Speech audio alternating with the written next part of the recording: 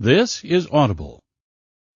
University Press Audiobooks presents Made in Hanford, The Bomb That Changed the World, written by Hill Williams, narrated by Sean Schroeder, published by arrangement with Washington State University Press.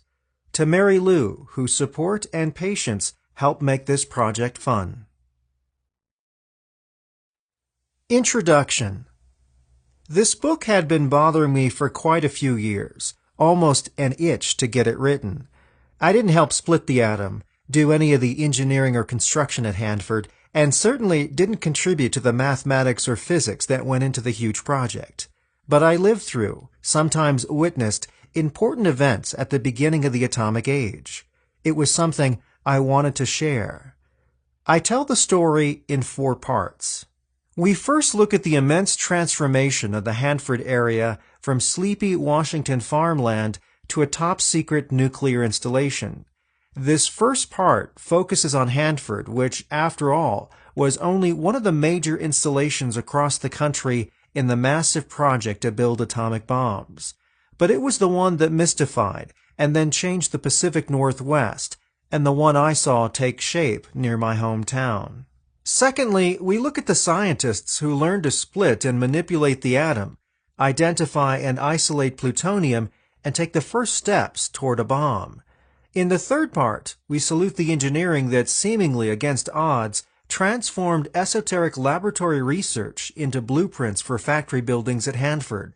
We consider the government's huge secret gamble that Hanford would actually produce something. The book's 4th part concerns the intense nuclear testing that continued for more than a decade after the end of World War II, and how it disrupted the lives of people whose remote island homes were selected as targets. I saw the devastated islands where people had once lived, the deep craters where islands had been blown out of existence by American superbombs. I am embarrassed now that it didn't occur to me to wonder about the people who had owned those ruined islands. But over the years, I've talked to the people who've left their ancestral homes to make way for the tests, and have begun to realize the enormity of what happened to them when the atomic age arrived. Most of the science and engineering at Hanford occurred before I got my first job as a reporter. Many of the people involved in the early years, perhaps feeling it was the most important work they'd ever done, wrote about their experiences. I have relied on those personal accounts. One of the more interesting is the diary of Lieutenant Colonel Franklin T. Matthias, the Army commanding officer at Hanford. Matthias's secrecy-obsessed boss, Brigadier General Leslie R. Groves, had forbidden the keeping of diaries on the project, but relented if Matthias's was submitted to Groves' office for editing. I was lucky to have access to a copy of Matthias's first draft diary. Mary B. Coney, now a professor emeritus of human-centered design and engineering at the University of Washington, interviewed the long-retired Matthias in 1991 regarding his work at Hanford. He lent her his original unedited diary, a copy that Groves didn't know Matthias had kept for himself. Miss Coney kindly lent me her copy, along with tapes of her interviews with Matthias. The edited official version of Matthias's diary is at the Department of Energy's Public Reading Room in Richland. It is also currently online at reading-room.pnl.gov/edocs/Matthias_diary.pdf. This story leaned heavily on the memories of those who wrote about what they did and thought as they worked on the bomb, the Pacific Islanders who told me their stories, and the anthropologists who worked with them. To all of them, my heartfelt thanks. Hill Williams. Part 1. The Arrival. It was in this curiously low-key way that first word of the Hanford Project arrived in Pasco, a project that would transform the town, the nation, and would change the course of history. February 26, 1943. Chapter 1. Secrecy. In the old days, the flurry of a weekly newspaper going to press was followed by a quiet, relatively relaxed day. That would have been the way it was at the weekly newspaper in Pasco, a small town along the Columbia River in southeast Washington state, on the afternoon of February 26, 1943. The editor would have been catching up on paperwork, a printer dismantling columns of lead type, someone still cleaning up the mess of inky, crumbled papers from the night before. It was that kind of an afternoon when a young Army officer appeared in the Pasco Herald office and said he wanted to talk to the editor. The officer, Lieutenant Colonel Franklin T. Matthias, was new in town. He had arrived a few days earlier, probably by train, because the nearest airline service in those days was at Pendleton, Oregon. And he probably arrived in the middle of the night because schedules of the old Northern Pacific Railway's fast trains were for the convenience of customers in the larger markets of Spokane and Seattle, and Pasco was between the two. The railroad telegraph would have been clattering away in the station, seemingly noisier at night when everything else was quiet. That afternoon, as Matthias walked toward the Pasco Herald office, he may have passed the old J.C. Penney building where clerks still put customers' payments in tiny cash carriers that were whisked in pneumatic tubes to an unseen office upstairs where someone, we imagined a wizened man with thick glasses and pursed lips, did the paperwork and sent change zooming back down to the main floor. I mention these details because my hometown of Pasco in early 1943 would have been much like towns across the country as America entered its second year of fighting after the attack on Pearl Harbor. World War II had brought changes to the Pasco area. The Navy had built a flight training base nearby, attracted by good flying weather all year. The Army was constructing a warehouse complex, already dubbed Big Pasco, to take advantage of rail connections to Seattle, Portland, and Spokane. There were sailors and soldiers on the streets, but overall, Pasco and the nearby towns of Kennewick, Richland, Hanford, and White Bluffs hadn't changed much for a long time. The approach of spring 1943 was a hopeful time for both farmers and shopkeepers who were beginning to recover from the grim years of the Great Depression. Spring comes early to that basin, and its farms and orchards were known throughout the state for first-to-market crops.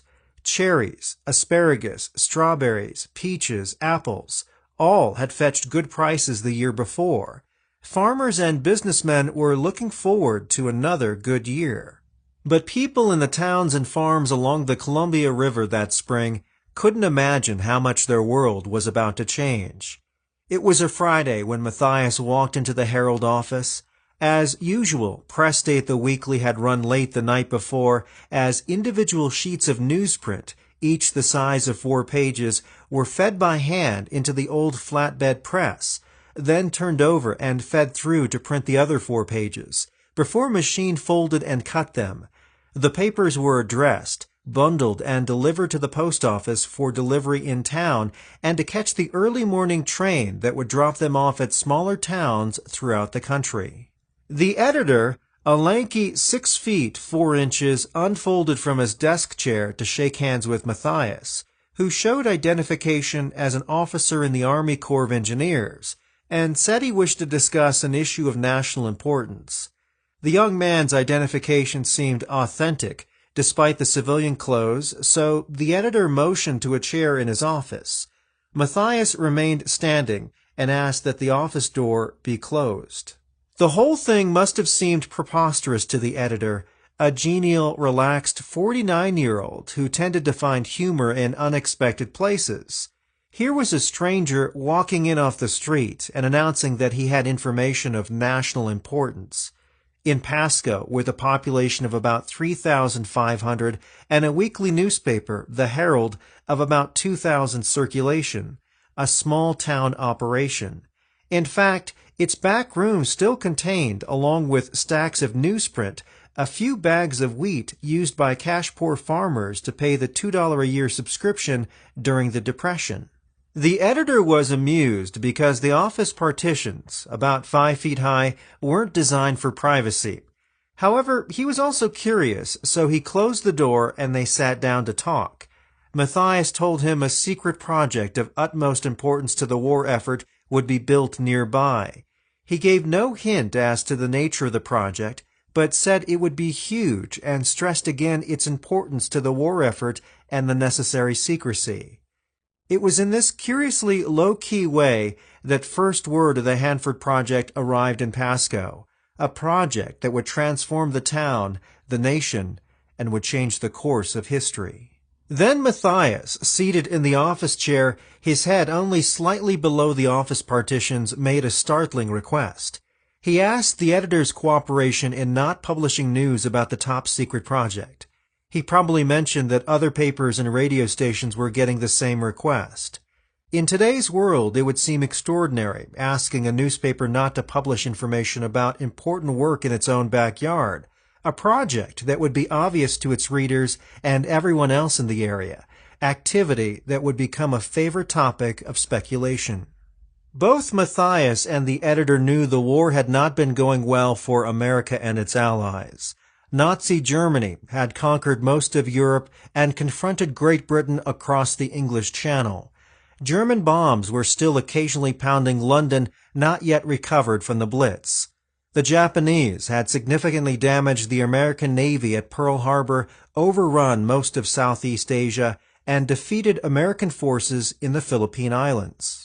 At home, the war had widespread popular support. Young men were being drafted into the armed forces, but there were no anti-war demonstrations. Many families had husbands or sons on the battlefields. There was little complaint about wartime rationing of gasoline and tires and shoes. Housewives carried ration books when shopping for meat, coffee, sugar, canned food, or butter. That week's Pasco Herald carried grocery ads listing food coupon points as well as prices. Canned pineapple, 16 points, 25 cents. Baby food, 1 point, 8 cents. The common attitude, if these inconveniences help the war effort, they're okay. There must have been at least a brief silence in that tiny office, the door still closed, after the young colonel requested the news blackout. Not a standoff, but at least a silence. The colonel may have been thinking of recent British intelligence that German scientists were working on atomic energy with a good possibility they had a head start on building a bomb. The editor would have not known about that, and he undoubtedly had misgivings about suppressing news at the Army's request. But despite worrying about the open-ended nature of the request, he told Matthias he would cooperate. The contrast between the two men was interesting. Both had farm backgrounds. Matthias on a well-established family farm in northern Wisconsin, the editor on a dry land homestead in the sagebrush country of central Washington. Matthias was a construction engineer with degrees in civil engineering from the University of Wisconsin. The editor had a degree from Washington State College. In those days, still often considered just an agricultural college, had taught school for a few years and then bought a half interest in the Pasco Herald. Matthias was in the ROTC in college, was commissioned a second lieutenant in the Army Corps of Engineers in 1930, and ordered to duty in April 1941.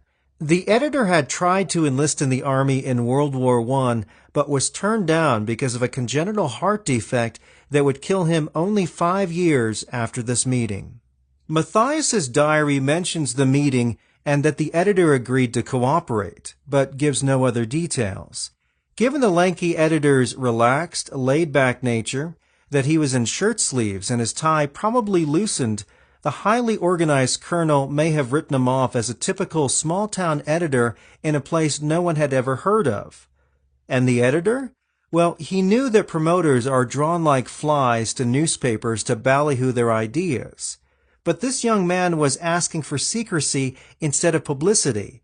Still, the editor tended to be skeptical of big ideas and probably wondered if this was another pie-in-the-sky project. However, he had agreed to the colonel's startling request, and he intended to keep his word. He turned back to the more immediate business of getting out next week's edition of the Pasco Herald. Earlier that same day, Matthias had obtained a similar promise from editors of the daily Walla Walla Union Bulletin. A day or two later, he visited the Yakima paper. Other officers talked to Ralph Reed of the Kennewick Courier Reporter across the river from Pasco, and to Robert Gay of the Prosser Record Bulletin up the Yakima Valley. Along with editors in Seattle, Portland, Spokane, and other cities in the region, they agreed to the troubling request to forego news coverage of a project that in normal times would rate banner headlines. The editor of the Pasco Herald was Hill Williams Sr., my father. I was a senior at Pasco High School that year, trying to forget a disastrous basketball season, wondering if I should enlist or wait for the draft, and working after high school at the Herald, like other papers suffering a wartime shortage of printers. I had no way of knowing my life would be touched, changed, repeatedly by a new science. I don't remember that my dad talked that evening about the Army officer's visit.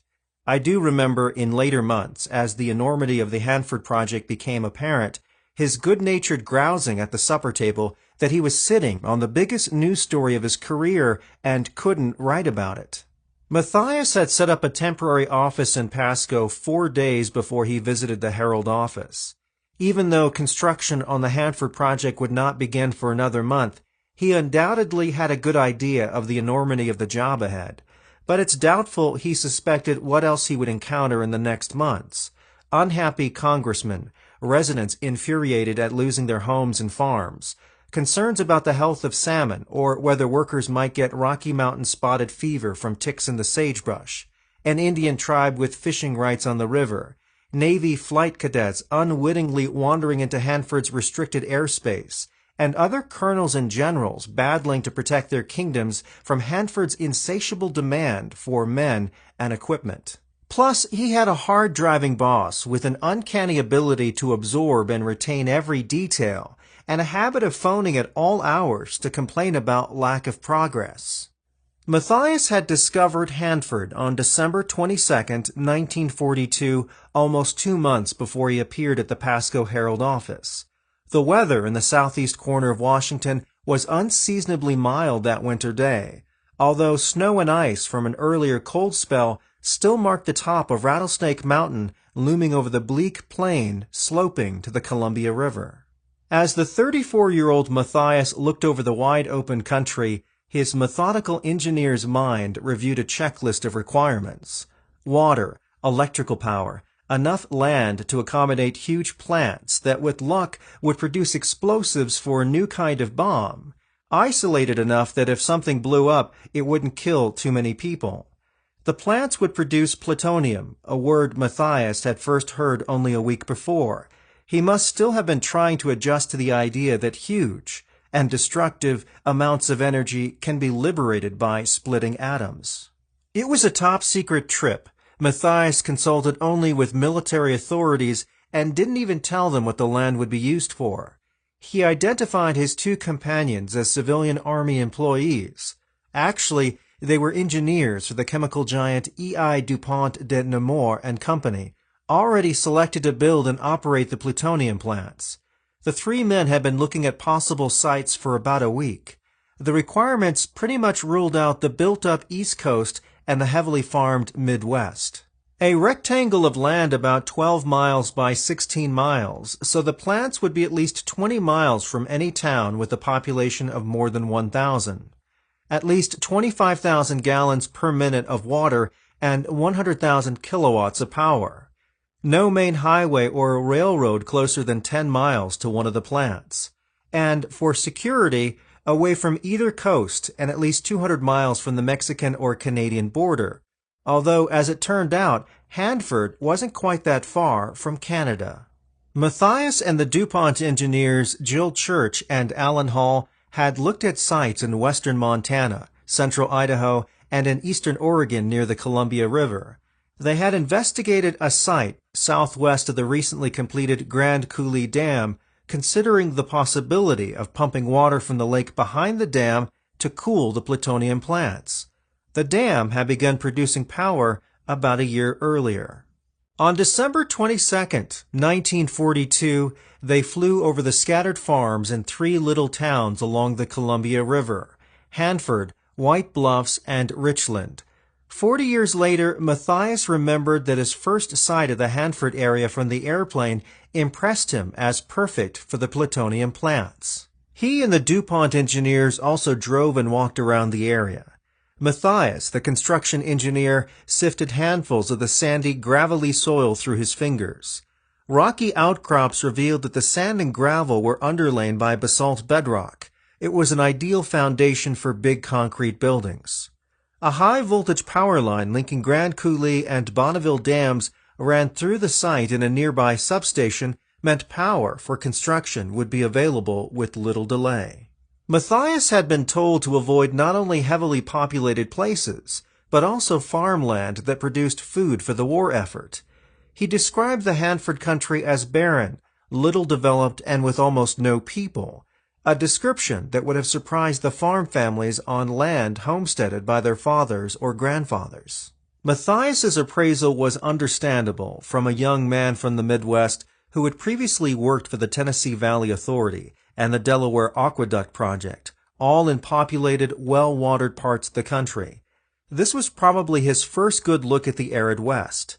Farms and towns were buttoned up for the winter. In fact, some of the farms were temporarily deserted because the owners had taken advantage of winter when farm work lessens to take defense jobs over on the coast. Even the season would have added to the deserted look of the land. Matthias's visit was the day of the winter solstice, the time of the year when the sun stays as low as it ever does. If the sun was out at all, sagebrush and bunch grass would have thrown long shadows on what to a young Midwesterner must have appeared an empty, weather-beaten, dismal landscape. Matthias and the DuPont engineers were convinced Hanford was what they were looking for. Matthias's boss, Brigadier General Leslie R. Groves, told them to check a couple of sites in Southern California that turned out to be either too close to cities or lacking sufficient water. So on New Year's Eve, 1942, the three back in Groves' Washington, D.C. office unanimously recommended the Hanford area. Groves himself took a look a couple of weeks later on January 16, 1943, and approved it. I was pleased with the relatively small amount of cultivated land we would have to take over, Groves wrote later. Most of the area was sagebrush, suitable only for driving sheep to and from summer pastures in the mountains, and even for that purpose could not be used oftener than once in several years. The total population was small, and most of the farms did not appear to be of any great value. The distinct impression was that the owners were having a pretty hard time making them pay. Groves stopped at a store in Hanford to buy crackers for lunch. The store's proprietor had little reason to suspect the cracker sale would be among his last, or that the big, haughty, but carefully polite general, in civilian clothes on this trip, was on the verge of a decision that would close down the store and the town, take the proprietor's home, and force him and his family and their neighbors to leave everything but their memories. Groves was also pleased that the site was well isolated from nearby communities, the largest of which was the town of Pasco, and if an unforeseen disaster should occur, we would be able to evacuate the inhabitants by truck. By truck? At the time, of course, Groves knew that the towns of Hanford and White Bluffs would be wiped out and that Richland would become an employee village, more easily managed than the typical small town. That left Pasco, population of about 3,500, and the smaller Kennewick, where there still had not been a hint of the momentous changes just weeks away, or any inkling that an army general considered it feasible to load women, infants, children, teachers, older persons, railroad workers, farmers, patients at the hospital in Pasco, as well as the nuns who ran the hospital, still in their long black habits in those days, into army trucks and then drive them off to some safe place. Imagine soldiers trying to convince thousands of independent-minded residents of those small towns and farms they must immediately leave their homes and climb into trucks because of a danger they couldn't see or smell, was too secret to talk about, and which no one had heard of anyway. Fortunately, it never became necessary. The process of making plutonium did release radioactive material to the atmosphere, more than the government admitted for 40 years. But the downwind residents didn't know, and there was never an order to herd them into trucks. As a colonel with the Army Corps of Engineers, Groves had supervised construction of the Pentagon, which was nearing completion in 1942. He had been promised a combat command in North Africa, a good path for promotion. Instead, in September 1942, he was told he would head the Manhattan Engineer District, the nondescriptive name for the top-secret attempt to develop atomic energy for weapons of war. The disgruntled Groves found himself heading two programs, both aimed at building a bomb in time for use in the war, but by different methods.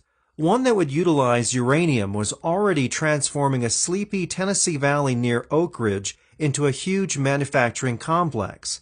The other part of the Manhattan Project was based on the hope, little more than hope at that time, that the man-made element plutonium, isolated only a year before, could be produced in large enough quantities to make a bomb, and that such a bomb would actually be possible.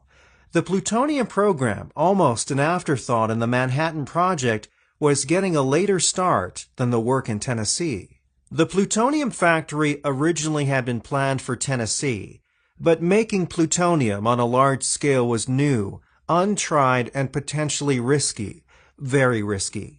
In Tennessee, the plutonium plants would have been about 15 miles from Knoxville, a city of more than 100,000 in 1942. The search turned to the wide-open spaces in the West. Groves knew at the time he sent Matthias looking for a site that the plutonium project was a huge gamble. In fact, a month earlier, when he was trying to convince a reluctant DuPont to take on the project, he realized he was asking the company to accept a hazardous, difficult, and perhaps impossible undertaking. Still irritated at missing the coveted overseas assignment, Groves asked for a status report from Colonel Kenneth D. Nichols, who was the second in command in the Manhattan District, and who himself had been with the project for only a few weeks. Groves' irritation turned to dismay. "In fact, I was horrified," he wrote later. "It seemed as if the whole endeavor was founded on possibilities rather than probabilities." Groves, who had just turned 46 when he became head of the Manhattan District, was one of the more complex, sometimes infuriating characters in the nation's rush to build the bomb. Disliked by many fellow officers, even before he became head of the Manhattan District, he immediately demanded a promotion to brigadier general because "I felt that my position would be stronger if they, the atomic scientists, thought of me as a general instead of a colonel." The demand was bumped up to General George C. Marshall, Army Chief of Staff, who, because of the project's top priority, approved by President Franklin D. Roosevelt himself, okayed the star for Groves. Vincent C. Jones, who wrote the Army's official history of its part in the Manhattan Project, commented caustically that Groves seems not to have considered that for several months other officers had been dealing successfully with project scientists in spite of their relatively low military rank. Groves' grab for a general star was only one of the reasons he was thoroughly disliked by fellow officers. He stepped on toes, he bruised feelings, he ignored the chain of command. He was a domineering personality, impatient with delay, and particularly incompetence. He was a man who harbored deep suspicions, who had undying dislikes, but also lasting loyalties. But he could whip projects into shape and get things done. Some doubt the bomb would have been completed for wartime use if Groves had not been in charge. Groves' number 2 man, Colonel Nichols, later wrote, "First, Groves is the biggest SOB I have ever worked for. He is most demanding. He is most critical. He is always a driver, never a praiser. He is abrasive and sarcastic. He disregards all normal organizational channels. He is extremely intelligent. He has the guts to make timely, difficult decisions. He is the most egotistical man I know." Nichols's written memories seemed to pause, as though the author were taking a deep breath. Then he added, "If I had to do my part of the atomic bomb project over again and had the privilege of picking my boss, I would pick General Groves." Matthias reminisced 40 years later that Groves was an overbearing type of guy, but if he liked someone, he was pretty decent. If he had confidence in people, they couldn't do anything wrong. Matthias had impressed Groves as a skillful problem solver during construction of the Pentagon, and on December 14, 1942, a week before Matthias first saw the Hanford country and not long after DuPont had reluctantly agreed to take on the plutonium project, Groves had sent the colonel to Wilmington, Delaware, to sit in on a meeting with DuPont scientists. The general told Matthias to act solely as an observer. The implication that he keep his mouth shut probably wasn't difficult for Matthias that day. At that point, he didn't know much more than it was a huge secret project. When Matthias returned to Washington early the next morning, he was surprised to find Groves waiting at the railroad station to give him a ride home. Generals don't usually offer rides to lieutenant colonels. Groves used the 20-minute drive to brief Matthias on the purpose of the plutonium project. As the car stopped at Matthias's home, the colonel remarked with a wry grin that he would need to reread Buck Rogers, the science fiction character then featured in a comic strip and radio show.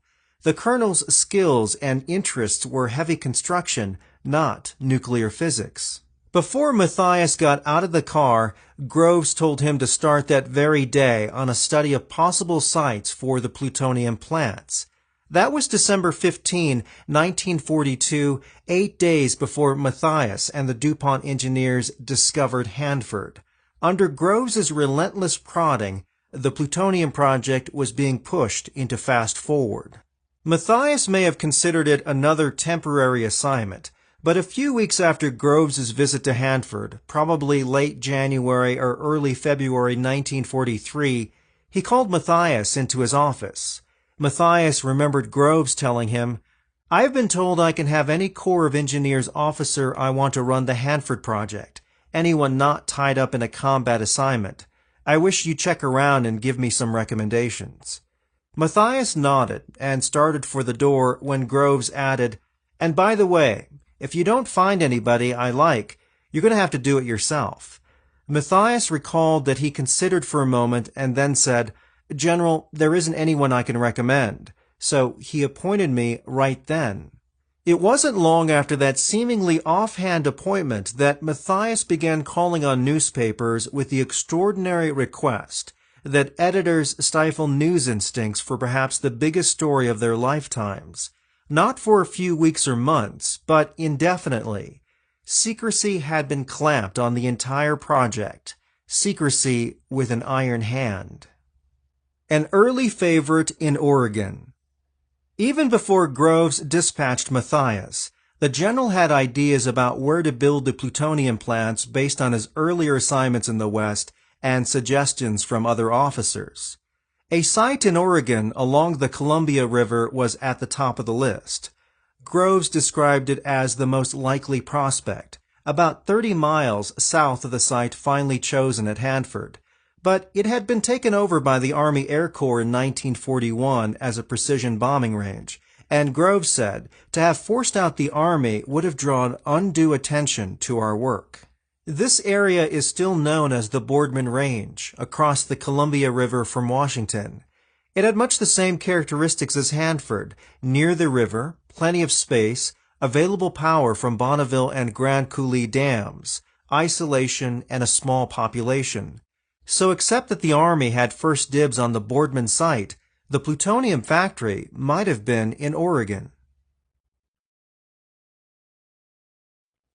Chapter 2. The Neutron, a New Tool. Not long after Hill Williams Sr., editor of the Pasco Herald, had agreed to an extraordinary Army request to sit on the biggest news story of his life, he got another unexpected request, almost a demand, that he open his home to strangers.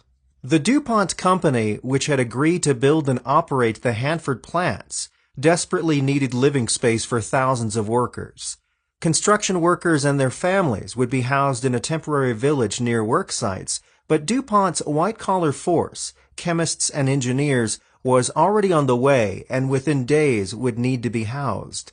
Eventually, they would be able to bring their families to new houses in Richland, but in the spring of 1943, those houses were still in the planning stage. Representatives of DuPont asked many homeowners in the area to make room available to the newcomers. One approached the editor, probably calling him Mr. Hill because people often got his name backward. The appeal was mostly to patriotism because of the importance of the secret war project, but everyone realized there simply was not enough hotel space in the area. The editor, my father, felt that our family of 5, including my mother, my 2 younger sisters, and me, pretty well filled our home. However, it seemed the patriotic thing to do, and we did have a spare room, the one we called Grandma's room for when she visited. My parents reluctantly agreed, but with the stipulation that they be nice people. So along with others in Pasco and nearby Kennewick, as well as towns up the Yakima Valley, our family took in strangers. Ours were Mr. Carter and Mr. Lee, both lonely for their families in Wilmington, Delaware, DuPont headquarters. A few months later, when I joined the Navy, my room was occupied by a third renter, Paul Nissen, a civilian employee of the Army Corps of Engineers, who had the impossible job of trying to keep Hanford speculation out of newspapers while keeping newspapermen happy, or at least not too unhappy. We had no idea what Mr. Carter and Mr. Lee did during the day, and they themselves may not have known that their jobs were contributing to a terrible new weapon that would end the war, lead to a 40-year standoff with the Soviet Union, and influence world events for the rest of our lives. Our family probably was typical of others in America, unknowingly facing the change from a familiar past to the frightening world of atomic energy and weapons. My parents had grown up on farms in wheat country.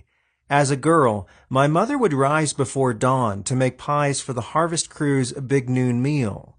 My dad, in summers during college, drove a team of horses pulling a harvester that cut and bundled stalks of wheat, expertly maneuvering to avoid tipping over on steep hillsides in the Palouse country. Like most Americans, in the spring of 1943, we were ignorant of recent advances in atomic research and of America's suddenly energized program to build an atomic bomb. Unnoticed by many Americans, the atomic clock actually began ticking for Hanford only 11 years before construction of the plutonium factory started. In February 1932, James Chadwick, a shy, quiet British scientist, announced his discovery of the neutron, a subatomic particle that would become the tool to split atoms and produce plutonium at Hanford.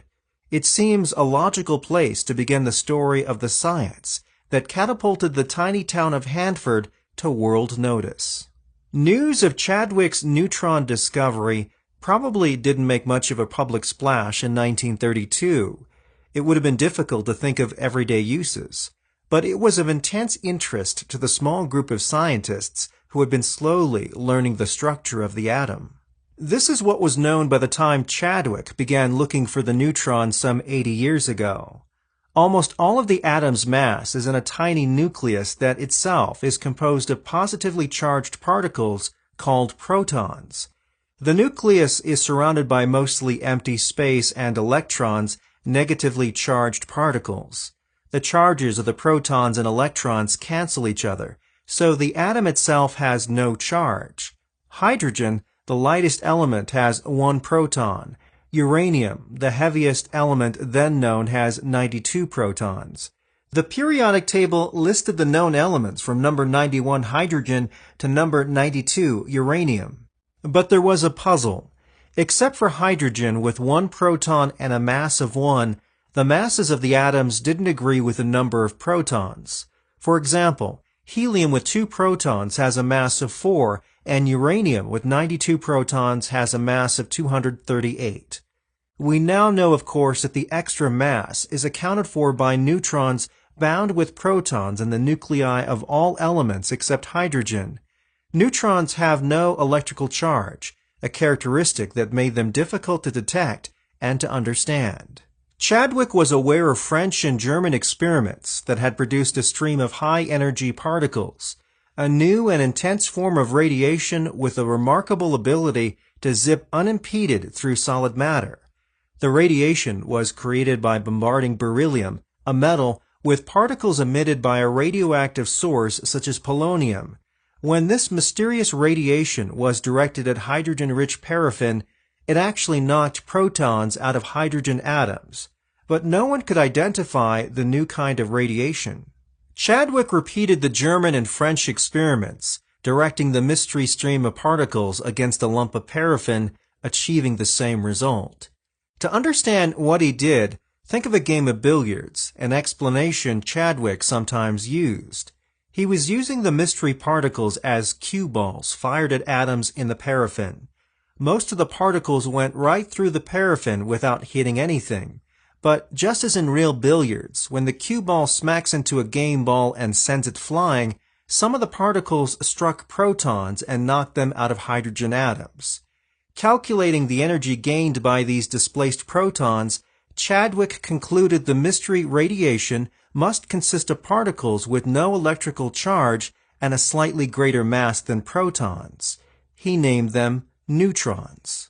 The discovery that neutrons are clustered in the atomic nucleus along with protons answered the puzzle of why the masses of atoms do not match their numbers in the periodic table. For example, the helium nucleus has 2 protons and 2 neutrons for a mass of 4. The uranium nucleus, with a mass of 238, contains 92 protons and 146 neutrons. Electrons have such small mass they make only a negligible contribution to the mass of the atom. But as soon as physicists realized the nucleus of the atom is composed of protons and neutrons squeezed together, they faced other puzzles. If you add up the total mass of the protons and neutrons in a nucleus, the total is slightly more than the mass of the nucleus itself. The parts are more than the whole. It's as though you put 2 pounds of apples and 2 pounds of oranges together on a scale, and they weighed slightly more than 4 pounds. Other questions the physicist faced were just as puzzling. If neutrons have no electrical charge, what holds them in the nucleus with the protons, and why don't they just fall out? If protons are all positively charged, why do they stick together in the nucleus? Playing with magnets tells us that like charges repel each other. You'd think the protons would repel each other and cause the nucleus to fly apart. As it turned out, Albert Einstein had provided the answers. One of the predictions in his 1905 paper on special relativity was that mass and energy are different forms of the same thing, that mass can be converted into energy and vice versa. So the missing mass in the nucleus was not really missing at all. It was the energy binding the protons and neutrons together, the amount of energy that would be required to break the nucleus into protons and neutrons. And it is the energy released if the nucleus is disrupted, that is, if the atom is split. Discovery of neutrons was an important step toward understanding atomic structure. Still, it's doubtful that Chadwick or others realized immediately that the discovery would change history. Surely no one realized in 1932 that the discovery put an irrevocable hold on a tiny town named Hanford in a remote patch of desert nearly 5,000 miles from Chadwick's laboratory. However, scientists at the time were intrigued with the question of whether the binding energy released when the nucleus is disrupted could be utilized for power generation or even ship propulsion. Ernest Rutherford, director of the Cavendish laboratory where Chadwick worked, had actually knocked a proton out of a nitrogen nucleus in 1919. Even the newspapers noticed that atom-splitting achievement. But Rutherford concluded the energy in was so great that the energy out wasn't worth the effort. His cue balls were alpha particles, 2 protons and 2 neutrons bound together, essentially the nucleus of a helium atom.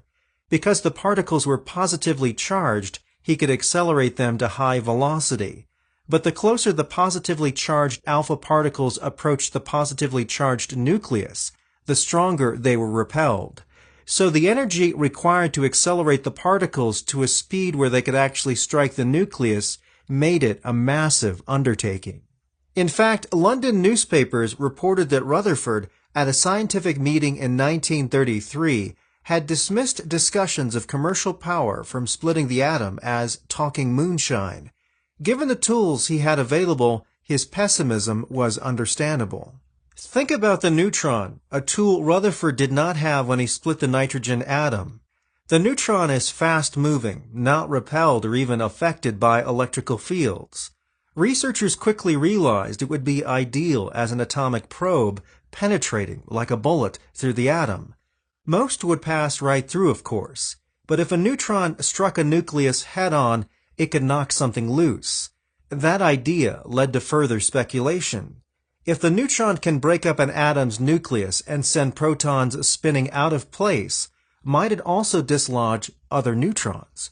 And might those dislodged neutrons smack into and disrupt other nearby nuclei, knocking loose even more neutrons in a self-sustaining process, releasing a large quantity of the binding energy that had held things together? One of the first to think about that possibility and its implications was a 35-year-old Hungarian scientist in London, a Jewish refugee from Hitler's Europe. It was in 1933, just 1 year after Chadwick's discovery of the neutron, when Leo Szilard was out walking on a misty morning in London. He had read newspaper reports of Rutherford's pronouncement that talk of power from splitting atoms was moonshine.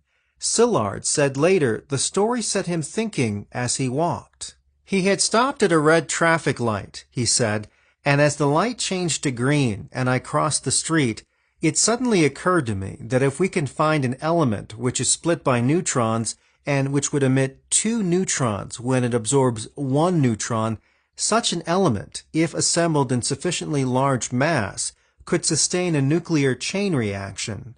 I didn't see at the moment just how one would go about finding such an element or what experiments would be needed, but the idea never left me. The idea of obtaining almost unlimited power from splitting atoms was a radical concept in the 1930s, when most energy was derived from chemical reactions, burning wood, coal, oil, or gasoline. Even the release of energy in a TNT explosion is a chemical reaction. None of these changes the atom's nucleus. When Rutherford broke up the nitrogen atom, a tiny amount of energy was released. But when he ended the experiment and the bombardment of alpha particles stopped, the nuclear changes stopped. For atomic energy to be put to large-scale use, the chain reaction must be self-sustaining, must continue without outside help. It would work only if an impacted nucleus absorbed a neutron cue ball and emitted 2 or more neutrons, and if those neutrons disrupted other nearby atoms. In the 1930s, no one knew if that was possible, but in Szilard's later years, he often recounted his sudden insight as he crossed the street in London in 1933. Szilard, newly arrived in England in 1933, had worked with Einstein in Germany and would have been familiar with the implications of Einstein's 1905 paper, that energy and mass are different forms of the same thing. In fact, Szilard and Einstein had collaborated for years in Berlin trying to develop, of all things, home refrigerators without moving parts. They even invented and patented the so-called Einstein-Szilard pump for the project, but the development never got off the ground. It's unclear whether Szilard in 1933 was thinking of a chain reaction in terms of commercial power or of a weapon with great destructive power.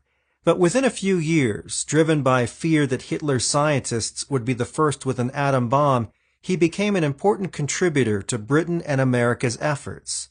Yet after Germany's surrender and the widespread assumption that Japan was not working seriously on an atomic bomb, Szilard joined other scientists in an unsuccessful campaign against dropping the bomb on a Japanese city, suggesting instead a warning drop in an uninhabited area. James Chadwick. In many ways, James Chadwick fit the old science fiction stereotype of a scientist working in a musty laboratory. Tall, thin, a high-domed forehead over a sail-like nose, horn-rimmed glasses, quiet, shy. So shy, in fact, that as an 18-year-old entering college intending to study mathematics, he mistakenly got in the registration line for physics. Too shy to admit his mistake, he signed up for physics classes.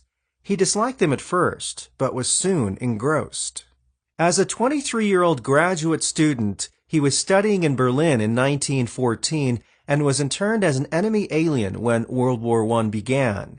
He spent 4 years at a racetrack converted to a prison, sharing with 5 other prisoners a stall originally built for 2 horses. Chadwick used equipment given him by his German teachers to conduct experiments during his prison time and even gave lectures to fellow prisoners. One story says he used German toothpaste containing thorium, advertised in those innocent days as a tooth whitener, as a radioactive source in his experiments. The war years left him with lifelong stomach problems he blamed on the prison diet of war sausage made from bread soaked in blood and fat. Weight and mass. What is the difference between weight and mass? Weight, also called gravitational mass, describes the force of gravity on an object. Mass, or inertial mass to physicists, refers to how much a given force will accelerate an object and depends solely on how much matter is in the object. Example, an object with a mass of 1 kilogram on Earth would still have a mass of 1 kilogram on the Moon, but it would only weigh 1/6 as much because of the lower gravitational force. Chapter 3. Minds That Shaped History. The woman's black winter clothing was stark against the snow as she walked briskly alongside a younger man striding on cross-country skis.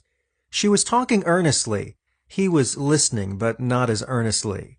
He wanted to talk about something else. But the woman persisted, describing surprising, puzzling information. Finally, the man slowed and began to listen seriously, then with increasing disbelief. It was the day before Christmas, 1938, in a small town near Sweden's coastline. Today, that conversation is remembered as a crucial step toward harnessing atomic energy and tightening history's grip on Hanford. The letter that Lisa Meitner, 60, a refugee from Nazi Germany, showed to her nephew on that winter day was from Otto Hahn, a researcher in Berlin who was asking for her help in understanding the results of a puzzling experiment. Hahn had actually split the uranium nucleus but didn't understand what had happened. He had written for help to Meitner, his longtime colleague, before she fled Nazi persecution earlier that year. In the 1930s, there was increasing interest in exploring the atomic nucleus, but it was still a quiet academic activity largely out of the public eye, and involving only a few hundred scientists worldwide, most of them in European laboratories. Quiet, maybe, but exciting to the scientists involved. Meitner had been Hahn's colleague at the Kaiser Wilhelm Institute in Berlin for 30 years, a brilliant member of the team. Because she had been born a Jew, she was forced to flee Germany on July 13, 1938, even though she had become a Lutheran as a young woman. At the Dutch border, a German guard asked to see her passport, which had expired 10 years before. As she held her breath, he studied it, handed it back, and waved her through. Perhaps the guard was inattentive, or perhaps he didn't really want to stop refugees fleeing the Nazis. At any rate, Meitner resumed her work in Sweden, but isolated and without the excellent laboratory equipment of the Institute in Berlin. Meitner and Hahn had been using neutrons to bombard the uranium nucleus at the time she fled. Now, a few months later, Hahn had written Meitner about mystifying results of a similar experiment he and Fritz Strassmann had performed. He was frankly asking for help. As Hahn and Strassmann, both chemists, had analyzed the results of the bombardment, their expectations were guided by conventional wisdom of the time, that the nucleus of an atom, a tiny cluster of protons and neutrons, behaved as a solid particle. At best, they thought a colliding neutron might knock a proton or two out of the uranium nucleus. If that happened, the remaining product would be an element close to uranium in size and mass. Instead, their analysis, and they were world-renowned chemists, seemed to reveal the presence of barium, an element with 56 protons in its nucleus, not much more than half the size of uranium's 92 protons. They couldn't bring themselves to believe it. In fact, based on experiments by Irene Curie in Paris a few months earlier, They were expecting radium, which has 88 protons in its nucleus, fairly close to uranium's 92. Hahn wrote to Meitner, "The fact is, there is something so odd about the radium isotopes that for the time being we are telling only you about it. Our radium isotope is behaving like barium. Perhaps you can suggest some kind of fantastic explanation." Notice that Hahn indicated his doubts by putting the word radium in quotation marks. As Christmas approached, friends had invited Meitner to join them for the holidays in a tiny resort town near the coast. Meitner traveled there from Stockholm a few days before the holiday, and her nephew, Otto Frisch, 34, also a refugee from Germany, came from Copenhagen to join her for a few days. Frisch, a physicist like his aunt, finally read the letter from Hahn. "Barium, I don't believe it. There's some mistake," he exclaimed. Indeed, it would have seemed impossible to almost anyone in 1938 that even speeding neutrons could knock that big a piece from the uranium nucleus. Nothing larger than protons had ever been knocked out of the nucleus, and now almost half of a 92-proton nucleus? Frisch was understandably skeptical. Meitner insisted that Hahn was too good a chemist to have made an obvious mistake, and as Frisch recalled, the pair sat on a log in a snowy landscape to discuss it. In a curious twist of history, Frisch worked at the Copenhagen laboratory headed by the great Danish physicist Niels Bohr, so Frisch was familiar with the radical idea Bohr had suggested just 2 years earlier, that the atomic nucleus behaves in much the same way as a liquid drop, rather than as a solid particle. The new concept would change the approach to nuclear research, but Hahn and Strassmann may have not heard of it, or more likely, dismissed it. As Meitner and Frisch, sitting on the log, speculated how a squiggly uranium nucleus might deform when impacted by a neutron, Meitner pulled paper and pencil from her purse and they began drawing sketches. Frisch finally came up with a sketch of a nucleus shaped like a dumbbell. He called it a circle squashed in the middle. If a neutron struck and was captured by a squiggly uranium nucleus, they speculated the added energy could cause the nucleus to become unstable and deform into a dumbbell shape, and finally split into 2 separate pieces. Frisch later borrowed the word fission from biology to describe the process. Hahn's letter had said, "We understand that it can't break up into barium, so try to think of some other possibility." We know now, more than 70 years later, that Hahn's experiment indeed had split the uranium nucleus with 92 protons into barium, 56 protons, and krypton, 36 protons. But the combined mass of the two was less than that of uranium. The missing mass had been converted to energy. On that wintry day, 2 superbly prepared minds affected the course of history. Frisch quickly calculated the force driving the 2 fragments apart. 2 clusters of protons in opposite ends of the dumbbell repelling each other. His result was the equivalent of 200 million electron volts. While seemingly impressive, that's a tiny amount of energy, but it is the result of splitting one atom, and there are 1,000,000 trillion atoms in 1 gram, 1/28 of an ounce, of uranium. They wondered about the source of that much energy. Meitner knew how to calculate the mass defects of nuclei, the difference in mass between the parts and the whole. She quickly determined it would amount to 1/5 the mass of 1 proton, minuscule, but as Frisch pointed out, that tiny amount of mass, applied to Einstein's formula, energy equals mass multiplied by the speed of light squared, came out to 200 million electron volts. So here was the source for that energy, Frisch recalled. It all fitted. It was a fateful moment for civilization. One wonders if there was a stunned silence as aunt and nephew sat side by side on the log.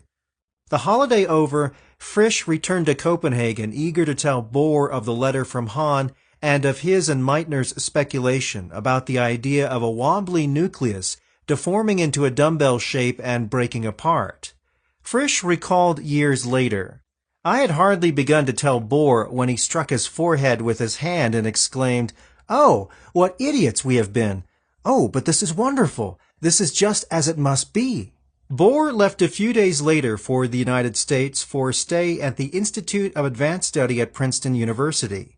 He brought to America the momentous, sobering news that Germans had split the uranium atom. It was a time when nuclear research in the United States was still a relaxed, uncoordinated, and underfunded effort carried out mostly in university laboratories. Meitner, Frisch, and Bohr realized that when the uranium nucleus divided, it would release 2 or 3 neutrons as the newly created elements achieved stability. It had been 5 years since Leo Szilard's insight as he crossed a London street that if an element could be found that emitted 2 or more neutrons after being split by 1 neutron, a nuclear reaction could be sustained.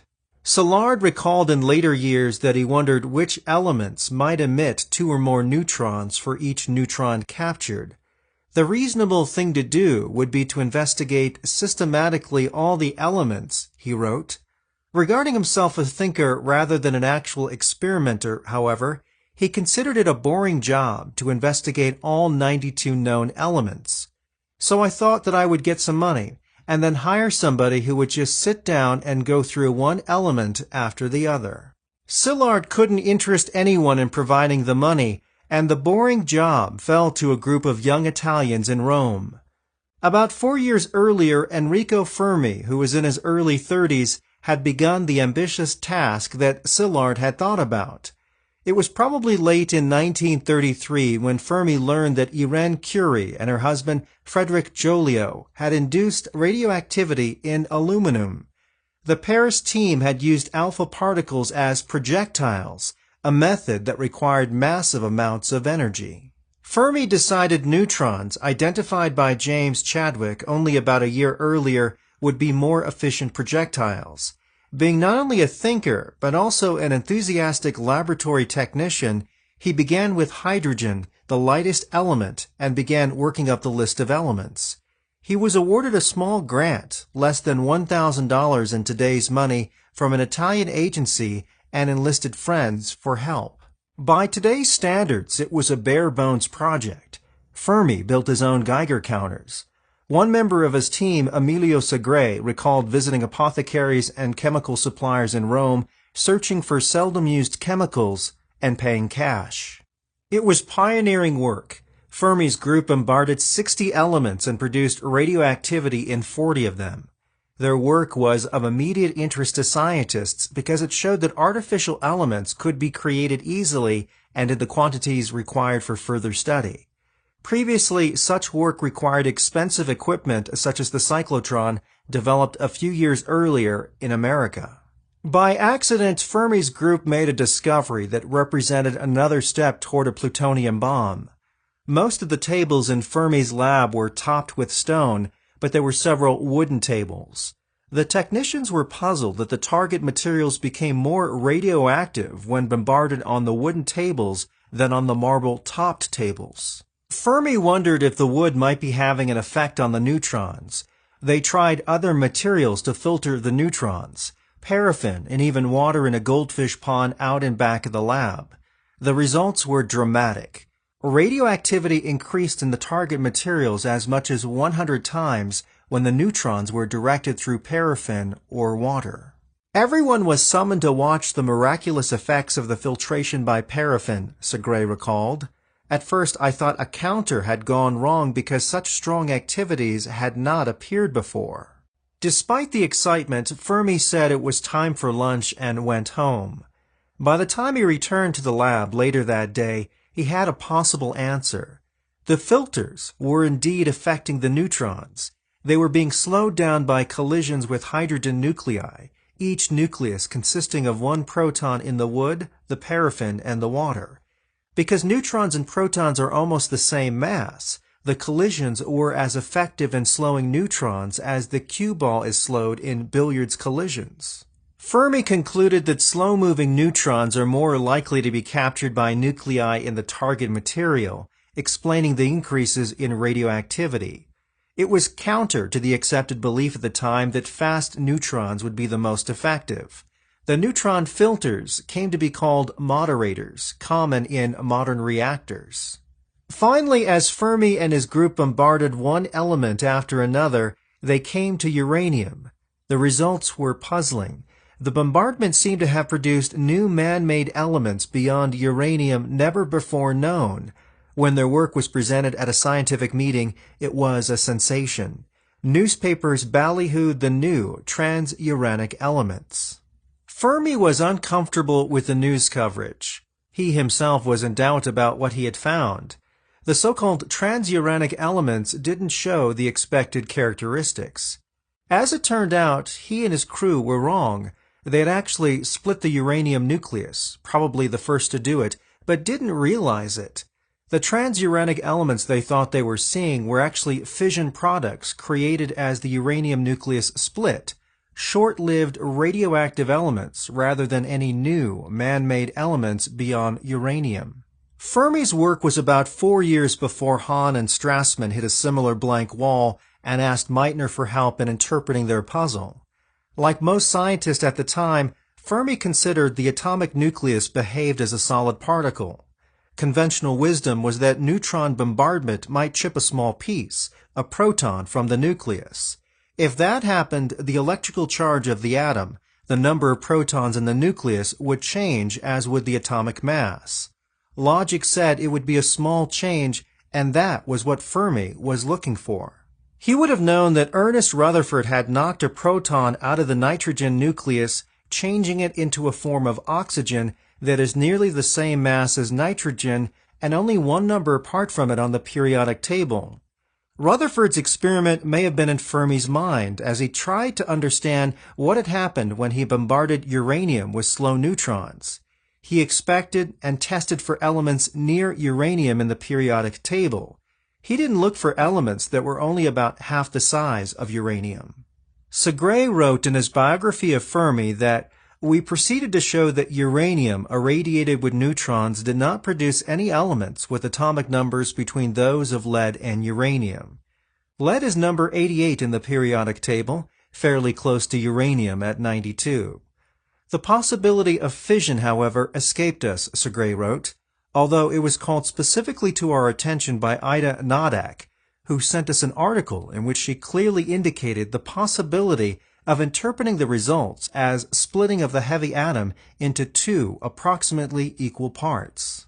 Nodak, a German chemist, was 38 when she published a scientific paper and sent Fermi a copy, criticizing the interpretation that he had created elements beyond uranium. She suggested that Fermi might have actually split the uranium nucleus into several large fragments that would not necessarily be neighbors of uranium, and that he should have looked farther down the periodic table instead of just between lead and uranium. Nodak apparently was the first to suggest the possibility of fission 2 years before Bohr proposed the liquid drop model of the nucleus, 4 years before Meitner and Frisch theorized how the nucleus could split, 4 years before the process was named fission, and 4 years before Fermi won the Nobel Prize for work that neither he nor the judges understood completely.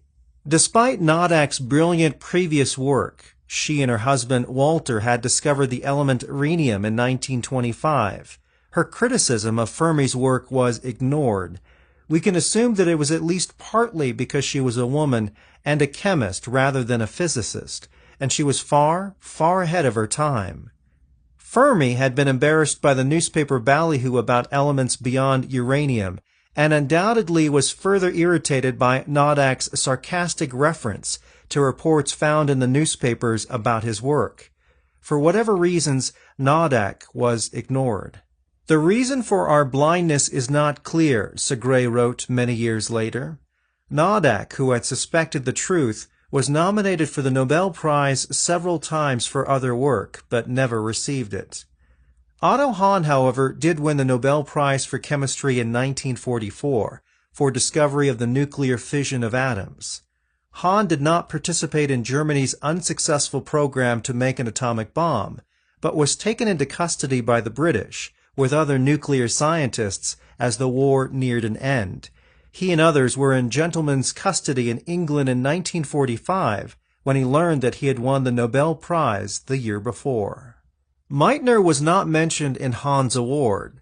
Her exile to Sweden isolated her from many scientists, and Hahn himself apparently never publicly credited Meitner for her contribution to his work. What many Meitner supporters felt was a Nobel mistake was partly remedied in 1966 when Meitner, Hahn, and Strassman won America's prestigious Enrico Fermi Award. Fermi won the Nobel Prize in 1938 for his demonstrations of the existence of new radioactive elements produced by neutron irradiation and for his related discovery of nuclear reactions brought about by slow neutrons. Still, neither he nor the judges realized he had split the uranium atom. Meitner, whose insight helped explain the fission of uranium, was invited to join the British team preparing to go to America to help build the atomic bomb. She turned it down.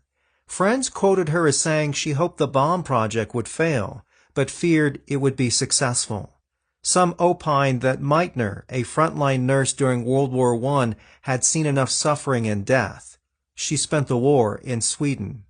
Despite Meitner's efforts to distance herself from the bomb, the American press gave her the celebrity treatment when she visited after the war, inaccurately calling her the woman who left Germany with the bomb in her purse. She died in 1968 in England. Fermi went on to spearhead the scientific effort to build America's plutonium bomb. Someone once asked if he regretted missing the key discovery of fission in 1934. He replied, "I was eternally grateful I failed in making this discovery, because if I had, I think the Germans and Italians would have been able to start the war with an atomic bomb instead of us ending it with one." Slow neutrons?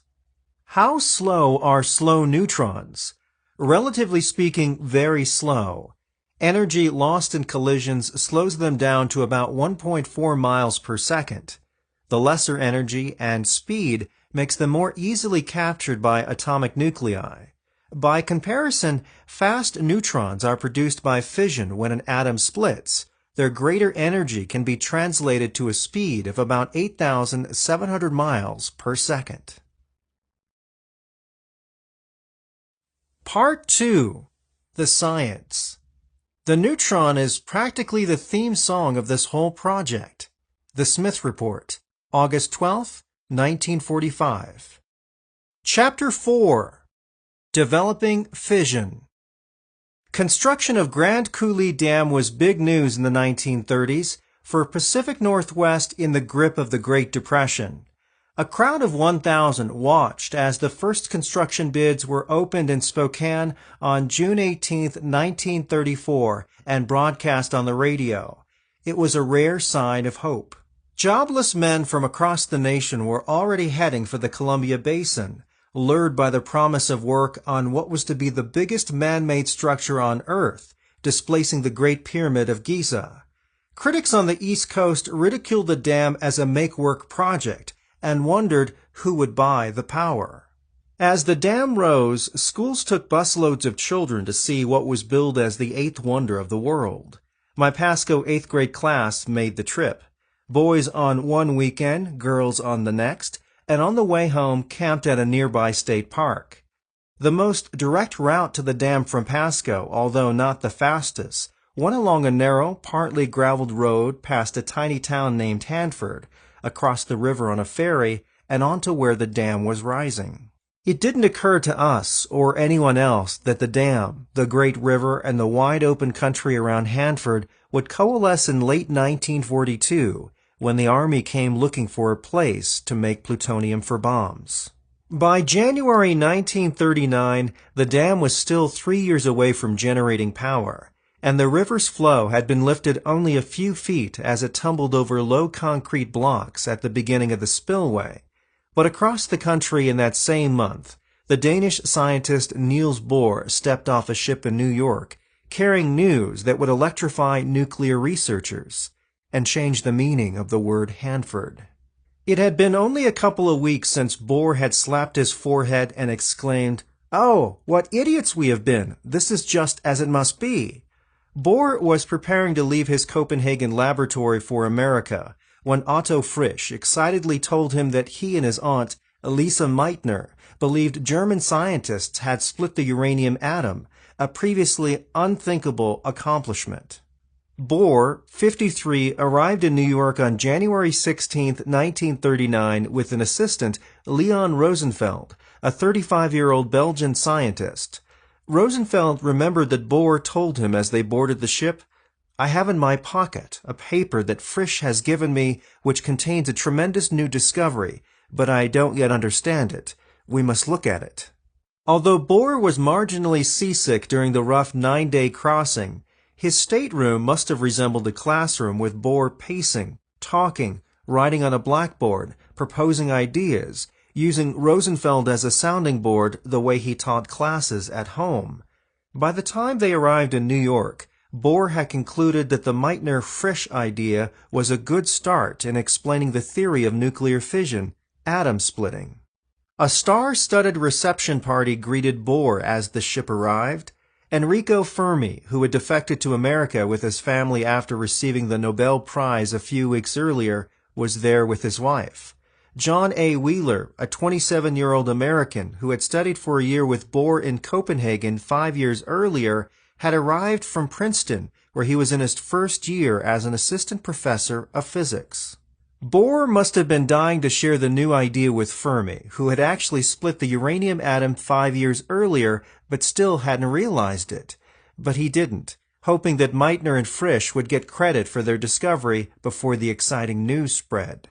Bohr stayed in New York a day or two to visit the Fermis. Rosenfeld joined Wheeler on the train back to Princeton. Because neither was aware of Bohr's concern about priority for Meitner and Frisch, Rosenfeld spilled the beans to me on the train, Wheeler recalled. I was excited. Here was a whole new mode of nuclear behavior that we had overlooked. Wheeler arranged for Rosenfeld to report the work at a meeting of physicists at Princeton that very evening. In an understatement, Wheeler remembered the Rosenfeld talk caused a stir. The listeners, researchers, faculty, and students understood immediately the importance of Rosenfeld's report. He wasn't just talking about knocking a proton out of the nucleus, just knocking off a small chip. Instead, the unbreakable nucleus had literally been split in half. They would have been familiar with Einstein's work and realized that splitting atoms would release energy, possibly great amounts of energy. That night, it's doubtful they were thinking of chain reactions and atom bombs. More likely, they were thinking of new research opportunities that would arise from the discovery and the chance to learn more about nature's basic structure. They were undoubtedly eager to get to their laboratories to see if they could duplicate the work. Today, news of such a spectacular discovery would spread quickly across the country and around the world. But in 1939, it took 9 days just for the news in Bohr's head to cross the Atlantic to America. Perhaps even more important, most Americans still struggling in the tough times of the Great Depression were not aware of nuclear research in Europe and were not prepared for the news. Einstein was a familiar name then, but most people wouldn't have been sure what he had done and what, if anything, it had to do with splitting the atom. There were a few newspaper stories as Bohr discussed the discovery at meetings in Washington, D.C., and at Columbia University in New York in the first weeks of 1939. One of them in the San Francisco Chronicle led to the oft-told story illustrating the intense excitement among scientists over the news of fission. Luis Alvarez, a professor at the University of California's Radiation Laboratory, was getting a haircut on campus when he saw the item. Supposedly, Alvarez abruptly jumped out of the barber chair, perhaps with the barber's cloth still over his shoulders, and literally ran to the radiation laboratory, where he breathlessly blurted the news to Phil Abelson, his graduate student. By the next day, Abelson had achieved fission in his laboratory. It may seem odd that only days were required to confirm fission, when it had taken years of painstaking work to discover it, Wheeler wrote. The very energy of the fission process is what made it easy. Neutron bombardment was already an art practiced at numerous laboratories. Once physicists knew what they were looking for, it was short work to find a uranium target, set up the right detector, and measure the characteristic large energy pulse of a fission event. William L. Lawrence, a New York Times reporter, was at Columbia University when both Bohr and Fermi explained the discovery of fission. Lawrence, 50, not only understood what they were talking about, but realized its importance. His story in the Times the next day reported that the energy liberated in splitting the uranium atom was the greatest amount of atomic energy so far to be liberated by man on Earth, the most important step yet made by science toward the utilization of the vast stores of energy locked up within the nucleus of the atom. If the scientists at the meeting talked of harnessing atomic energy for weapons, Lawrence's story did not mention it. Likely they didn't. They were probably thinking of experiments and what they might reveal. Despite the scientific excitement, Bohr realized the need of an explanation of how and why fission occurred. He asked Wheeler to work with him. To other scientists, it must have seemed an unusual choice, a 27-year-old American instead of Bohr's assistant Rosenfeld, or older, more experienced physicist who had worked in Europe. Bohr obviously had been strongly impressed when Wheeler studied under him in Copenhagen 5 years before. They made an interesting working pair. Bohr, 53, could lose himself in thought. His students in Copenhagen told how he would miss his stop on the trolley, go to the end of the line, get on a return car, and then forget to get off at a stop again. Wheeler, the young American, was undeniably bright. He had taught himself calculus in high school, had entered Johns Hopkins University at 16, and completed his doctorate in physics while he was 21.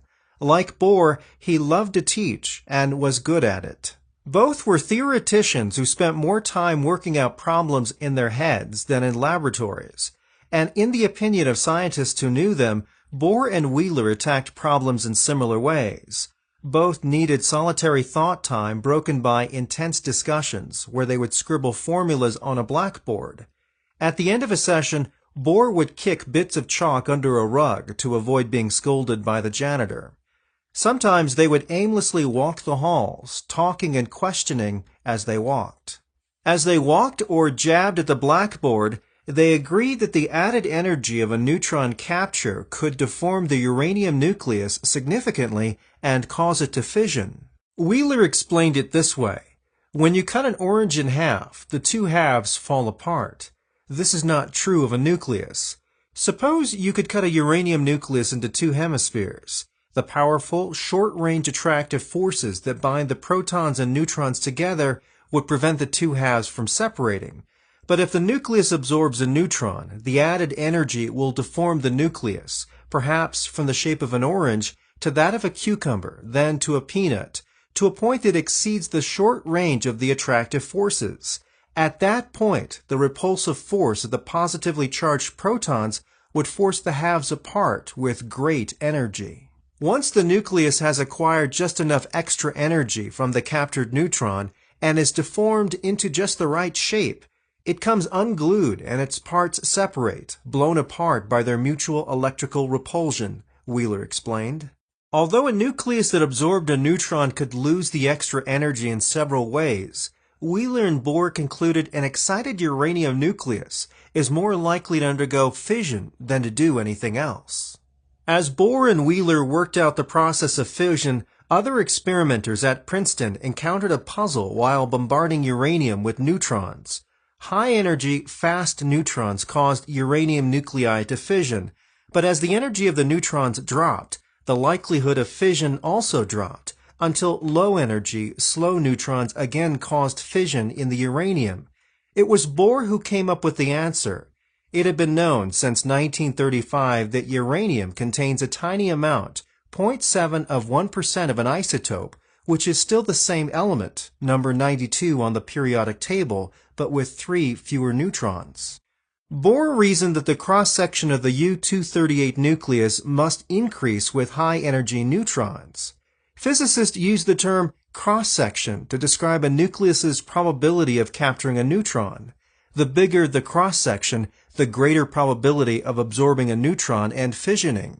It's like shooting at a barn door. The bigger the door, the more likely you'll hit it.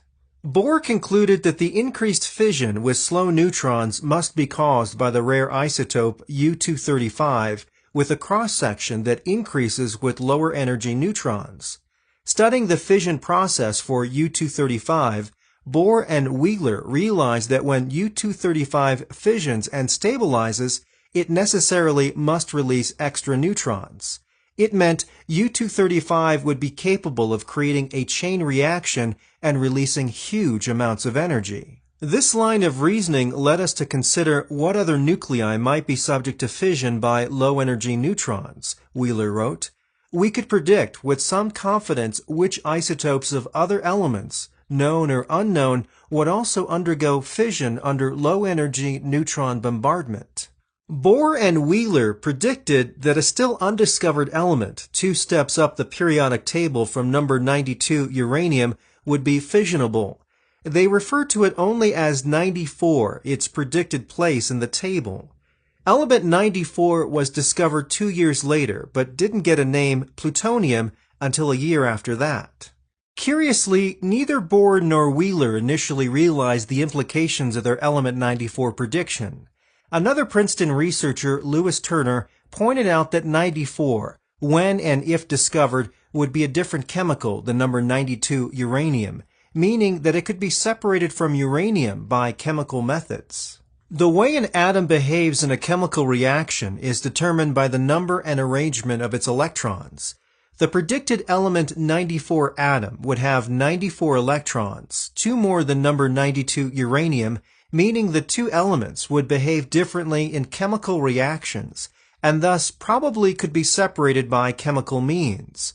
Turner's insight ultimately led to the massive plants at Hanford, where plutonium, produced from uranium in reactors, would be separated from the uranium in a series of chemical reactions.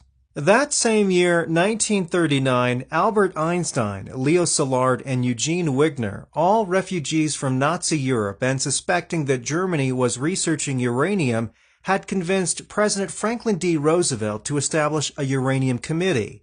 It would investigate the possibility of an atomic weapon utilizing the uranium isotope U-235, but the possibility seemed slim. Because U-235 and U-238 are the same element, both 92 on the periodic table and both with 92 electrons, they are chemically indistinguishable. Separating out the rare isotope seemed almost impossibly difficult. But if 94 were discovered, separating it from number 92, U-238 should be possible. Looking back, Turner's insight was game-changing. Bohr returned to Denmark, leaving Wheeler to apply finishing touches and prepare illustrations to their report. The mechanism of nuclear fission, detailing their explanation of the fission process, and concluding that U-235 was likely responsible for slow neutron fission, was published September 1, 1939, the date Germany invaded Poland, the beginning of World War II. Among interested readers, it was learned later, were scientists in Berlin. It was one of the last published reports on nuclear research before American and British scientists began withholding information that might benefit Nazi Germany. A few days later, a newly appointed chemistry instructor at the University of California at Berkeley, Glenn T. Seaborg, 27, noted in his journal that he had read an extensive and extraordinary article by Bohr and Wheeler, and I intend to digest it. 2 years later, Seaborg was one of the discoverers of the predicted element 94. The model of the atom. The model of the atom as envisioned in 1939 remains basically valid today. A tiny positively charged nucleus of clustered protons and neutrons, surrounded by negatively charged electrons, equal to the number of protons and mostly empty space. Research in the late 1960s and early 1970s established that both protons and neutrons are composed of still smaller particles known as quarks. What are isotopes? Isotopes are different forms of the same element. An example is hydrogen. The nucleus of the common form of hydrogen is 1 proton. The nucleus of a hydrogen isotope, deuterium, has 1 proton and 1 neutron. Tritium, another hydrogen isotope, has 1 proton and 2 neutrons. They have different atomic masses. hydrogen 1, deuterium 2, tritium 3, but all are the same chemical, still number 1 on the periodic table. The nucleus of the most abundant form of uranium, number 92, has 92 protons and 146 neutrons for an atomic mass of 238. The fissionable isotope of uranium still has 92 protons, but only 143 neutrons for an atomic mass of 235. Uranium-238 and uranium-235 are the same chemical, both number 92 on the periodic table and each with 92 electrons and are chemically indistinguishable. Chapter 5. Element 94. The February 25, 1941 entry in the laboratory notebook was calm, matter-of-fact. It is now clear that our alpha activity is due to the new element with the atomic number 94. The newcomer, too small to be seen under a microscope or weighed, revealed its presence only by its radioactive signature, the alpha activity. But the young scientist who made the entry was anything but calm. We felt like shouting our discovery from the rooftop, Glenn T. Seaborg remembered, and it really was worth shouting. Discovery of a man-made element would eventually win a Nobel Prize. It was also a step toward a superbomb, another chapter in a story that would transform the world. Working at the radiation laboratory of the University of California at Berkeley, Seaborg, 29, and Arthur C. Wall, 24, a graduate student, had isolated what we know as plutonium, 2 steps above uranium on the periodic table. Today, such an important discovery would be announced almost immediately, but even with America still at peace in early 1941, scientists studying the energy locked in atoms were voluntarily keeping quiet about their work. In fact, a year earlier, when other researchers at Berkeley had discovered and announced element 93, the first transuranic beyond uranium element, the British had protested publication of a potential military secret. Element 93, neptunium, was not suitable for weapons work, but the British were already at war with Germany and feared the Nazis had a head start on an atomic bomb, so they were super sensitive about any publication of fission research. Element 94 was different. We were aware from the beginning that element 94 could be very important, Seaborg said. Even before it was officially discovered, scientists had predicted that 94 would be fissionable, similar to uranium-235, and possibly useful in a superbomb. So by the time 94 was discovered, the usual sharing of scientific information had stopped. Seaborg reported the work to the Uranium Committee, a secret and strangely inactive government panel investigating the possibility of a uranium bomb. To establish priority, he sent a brief notice to a scientific journal requesting it not be published because of government secrecy. I will use the word plutonium here, but the new element was known simply as 94 until Seaborg named it about a year later. After that, those inside the huge secret project may have used the word. The public, however, even many of those working at Hanford, did not see or hear the word plutonium until after the bombs were dropped on Japan. Let's consider exactly what the researchers at Cal's radiation laboratory had accomplished. They had confirmed earlier suspicions that when natural uranium, U-238, is bombarded with slow neutrons, some of its atoms will absorb a neutron. The extra neutron increases the uranium atom's mass by 1, forming U-239, still atomic number 92. But U-239 is unstable, and through a process called beta decay, one of the neutrons decays into an electron and a proton. The electron is emitted while the proton remains in the nucleus, increasing the atomic number to 93. But the new element, neptunium, is also unstable. Again, through beta decay, it becomes element 94, plutonium. So in extremely simplified terms, and ignoring complicated and tedious laboratory work, if you bombard natural uranium with slow neutrons, nature takes over and, in a couple of steps, produces plutonium. Uranium-239, the first step, has a half-life, the time it takes for half of it to decay to neptunium-239, of about 23 minutes, and Neptunium-239 has a half-life during which half of it decays to plutonium of about 2.5 days. The transformation from uranium-239 to plutonium is practically complete in about 2 weeks. This finding was tremendously important even beyond its pure scientific value. It came at a time when America's investigation of the feasibility of atomic weapons, half-hearted at best to that point, was on the verge of being dropped. Most scientists who knew about the work doubted an atomic bomb could be ready in time for use in the war almost everyone expected. The doubt is understandable. Early in 1941, the only likely explosive to make an atom bomb was uranium-235, the rare fissile component of natural uranium ore. The task of separating U-235 from the more abundant U-238 seemed overwhelming. Only tiny amounts of U-235 had been produced in laboratories. No one knew whether enough could be produced for a bomb or even how much would be needed. The discovery at Berkeley revealed what seemed to be a simpler, faster route to a superbomb. If you bombard U-238 with slow neutrons and are patient enough to wait a while, the process produces plutonium. And there was also this. U-238 had been considered a useless byproduct of the tedious extraction of U-235, which comprises less than 1% of uranium ore.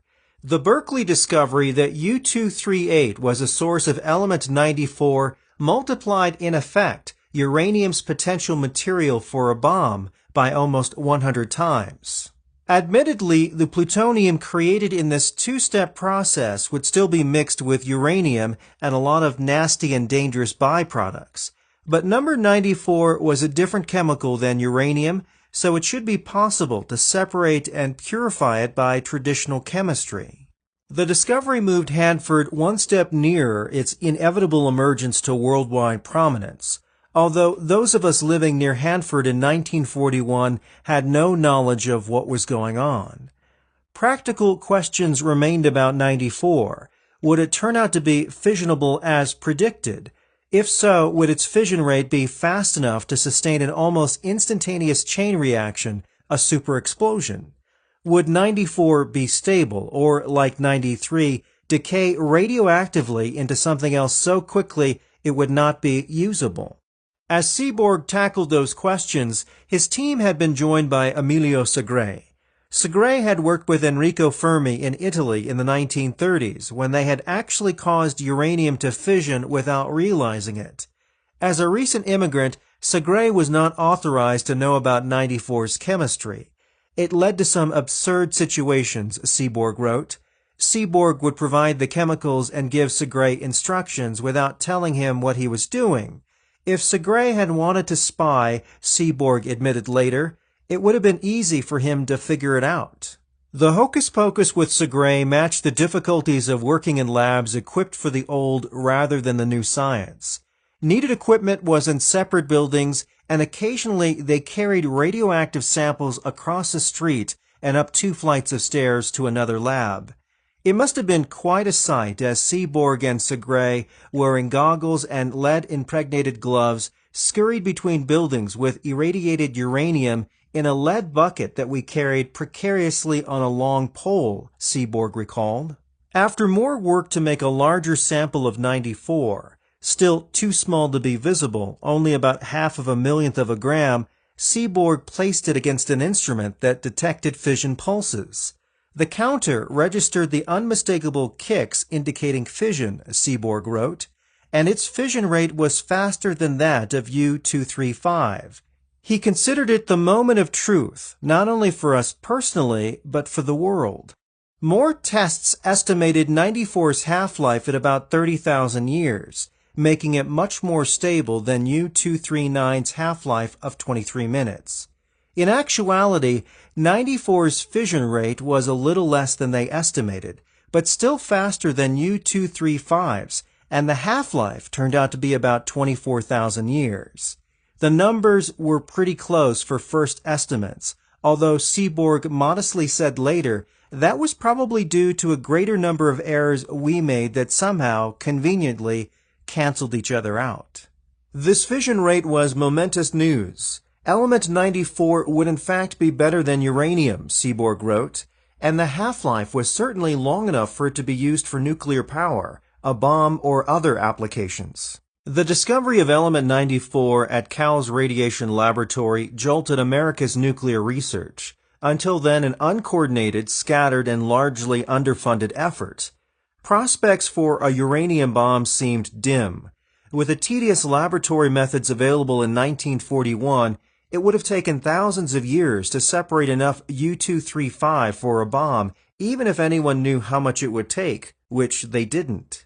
Seaborg's group had a huge impact on the bomb program. Seaborg's boss, Ernest O. Lawrence, director of Cal's radiation laboratory, fired off an exciting memo to a National Academy of Sciences committee that had been studying the uranium problem. Members had been on the verge of recommending that atomic research be dropped in favor of work on weapons with more immediate payoff. Lawrence's memo pointed out that U-238, previously considered a useless byproduct after removal of U-235, actually could be a source of element 94, a bomb material. He added, if large amounts of element 94 were available, it is likely that a chain reaction with fast neutrons could be produced at an explosive rate which might be described as a superbomb. Lawrence, a member of the National Academy of Sciences Uranium Committee, would have been aware of work underway at Columbia University in New York, work that would turn out to be another step in the search for ways to produce the large amounts of element 94 he mentioned in the memo. But it would take a while. In fact, in December 1940, Lawrence had talked shop with Enrico Fermi, the man who had unwittingly split the atom in Italy and by 1940 was at the physics department at Columbia University in New York City. A year before the actual discovery of element 94, Fermi was intending to find out if a chain reaction could be produced in natural unseparated uranium. If that turned out to be possible, he suspected that U-238 could be induced to absorb neutrons to begin the creation of element 94 predicted by Bohr and Wheeler. The work at Columbia drew two scientists, Fermi and Leo Szilard, who apparently had independently thought of the possibility of creating a chain reaction in natural uranium. They were probably the two most talented scientists who could have collaborated for this work. They had high regard for each other's abilities, but they were an odd pair who had trouble working together. Fermi was the rare combination of a theoretical physicist who worked out problems in his head, but who was also willing and eager to devise and perform experiments to test his ideas. He was 38, fresh from winning a Nobel Prize a couple of years earlier. Szilard was 42, the eccentric Hungarian refugee from Hitler's Europe, who in London in 1933 had been struck with the possibility of a nuclear chain reaction. He was a brilliant theoretical physicist, a constant source of ideas, most of them very good. In fact, one scientist said that if success with the atom bomb depended on ideas alone, it would have taken only Leo Szilard. But he disdained actually doing experiments, considering it peasant work. Fermi commuted to his Columbia lab from a suburban home in New Jersey, where he lived with his wife and children. Szilard, who didn't marry until much later in life, preferred to live in a hotel near the university. He believed he did his best thinking in the bathtub in his hotel room. At the laboratory, he would explain what should be done to test an idea, and then stroll off down the hall, hands clasped behind his back, deep in thought. A young scientist working on the experiment recalled that Szilard was not willing to do his share of the experimental work. He hired an assistant to do what we would have required of him. The hired assistant was competent. There was no complaint about that, but it was not Fermi's idea of how a joint experiment should be carried out. The immediate question at Columbia was whether a pile of natural uranium could be arranged in such a way that the following would happen. An atom of U-235 fissions, emitting two or more neutrons. At least one of those neutrons splits another atom of U-235, which also releases two or more neutrons, and so on and so on. Would it keep the chain reaction going? And if that happened, would it be possible to control the chain reaction to prevent an almost instantaneous destructive release of energy? There were all kinds of complications to consider. As Fermi had discovered in Italy, U-235 atoms fission most efficiently when bombarded by slow neutrons, moving at a speed of only 1.4 miles per second. But when an atom splits, it emits fast neutrons, moving at about 8,700 miles per second. Somehow, the scientists needed to manipulate the speed of neutrons. In Italy, Fermi had accidentally discovered that a wooden tabletop slowed neutrons acting as a moderator, as did paraffin or water. The neutron's loss of energy and speed was the result of collisions between neutrons and the nuclei of hydrogen atoms in water or paraffin. The nucleus of the hydrogen atom is one proton, about the same mass as a neutron. So if a neutron struck the proton, it would lose speed as it collided with the proton. In fact, the more equal in mass the neutron and the target particle, the greater will be the loss of energy and speed of the neutron. Think of it this way. If a speeding golf ball smacked into a bowling ball, the golf ball would bounce off with little loss of speed and have little effect on the bowling ball. But if two objects of equal size collide, such as croquet balls, the impact would slow the first ball considerably, and the lost energy would move the second ball. Given that, it was obvious that the best moderator, or slower downer as Fermi called it, would be one of the lighter elements, and one that did not absorb neutrons. Fermi and Szilard selected graphite, the most common form of carbon, the sixth lightest element, largely because graphite appeared to be the most likely to be available quickly. They began building a structure in which layers of natural uranium were separated by layers of graphite, the idea being that neutrons would collide with the nuclei of carbon atoms in the graphite and in bouncing around be slowed to the desired speed. It was almost like a cue ball banging into game balls and losing a little energy and speed with each collision. The layers, they called the arrangement a lattice, were a new idea. Previously, the thought had been to mix uranium and the moderator together, but painstaking measurements revealed that graphite in layers did a more predictable job of slowing the neutrons to the desired energy. Fermi began calling the lattice structure a pile. Years later, Segre asked Fermi if he had adapted the word from another source of energy, the voltaic pile, the first electric battery invented in 1800 by another Italian, Alessandro Volta.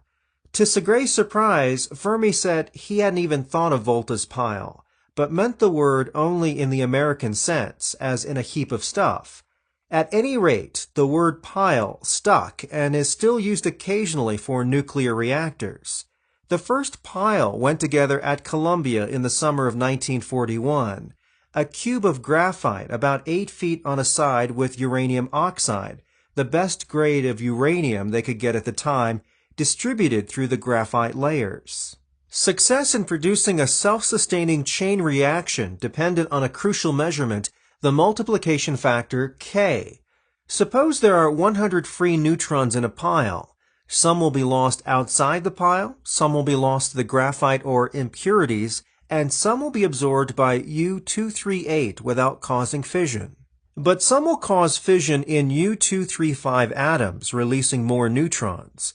So if the original 100 neutrons caused fissions to produce, say, 105 new neutrons, K would equal 1.05, and the chain reaction would be self-sustaining. If only 99 new neutrons were produced, K would be 0.99, and the reaction could not sustain itself. That's why the purity of both the uranium and graphite was so important to the pile builders, and in 1941, so daunting. Because of almost no commercial demand, the amount of purified uranium metal produced each year was only a few grams. There are 453 grams to a pound. Graphite was a problem as well, because no one had ever produced or needed graphite of the required purity.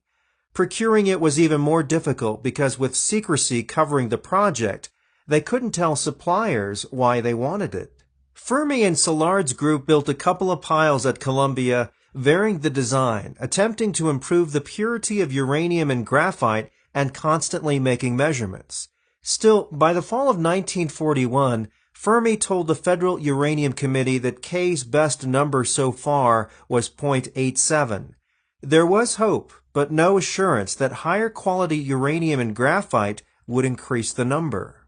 Until 1941, America's investigation of possible atomic weapons had been on a relaxed, peacetime basis with work in laboratories scattered across the country. But by late in the year, the work had been centralized in a new agency armed with approval from President Roosevelt for an all-out effort to determine if atomic weapons were possible. There were several reasons for the change. 1. Element 94 presented a potentially quicker route to a bomb. 2. A memo from Great Britain received in midsummer revealed that British scientists felt there was a reasonable chance that an atomic uranium bomb would be produced by the end of the war. 3. There was good evidence the Germans were also experimenting with uranium. A National Academy of Sciences committee studying the potential of an atomic bomb issued its third and most encouraging report late in November 1941. Echoing the cautious optimism of the British, it stated, "If all possible effort is spent, one might expect fission bombs in significant quantity within 3 or 4 years." But it still referred only to uranium bombs with no mention of element 94. As secrecy enveloped the work, the old Uranium Committee had been codenamed S1 and was part of the new Office of Scientific Research and Development, OSRD. With new muscle from President Roosevelt's approval, the S1 Committee met in Washington, D.C. on December 6, 1941. The committee laid out assignments for developing uranium bomb material and design of a weapon, but still no mention of element 94. After the meeting, 3 of the scientists went to lunch at the Old Cosmos Club, a place with a prestigious history that at the time was across Lafayette Square from the White House. Arthur H. Compton, chairman of the National Academy Committee and a member of S1, suggested that the committee should give further thought to element 94 as an alternative to the difficult separation of uranium-235. Compton's luncheon companions were skeptical. Vannevar Bush, director of the OSRD, pointed out that the process was completely unknown to industry and that Fermi's primitive piles had not yet produced element 94. James B. Conant, S1 chairman, worried that even if 94 could be produced in a chain reaction, learning how to separate it from the uranium could take years. Compton replied, "Seaborg tells me that within 6 months from the time 94 is formed, he can have it available for use in the bomb." Conant, a professor of chemistry, retorted, "Glenn Seaborg is a very competent young chemist, but he isn't that good."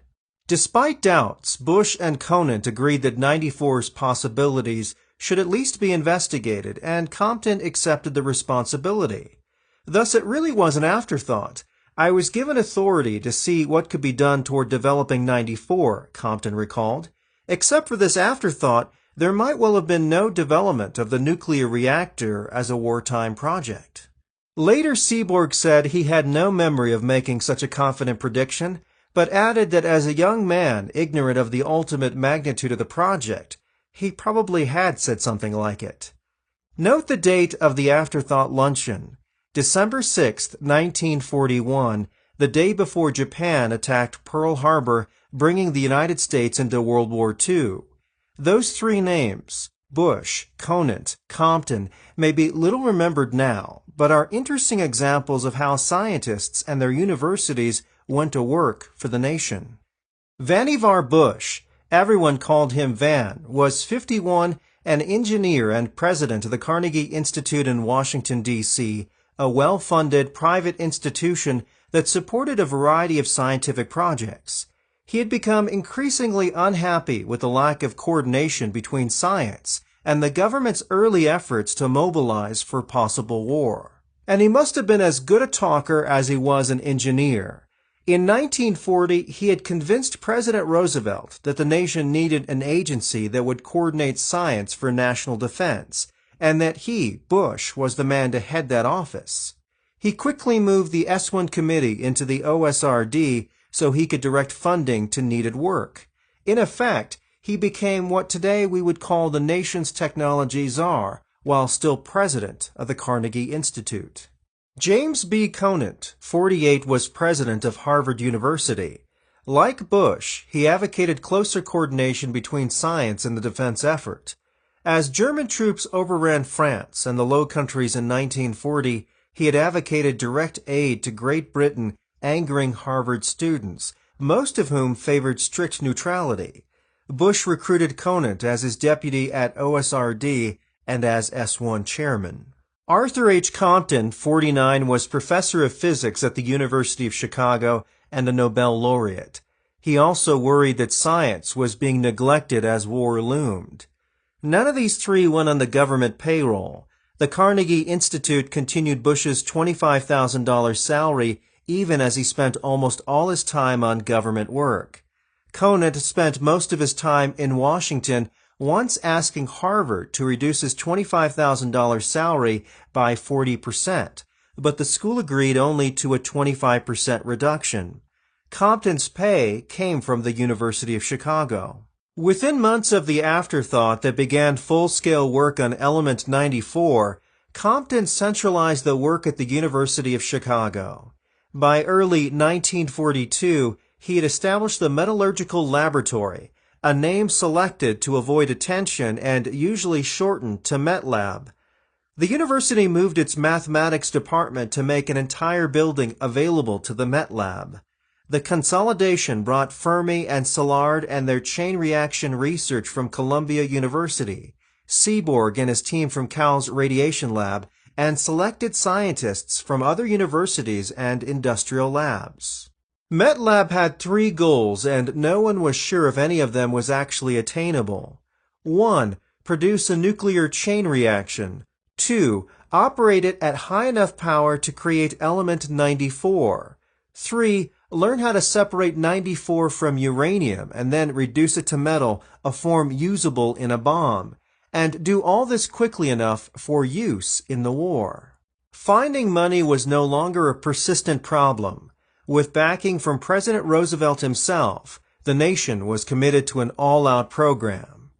A crew of machinists and millwrights built an amazing series of 30 different piles in the first months of 1942, each with alternating layers of graphite and uranium. Each pile was a little different. Graphite bricks of different shapes and sizes, varying the distance between lumps of uranium. Machining graphite into bricks was dirty work. The workers remembered they looked like coal miners at the end of the day. None of those piles achieved a chain reaction, nor were they expected to. Measurements from each succeeding pile revealed information for the design of a better and larger pile. Instruments were developed as they were needed to measure things that had never been measured before. Leona Woods, later Leona Marshall-Libby, the youngest member of the group, built some of the neutron detectors that kept track of the multiplication factor K. She had been recruited by Fermi almost by accident. Her son recalled that Miss Woods, a 23-year-old graduate student, had told one of Fermi's group that, "You guys have discovered how the chain reaction works."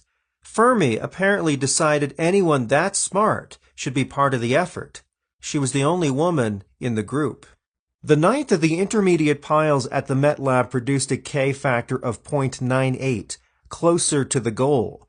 For the first time as Fermi worked his slide rule, it appeared theoretically possible that a much larger pile could exceed the magic 1.0 K. A sense of urgency permeated the project. Seaborg, who had arrived at the Met Lab in April, said most of the scientists were motivated by the fear of what would happen if the Germans got there first. Most believed the Germans were as much as 2 years ahead. The war was not going well for the United States and its allies. Much of the Navy's Pacific Fleet had been destroyed at Pearl Harbor, and Japan had overrun parts of Southeast Asia. German troops had conquered most of Europe and North Africa and were advancing deep into the Soviet Union.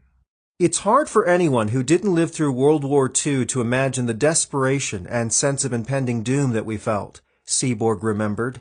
Leona Woods recalled, We were told day in and day out that it was our duty to catch up with the Germans.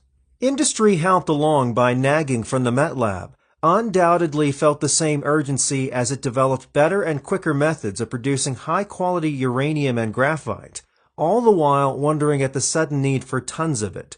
Industrial scientists couldn't be let in on the secret project, of course, but if any of them had read newspaper science stories about splitting the atom, published before secrecy clamped down, they would have had a hint. Finally, in November 1942, with tons of uranium metal on hand and a better grade of graphite that snatched 20% fewer neutrons than before, the Met Lab group began building a pile that, in theory, should go critical, achieve a chain reaction. Compton had taken over space for construction of the piles in a squash court under the west grandstand of the university's football stadium.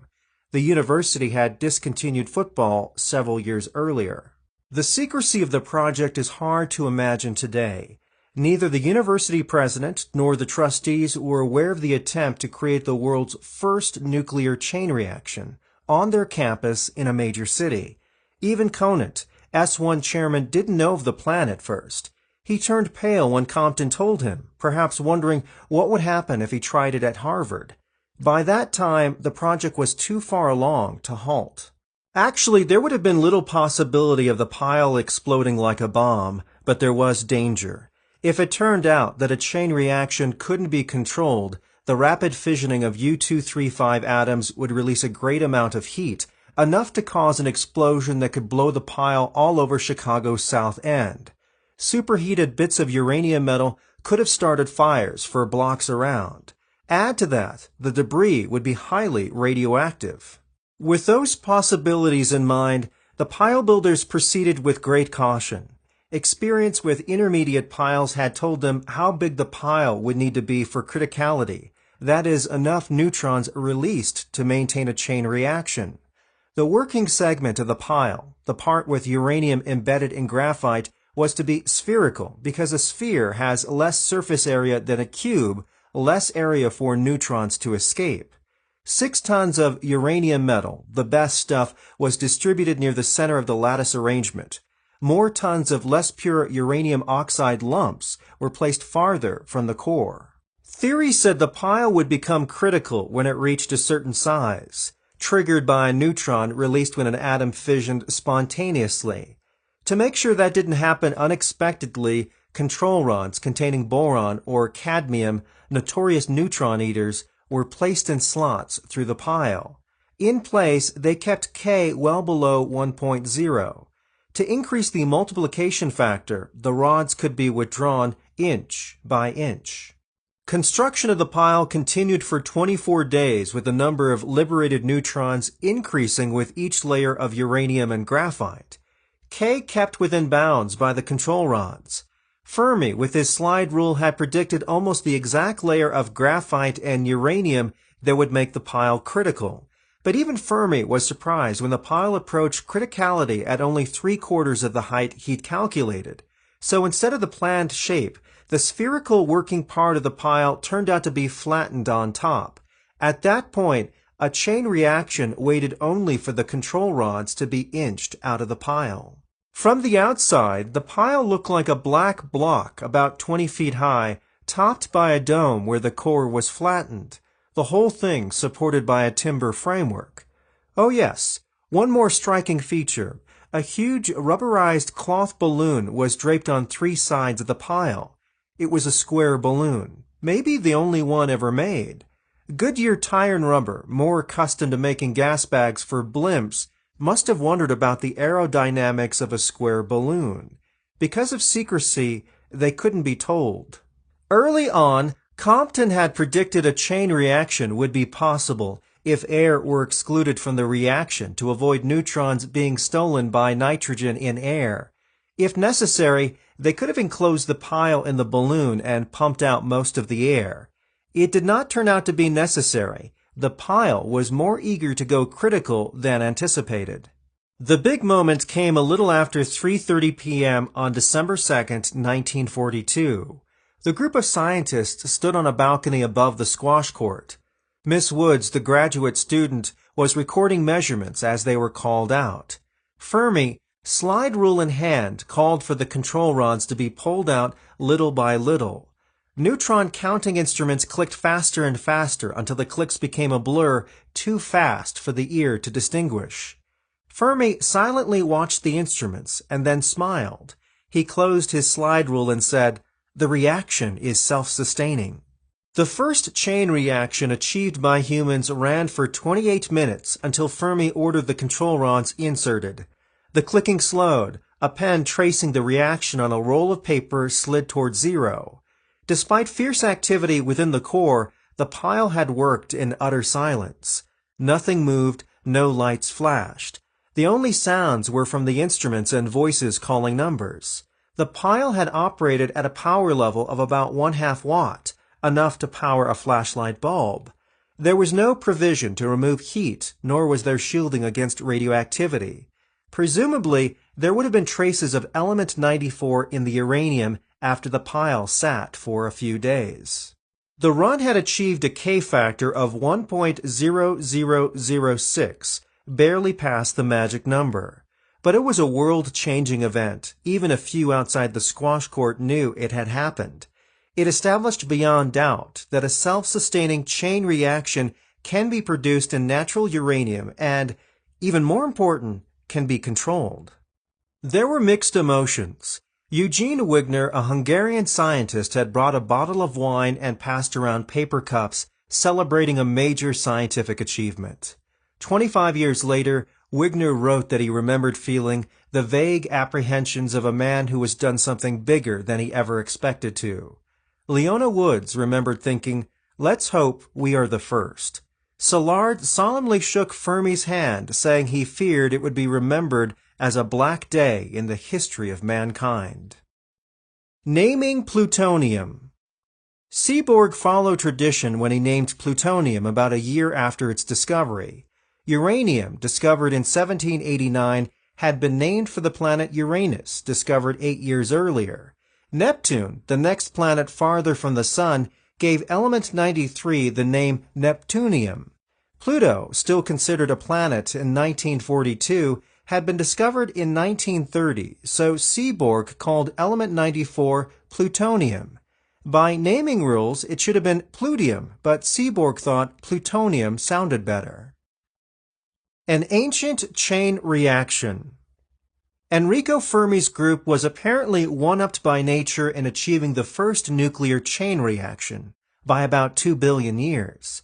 Scientists working at the Okla uranium mine in Gabon, West Africa, in the early 1970s found that uranium ore in several areas of the mine contained only about half as much of the isotope uranium-235 as elsewhere in the world. In fact, the ore samples resembled depleted uranium that has been run in modern power reactors.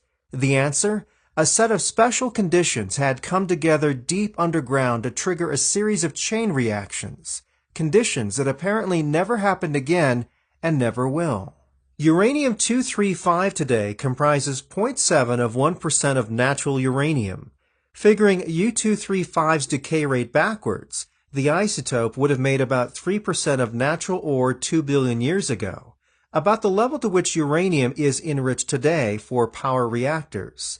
The naturally rich uranium alone couldn't have gone critical, but thousands of feet underground there was pressure, heat, and essential groundwater seeping into the ore. The water acted as a moderator to slow the neutrons ejected by fissioning U-235 atoms, so they would be more likely to be absorbed by U-238 atoms, eventually resulting in small amounts of plutonium. The heat of fission would soon turn the water to steam, removing the moderator and stopping fission. Scientists estimated the reactions would have lasted about 30 minutes before heat boiled off the water, stopping the reaction for about 2.5 hours, until the ore cooled and water entered again for another 30-minute run, about 8 cycles a day over maybe 1 million years. They finally stopped for good when the U-235 component was depleted. It couldn't happen again. Worldwide, the proportion of fissionable uranium-235 in natural ore has decayed to where artificial enrichment is necessary to achieve a chain reaction. Oklo's deeply buried fission products have moved only about 10 feet in a billion years, a fact mentioned by the U.S. Department of Energy when discussing the safety of underground disposal of nuclear waste. Chapter 6. Chain Reaction. The question to the young chemist was direct and troubling. Can you guarantee me a yield of 50%? A lot was riding on the answer, success or failure of one of America's biggest wartime projects, perhaps the outcome of the war itself. It was June 1st, 1943. The questioner was Crawford H. Greenwald, the 40-year-old engineer DuPont had assigned to work with scientists at the Met Lab at the University of Chicago. It was a tough question and pivotal to whether America would be able to make a plutonium bomb to use in World War II. 6 months earlier, scientists at the Met Lab had achieved the first nuclear chain reaction, a tiny, necessary step toward the big reactors that would produce plutonium at Hanford. The challenge now was to figure out the best way to separate newly created element 94, plutonium, from the uranium that had been bombarded with neutrons, a process that also created dangerously radioactive fission products. Possibilities had been narrowed to two: a well-tested procedure that worked but unfortunately produced such a corrosive mix that it tended to eat its way through anything containing it, or another method that theoretically shouldn't work at all but unexplainably did. Greenwald, a brilliant chemical engineer who helped DuPont develop nylon during the 1930s, put the question to Glenn Seaborg, 31, who 2 years before had discovered element 94. Against the advice of older and more experienced chemists, Seaborg was favoring the method that defied theory. In fact, it had been discovered more or less by accident. A search for ways to isolate 94 from a fiercely radioactive mix had begun while Seaborg was still at the University of California. It involved dissolving the whole nasty combination in acid and then experimenting with different chemicals, one after the other, to see if one could be found that would combine with 94 to form a solid that would precipitate out of the solution, leaving the nasty stuff behind. Nothing worked. Finally, one of the Met Lab scientists, nearing the least likely end of the list of possibilities, tried adding bismuth phosphate to the solution. It didn't work either, but the experimenter Stan Thompson, whom Seaborg had rescued from a boring job at Standard Oil, followed a hunch and tried a significantly higher concentration of the same chemical. Surprisingly, it combined with element 94 so well that the bismuth phosphate method became one of the two candidates. There was strong opposition within MetLab to the puzzling method. Seaborg remembered that James Franck, head of the chemistry division and Nobel laureate, insisted that it would be irresponsible to adopt a technique they didn't understand.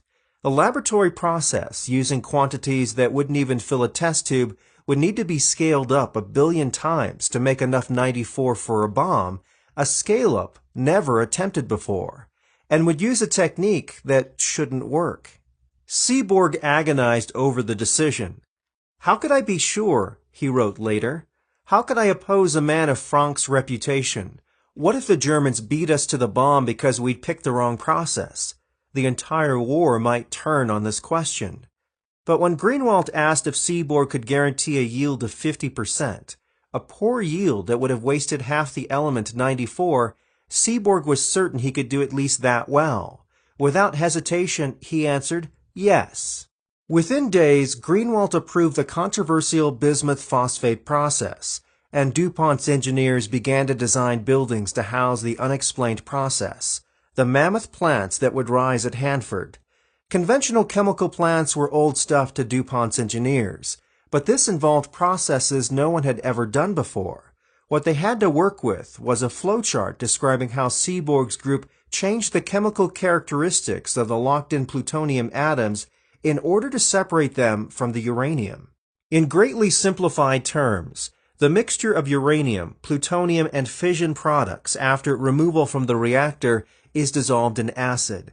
A chemical, an oxidizing agent added to the mix, reacts with plutonium atoms to strip away 4 electrons. In this phase, missing 4 electrons plutonium combines with bismuth phosphate to form a solid crystal. The solid precipitates from the solution, leaving behind unwanted debris, but the plutonium is still bound to the bismuth phosphate. The solid crystal is then dissolved in another acid bath, and an oxidizing agent is added again to strip 2 more electrons from the plutonium atoms. In this phase, with 6 electrons missing, plutonium no longer combines with bismuth phosphate, which precipitates out, leaving the plutonium behind, still in solution. Because the plutonium is not pure enough, however, another chemical, a reducing agent, is added to the plutonium solution to restore 2 electrons to the plutonium atom. With the plutonium now missing 4 electrons, it will combine again with bismuth phosphate, precipitate out, and so on, over and over to achieve the purity needed. The process worked, although the chemists were not sure why. A final complication which underscores the complex challenge facing the design engineers is that the entire process had to be done behind heavy shielding and by remote control due to fierce radioactivity. Even the engineers who had designed DuPont's nylon manufacturing plants during the 1930s had never seen anything like this. The company had taken almost 10 years from the time one of its scientists discovered how to draw a molecule into a fiber to marketing the material for a women's hose. Researchers had tried different chemical combinations, repeatedly refined the process, and even sent samples to a knitting mill to make sure laboratory techniques would work on a manufacturing scale. The trial at the mill was so secret that the research chemist who delivered the samples slept with them on the train. But in mid-1943, the engineers didn't have 10 years to learn how to separate plutonium on a production scale.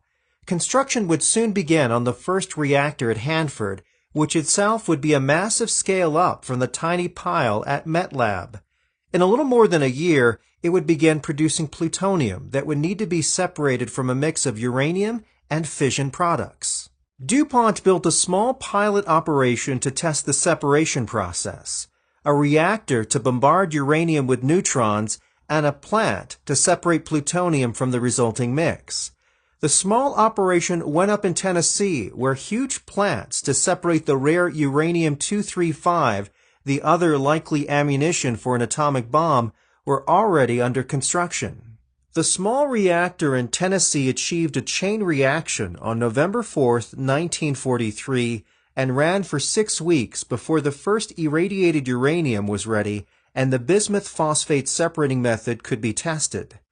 Seaborg remembered that some chemists were still so sure it wouldn't work that they were betting money against it right up to the moment the plant began to run. They lost their bets. The method immediately bested Greenwald's requirement of 50% yield. Within a few months, with tweaking, the plutonium yield was between 80 and 90%. Still, for years, it was not fully understood why the bismuth phosphate technique worked at all. The first plutonium produced and separated at the pilot plant in Tennessee arrived at the MetLab on January 1, 1944. It was only about 1,000th of a gram. It would take about 28,000 such shipments to make an ounce. Still, it was almost as much plutonium as had been produced to that date in all laboratory-scale efforts. As more shipments arrived, MetLab scientists were able to learn more of the strange new metal's characteristics. Tiny bits were also sent for study to a new laboratory in Los Alamos, New Mexico, where work was underway on bomb design, both for plutonium and uranium-235 weapons. Even before DuPont's engineers had a chance to look at the flowchart describing the controversial bismuth phosphate process, a different kind of problem arose at the MetLab. As Fermi's group was assembling uranium and graphite with growing confidence they would achieve a chain reaction, they were dismayed to learn that the Army was bringing in industrial help to design and build the massive reactors that would rise at Hanford. To them, it was a slap in the face. They felt it was their project and they should see it through to completion. There were several factors at work. The European-educated scientists, Fermi, Wigner, Szilard, and others, had an inbred, almost cultural distrust of industry. Even among the Americans, many of the younger men had never worked outside of university laboratories. and frankly, few of them apparently realized the magnitude of the project. The tiny pile at the Met Lab, operating at a power of 1/2 watt, would be scaled up to 250 million watts, planned for Hanford's first production reactor. Producing plutonium for war was changing from science to engineering, yet the scientists naively felt they should and could handle the whole job. Arthur Compton, Met Lab director, described it as a near rebellion when he suggested the project would move faster with the help of a large industry already familiar with large-scale manufacturing.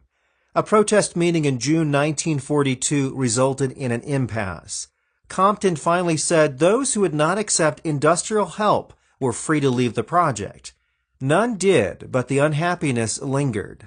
By the time of the protest meeting, the project was already moving out of the scientists' direct control. By June 1942, the Army Corps of Engineers had assumed responsibility for construction of the atomic bomb plants. Brigadier General Leslie R. Groves was assigned in September to head the Manhattan Engineer District, which included work on both plutonium and uranium-235. By December 2nd, when Fermi's group achieved the chain reaction at the Met Lab, Groves had contracted with the DuPont Company to design and build the reactors and separation plants at Hanford. Groves' first visit to Met Lab in October 1942 didn't make the scientists any happier. In fact, it was a near disaster. Already unhappy about the Army taking over the atomic bomb project, the Met Lab scientists were prepared to dislike the hard-driving Groves, and they did. He apparently did not go out of his way to be charming. A chemist proudly invited Groves to view a precious sample of plutonium under a microscope. Groves gruffly said, "I don't see anything. I'll be interested when you can show me a few pounds of the stuff." It didn't help when one of the scientists, writing an explanation on a blackboard, made a mistake copying a figure from one line to the next. Groves, assuming he was being set up as an ignoramus, pointed out the mistake. Groves, undoubtedly irritated, said, "You may know that I don't have a PhD, but let me tell you that I had 10 years of formal education after I entered college," apparently combining his time at universities and the military academy. 10 years in which I just studied. I didn't have to make a living or give time for teaching. I just studied. That would be about equivalent to 2 PhDs, wouldn't it? Seaborg, writing years later of that disastrous day, said Groves's behavior was typical, that he was almost consciously abrasive, in stark contrast to the collegial tone we scientists were accustomed to. The impression Groves left at Met Lab that day was that the Army commander was arrogant and poorly educated. Despite Groves's high opinion of his own abilities and his willingness to mention it, those who knew him best and longest realized that despite his arrogance and unpleasantness, he was capable of understanding the essentials of highly technical problems and of successfully managing the biggest engineering project in the nation's history. Seaborg wrote that the way Groves ran the Manhattan Project was nothing short of spectacular, with all the parts, including huge industrial projects, up and running successfully in time to go on to the next step that depended on them. One longtime acquaintance said Groves was the only person I have known who was every bit as good as he thought he was. Groves often relied on his second-in-command, Lieutenant Colonel Kenneth D. Nichols, to deal with the Met Lab scientists. "I knew the Chicago scientists liked Nichols better than they did me," Groves said later, "so I had him do most of the routine dealings with Compton and his people. If there was anything particularly touchy, I always had Nichols do it." Nichols had known Groves since the 1930s, when both saw duty in Nicaragua, and there was no love lost between the two. Nichols had been assigned to the atomic bomb project a few weeks before Groves came aboard as his boss and established headquarters in Washington. "I did not relish being under his direct control by being in the same office," Nichols wrote. Consequently, in early October, I arranged for orders transferring my permanent station to New York City. But the hard-charging, sometimes bullying Groves and the mild-mannered Nichols managed to work together for the duration of the atomic bomb project. Nichols, 34, looked scholarly, and he was. He had graduated at the top of his class from West Point, had studied in Germany, and had earned a doctorate in hydraulic mechanics at Iowa State University. Nichols made a good impression at the Met Lab. On his first visit in the summer of 1942, he told Compton, "If you expect me to do my end of the job, you have to start educating me."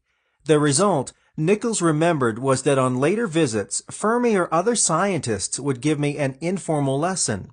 They all recognized my desire to learn and were eager to teach me what I needed to know. The doctorate, of course, added prestige at the Met Lab despite his Army uniform. It wasn't long before Nichols was drawn into the protests against DuPont. At Compton's request, Nichols listened to the scientists complain that DuPont engineers were too conservative, too slow to make design decisions, and carried safety requirements to a ridiculous point. Nichols wrote later, "Finally, Enrico Fermi, in all seriousness, strongly recommended to me that we eliminate DuPont from all work except that of the chemical separation plant.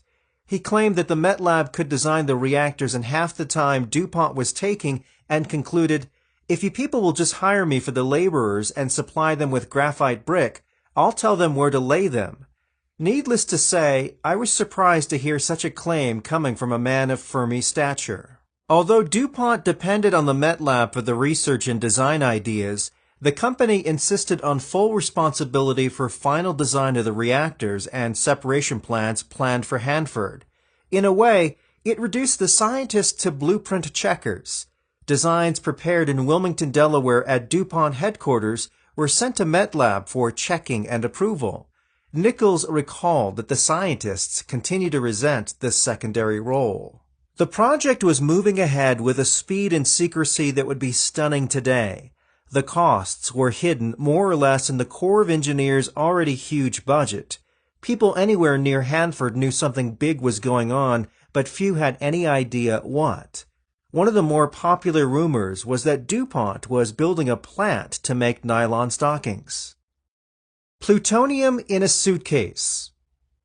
In the spring of 1943, the Met Lab in Chicago had lent a tiny sample of laboratory-produced plutonium to the bomb designers at the Los Alamos lab. The 200 microgram sample, too small to be visible, represented almost all the Met Lab's supply and was desperately needed back in Chicago for more study. Glenn T. Seaborg, discoverer of plutonium, happened to be in Santa Fe and volunteered to take the sample on his return to Chicago. "The morning of our departure," Seaborg wrote, "the physicist Bob Wilson met us for a pre-dawn breakfast to transfer the sample. For protection, he brought along his Winchester hunting rifle. The sample made the bus and train trip back to Chicago tucked in my suitcase." A crucial mistake. A German scientist made a crucial mistake in January 1941. A time when Germany seemed to have a head start in research aimed at an atomic bomb.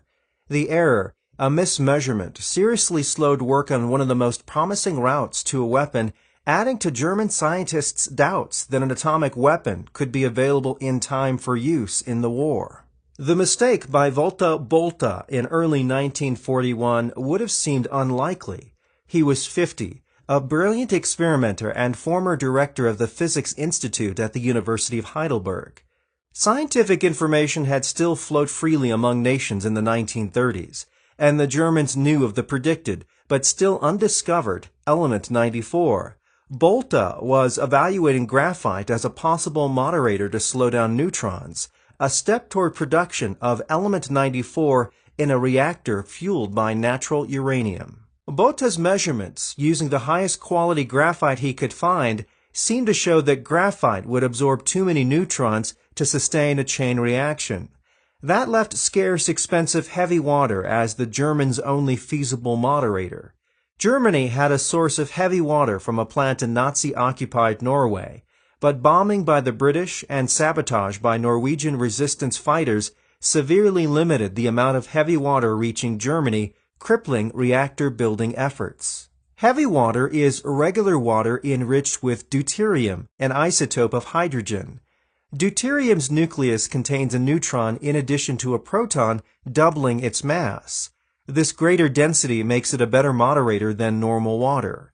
In America, scientists considered using heavy water before deciding on graphite. Bolta's mistaken measurement probably was caused by contaminants in the graphite. By this time, British and American scientists had begun withholding results of their nuclear work. Germany never made a concerted effort to gather nuclear scientists into centers to work together and share results as happened in America, so Botha didn't check his results against work elsewhere. As a result, largely due to Botha's error, Germany gave up on widely available graphite, the moderator used in American labs. There were other factors that worked against a German bomb. The government was more interested in research on weapons with immediate payoff. Jet fighter planes, the V-2 rockets used against London, and diverted resources and scientific talent to those projects. German scientists evaluated the other route to a bomb using enriched uranium. They concluded it would be so time-consuming and expensive there was little chance of such a weapon becoming available during the war. After the war, some scientists maintained their interest in nuclear energy was for power production and they were never enthusiastic about an atomic weapon. Whatever the other reasons, Botha's famous mistake effectively stopped German work on the most promising route to an atomic weapon. The result? Hitler's Germany was never close to building an atomic bomb. But wartime secrecy worked both ways. The U.S. Army and American scientists still considered themselves in a race with Germany. In late 1943, General George Marshall, Army Chief of Staff, suggested that the Manhattan Engineer District form a special intelligence unit to follow advancing troops in Europe to search for information about German work on a bomb. Brigadier General Leslie R. Groves selected scientific members of the team. The secrecy-obsessed general was briefly upset at the name chosen for the group, Alsos, which in Greek can mean grove. He worried its similarity to his name might provide a clue to the project. As the Alsos team followed Allied troops into Italy and then France and Germany, examining laboratories and questioning captured scientists, it became more and more obvious the Germans were not making a serious effort to build a bomb. Finally, only weeks before Germany surrendered, the Alsos team found 1,100 tons of uranium stored in a salt mine in Germany. That prompted an April 23, 1945 memo from Groves to Marshall.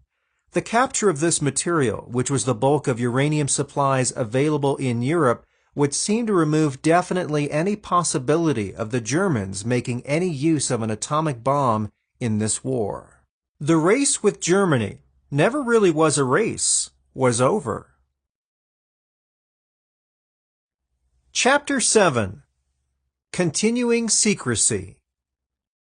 The visitor showed up in Richland unannounced on December 7, 1943.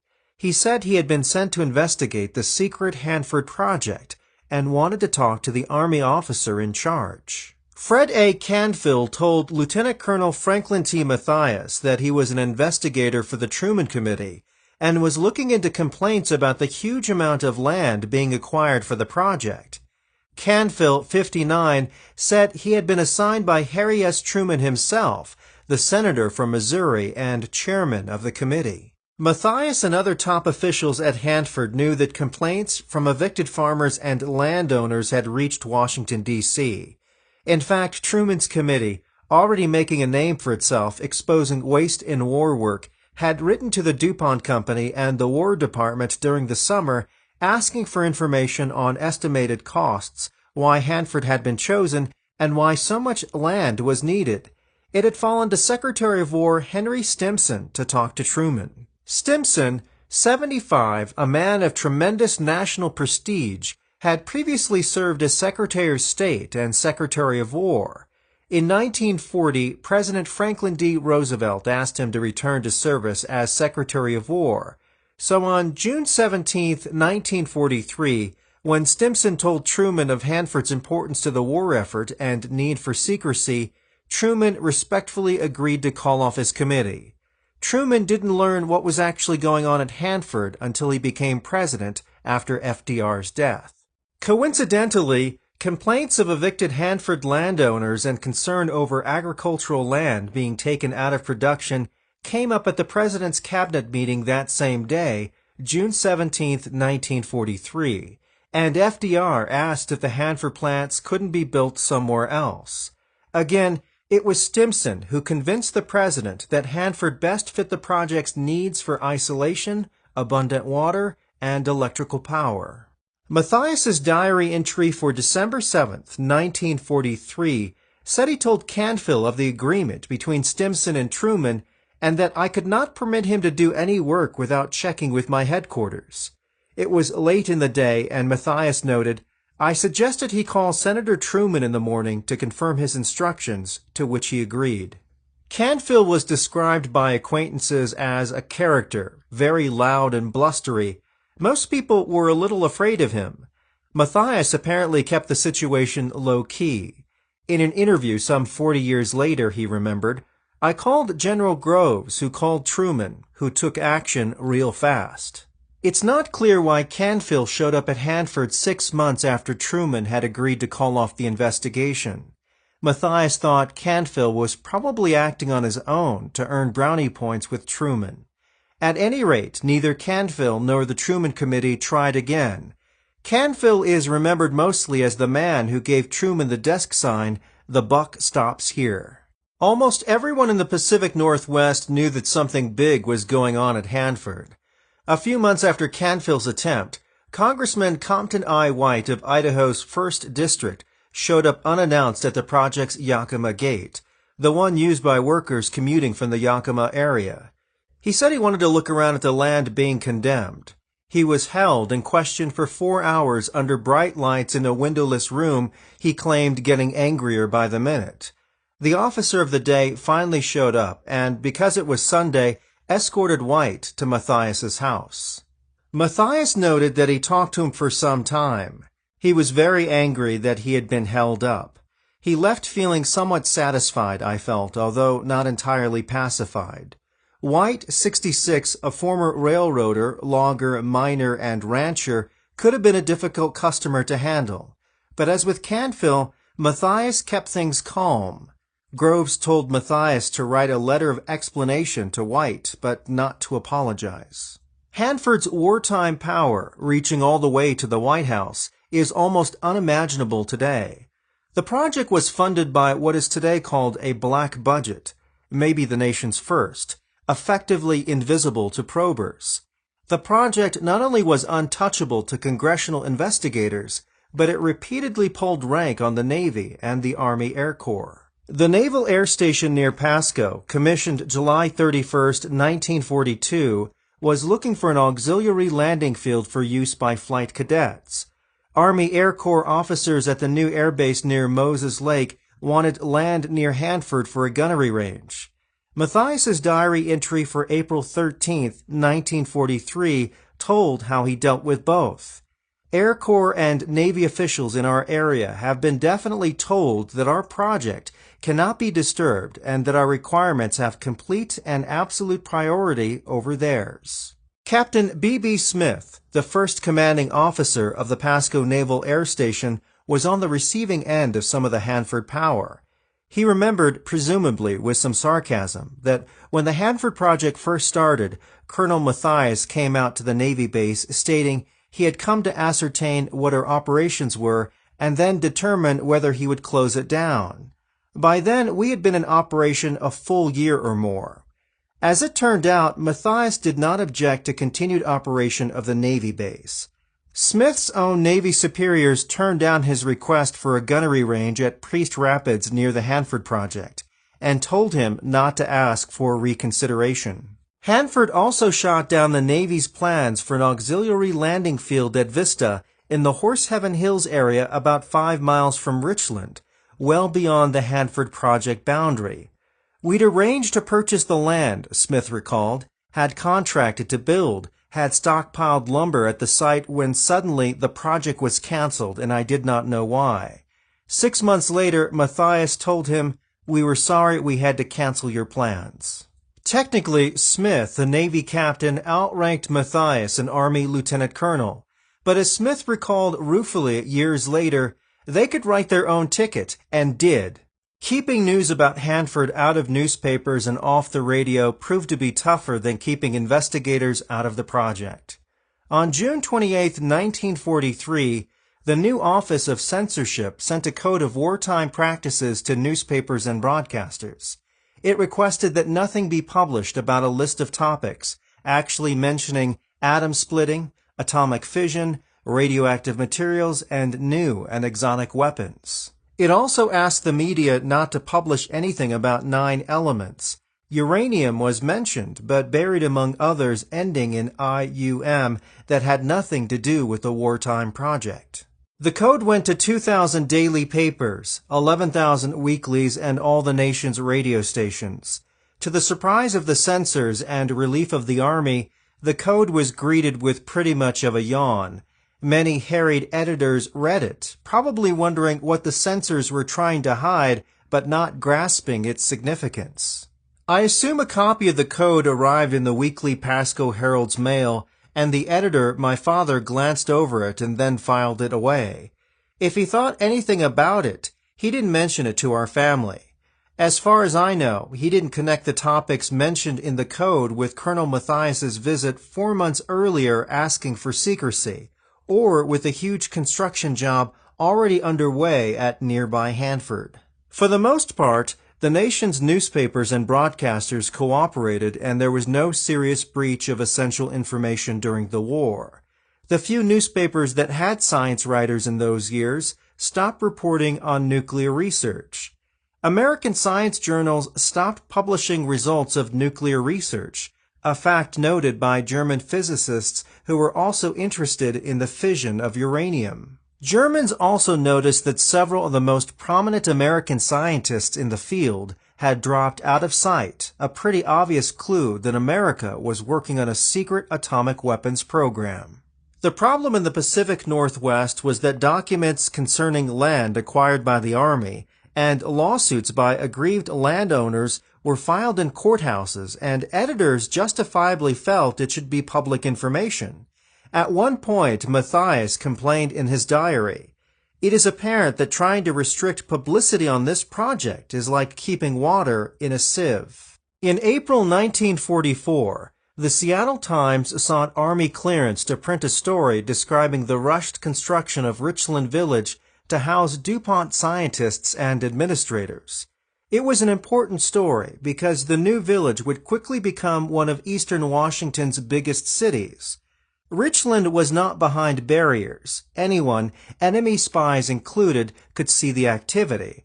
It's easy to imagine how difficult it was for the independent editors to seek the Army's permission to publish a story.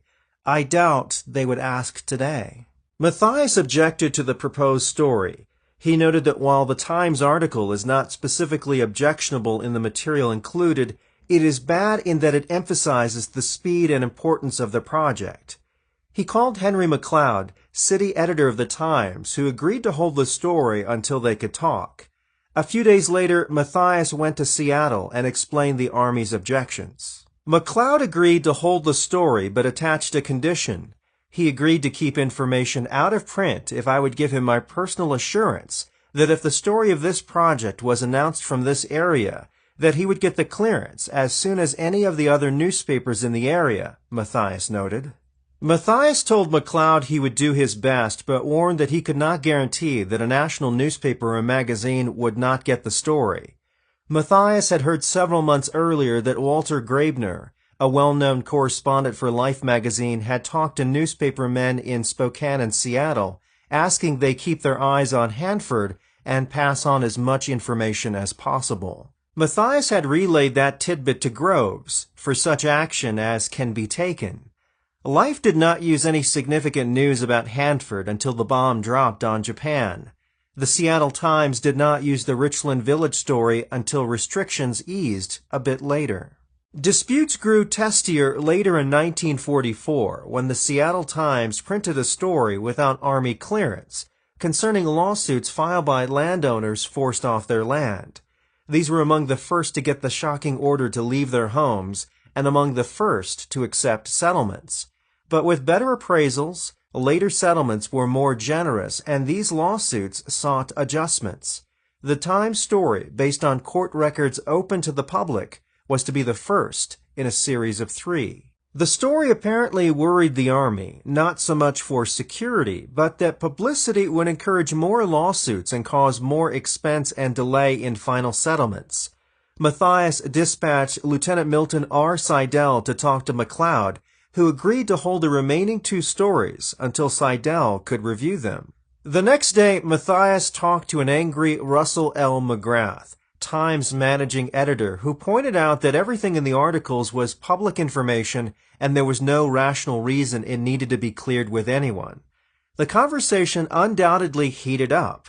Matthias's diary simply said McGrath took objection to Matthias's claim that the Times had failed to keep its earlier agreement to get clearance on stories about Hanford, but Matthias noted McGrath finally agreed that Lieutenant Seidel and his people would go over future installments and eliminate all objectionable features. Giving in would have been hard on McGrath, a stern, disciplined man who had always fought attempts to influence news coverage, whether the attempts came from inside or outside the Times. It didn't help that Seidel was a former Times reporter and now, as a brand new Army lieutenant, was giving orders to his old boss. Looking back over more than a half a century, McGrath was right. The information was public, and the Army's objections had less to do with security than expediency. In normal times, the newspaper would have been justified in running that story over the Army's objections. But they were not normal times, and pressure from the Army and the Office of Censorship was strong.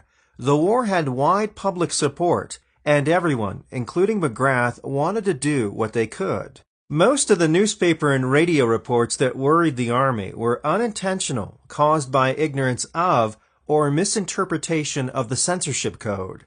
A few, however, were close enough to the facts to alarm the Army. A report on the Mutual Broadcasting System on April 15, 1944, mentioned a project that would split the atom and create new weapons and said the work was near Pasco, Washington. An investigation revealed that the people who prepared the script had not checked the code, and the announcer didn't know about the code.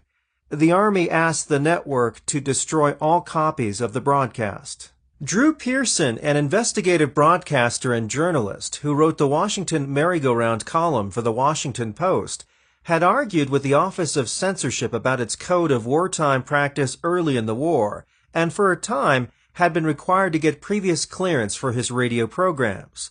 When he actually obtained accurate information about the atomic bomb program in mid-1944, however, he cooperated and kept the secret until the bomb fell on Hiroshima. An article in the Lewiston, Idaho Morning Tribune on April 7, 1943, contained facts concerning the Hanford Project which are too accurate to be based entirely on rumor, Matthias noted. He asked Paul Nissen to check into it. Nissen, a civilian employee of the Army, had the thankless and seemingly hopeless job of convincing editors not to use stories about Hanford. Nissen found that the secretary of the Lewiston Chamber of Commerce had been in Pasco, talked to businessmen as part of his job, and then reported it at a meeting back home, again part of his job. Nissen suggested to Matthias the Army keep track of visitors who might induce publicity, and warned them to work on their hometown paper to prevent their publishing any of the information that might be brought back. Obviously, an impractical solution. I never met Nissen, who must have shared Matthias's frustration with trying to bottle up news, but a few months later, when I joined the Navy, he rented what had been my room in the Williams family home in Pasco. There were some odd leaks of information. A Mr. Scott of the Spokane Chronicle called Matthias on May 20, 1943, to ask about using a report from the Chronicle's correspondent in Washington, D.C., that the Army was buying tons of silver to use at Hanford and Oak Ridge.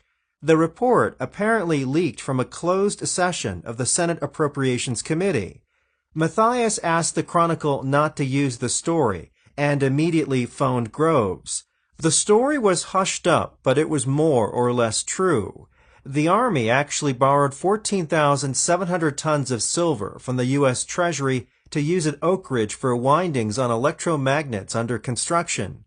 Copper would have been preferred for the Oak Ridge project, but was in extremely short supply in wartime, and silver is about as good a conductor as copper. Colonel Kenneth D. Nichols, Groves' deputy, remembered signing an inventory stating that we had in our possession over 400 million troy ounces of silver. The Treasury agreed to keep the transfer of metal secret and even continue to carry the 400 million troy ounces on its balance sheets. When the silver was returned to the Treasury after the war, despite having been melted and remelted and formed into windings and other parts for the magnets, only 0.036 of 1% of the 14,700 tons was missing. Politicians in the Pacific Northwest were understandably frustrated at not knowing what was happening at Hanford. Their loose talk was usually harmless, but still caught the attention of Army intelligence. Matthias noted on April 29, 1944, a Chicago Tribune story reporting that Congressman Homer D. Angel of Oregon had told the U.S. House of Representatives that the Bonneville Power Administration was building a secret project in the Northwest, part of the justification for the BPA's budget approval. The BPA administrator, Paul J. Raver, not only denied the story, but also denied suggesting that Angel use it to support BPA's budget request.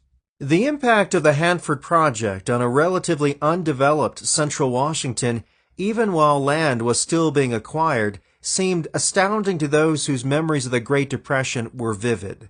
Kirby Billingsley, editor of the Wenatchee World and one of my father's cousins, wrote a friend in March 1943 that the DuPont people and the Army have taken over 600,000 acres. People of White Bluffs, Hanford, and other communities have 30 days to evacuate. The first land acquisition actually amounted to about 430,000 acres. Carl Stoffel, secretary to Congressman Walt Horan, wrote back that the Army's contract with DuPont was so big and so secret that it went from the President to General Marshall and on down without information on what the project was. Stoffel added that the contract was for no ordinary defense plant or powder plant. Obviously, neither Billingsley nor Stoffel knew the purpose of the Hanford project, and probably didn't until the end of the war. What they knew and wrote was harmless as far as Hanford security, but the letters would have alarmed Matthias if he had known about them. Their comments were typical of astounded reactions all over the Northwest as the realization spread that the Hanford project was bigger than anything seen before and was on fast forward. Sometimes the information leaks came from contractors building the Hanford plants. Army intelligence in San Francisco telephoned Matthias on April 15, 1944, that Morrison Knutson's annual report mailed to stockholders included many classified bits of information about our project, even some cost figures. Matthias noted that efforts will be made to have the distribution of this report stopped and all copies returned. Morrison Knutson's contract was to build underground storage tanks that would hold highly radioactive waste from plutonium separation operations. Groves decided to handle this situation personally. It was a Saturday, and he told Morrison Knutson he wanted to meet company principals in Washington on Monday or in Chicago on Tuesday for an explanation of why the information was published and what would be done to avoid repeating the lapse. It must have been humiliating for the company officials as the general raked them over the coals, not only for the security lapse, but also for quality problems and delays on the underground waste storage tanks. The company had complained previously that quality testing on the tanks was too rigorous. Matthias later noted that Morrison Knutson had signed agreements acknowledging that its work at Hanford was covered by security codes and the Espionage Act. He added that a Mr. Olson, a company official, apparently feels that General Groves was unjust and unduly harsh in connection with both the security aspect and in connection with the status of the job on the tanks. Airspace over the Hanford project was closed to all but the project's light planes flown by security personnel. Commercial airline routes, particularly Spokane to Portland, had to detour around the big project. The most frequent intruders were confused or lost Navy cadets flying the slow, old Yellow Peril primary training planes, open cockpit, biplane, fixed landing gear, 100-mile-per-hour cruising speed out of the Pasco Naval Air Station. The intrusions occasioned calls to the long-suffering Captain B.B. Smith. There was a more interesting violation of airspace at 9 a.m. on September 7, 1943. A 4-engine bomber flew so low over the river adjoining the project that it cut a telephone cable. 6 days later, Matthias heard from the 2nd Air Force Western Air Command that the offending pilot has been identified and disciplinary action taken. Inasmuch as the pilot had overseas duty orders and left within a few hours after they discovered he was the culprit, the disciplinary action was not severe. There was at least one effort to stifle sensitive information that had been available to the public for more than a year. William L. Lawrence of the New York Times had written a long and detailed story about the Niels Bohr-John Wheeler theory that uranium-235 fissioned when bombarded with slow neutrons, and that a chain reaction might be possible. This was before plutonium was discovered. The story, appearing May 5, 1940, had pointed out applications for both industry and military. It also reported that the Nazi government had assigned top German physicists to work on uranium fission. Lawrence hoped his story would spur government interest in nuclear work, still uncoordinated and underfunded in 1940. Instead, nothing happened, Lawrence recalled. He tried again, submitting a slightly revised version to the Saturday Evening Post. That article ran on September 7, 1940. He joked later that, at the least, I expected to be called to Washington for further details about such an important subject. Again, nothing happened. When the government finally did get interested in nuclear chain reactions, it asked libraries to take the Saturday Evening Post article out of circulation and report the names of persons seeking copies. Groves said later no requests were reported. Lawrence believed it was the last article in any American publication, scientific or popular, that mentioned atomic energy until the war ended. American investigators found a copy of the article in a German laboratory as the war in Europe ended. It had been clipped from the magazine, pasted in a scrapbook, and was accompanied by a complete translation into German. There had been a few newspaper reports that the Truman Committee would probe Hanford. Canfill's unsuccessful visit apparently started a rumor in nearby Pasco. Olaf Skartland, my best friend since 3rd grade, was home on leave from Navy flight training a few weeks after Canfill's attempted investigation. He remembers hearing this story from railroad workers. A special car arrived in Pasco on Northern Pacific Train No. 1, carrying Harry Truman and a team of investigators. They drove out to Richland and were turned away. Angered, they returned to Pasco, and Truman phoned FDR, who said, "Back off, Harry." They hooked up the car to No. 1 the next day and went on to Seattle. Like many rumors, this one was seeded with a true event, but grew to be wildly inaccurate. Olav was a little disappointed many years later when I told him what had really happened. Rob Lee Johnson, chief photographer during construction of the Hanford plants, was clear to see all aspects of the vast project. Still, the atmosphere of extreme secrecy occasionally surprised him. I remember making a picture one day, and the next day I couldn't see it without a special pass, Johnson told me. I printed and delivered it the day before, and now I couldn't see it. And every time I turned around, someone would see the camera and grab me. Sometimes they'd hold me up for an hour until they found out by telephone who I was. I used to have a real short temper. Still do, I guess. And getting grabbed didn't help. Despite access to the plants, he had no idea what they were for. Johnson operated a photo studio in Richland for many years after the war. Part 3. The Engineering.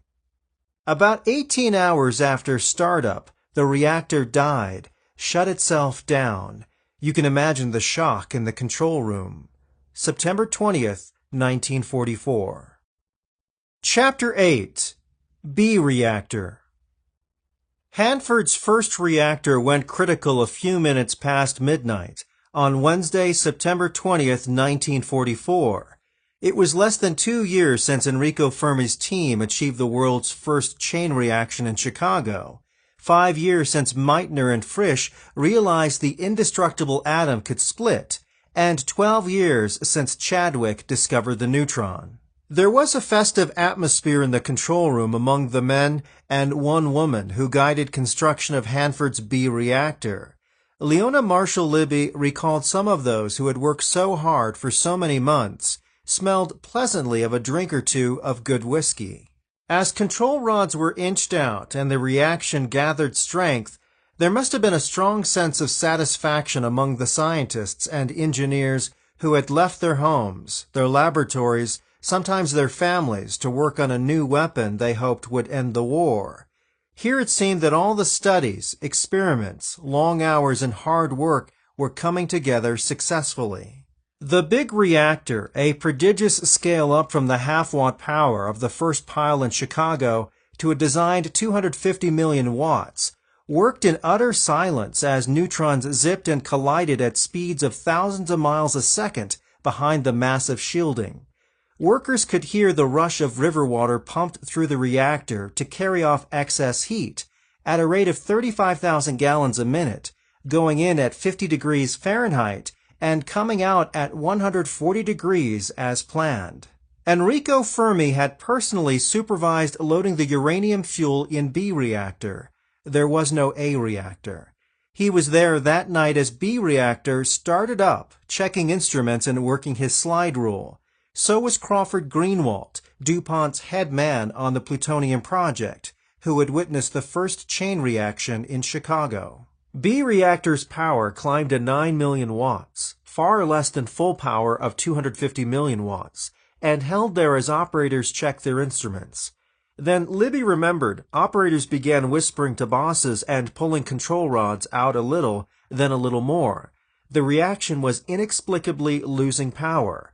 The operators kept pulling control rods farther and farther out as they tried to maintain power. John A. Wheeler, the Princeton University physicist who had joined the DuPont team for the plutonium project, described B reactors' unexpected behavior this way. It was as if the engine of your car got sick as you were driving along a level road and you had to push farther and farther down on the accelerator pedal to maintain speed. Eventually, the pedal would be all the way to the floor, and the car would start to slow down. That's the way it was at B reactor. Even with the control rods all the way out, power continued dropping during the day. By 6:30 p.m., about 18 hours after startup, the reactor died, shut itself down. You can imagine the shock in the control room. Walter O. Simon, Hanford plant manager for DuPont, recalled, "The silence was deafening. It was complete consternation." Lieutenant Colonel Franklin T. Mathias said, "It was a tremendous blow because we couldn't imagine that would happen." For more than a year, the Hanford project, with its gold-plated AAA priority, had pulled workers and materials away from other war projects, had consumed many millions of dollars, and had forced hundreds of people from their homes and farms. And now, an essential part of the project, the reactor to produce plutonium for bombs, wouldn't work? Hanford, the white elephant of the 20th century? Endless congressional hearings? Such thoughts were probably swirling in the minds of Mathias, the DuPont people, and the scientists. Fermi wondered if water was leaking from cooling tubes. That afternoon, workers circulated hot helium gas through the graphite moderator to flush out any possible leaked water. None was found. Then, amazingly, B reactor began to recover. By 1 a.m. the next day, it was operating steadily at low power.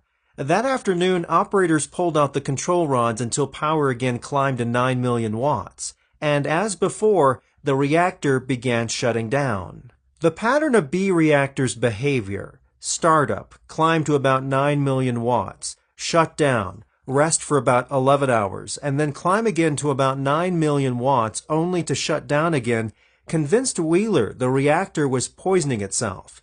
He reasoned the poison must be a fission product created as the reactor gained power, with an enormous appetite for neutrons that was stealing enough of them to shut down the reaction. Further, Wheeler reasoned the poison must have a short life, decaying after about 11 hours, to a point where the reaction could start up again. He checked a list of isotopes expected to be produced in fission and looked for one with a half-life somewhat less than, but not much less than, 11 hours. The reactor would need a little more time to start up than the actual half-life of whatever was poisoning it. Wheeler continued, "Immediately, xenon-135, with a half-life of 9.2 hours, jumped out at me as the likely poison. There was no other candidate that readily accounted for the reactor's behavior." Xenon-135 turned out to be the daughter of another fission product, iodine-135, which had an even shorter half-life. Iodine-135 was created as the reactor gained power, but had decayed into xenon-135 by the time the reactor reached 9 million watts. Embarrassingly, scientists had missed the poison at a smaller pilot reactor in Tennessee, which ran at much lower power.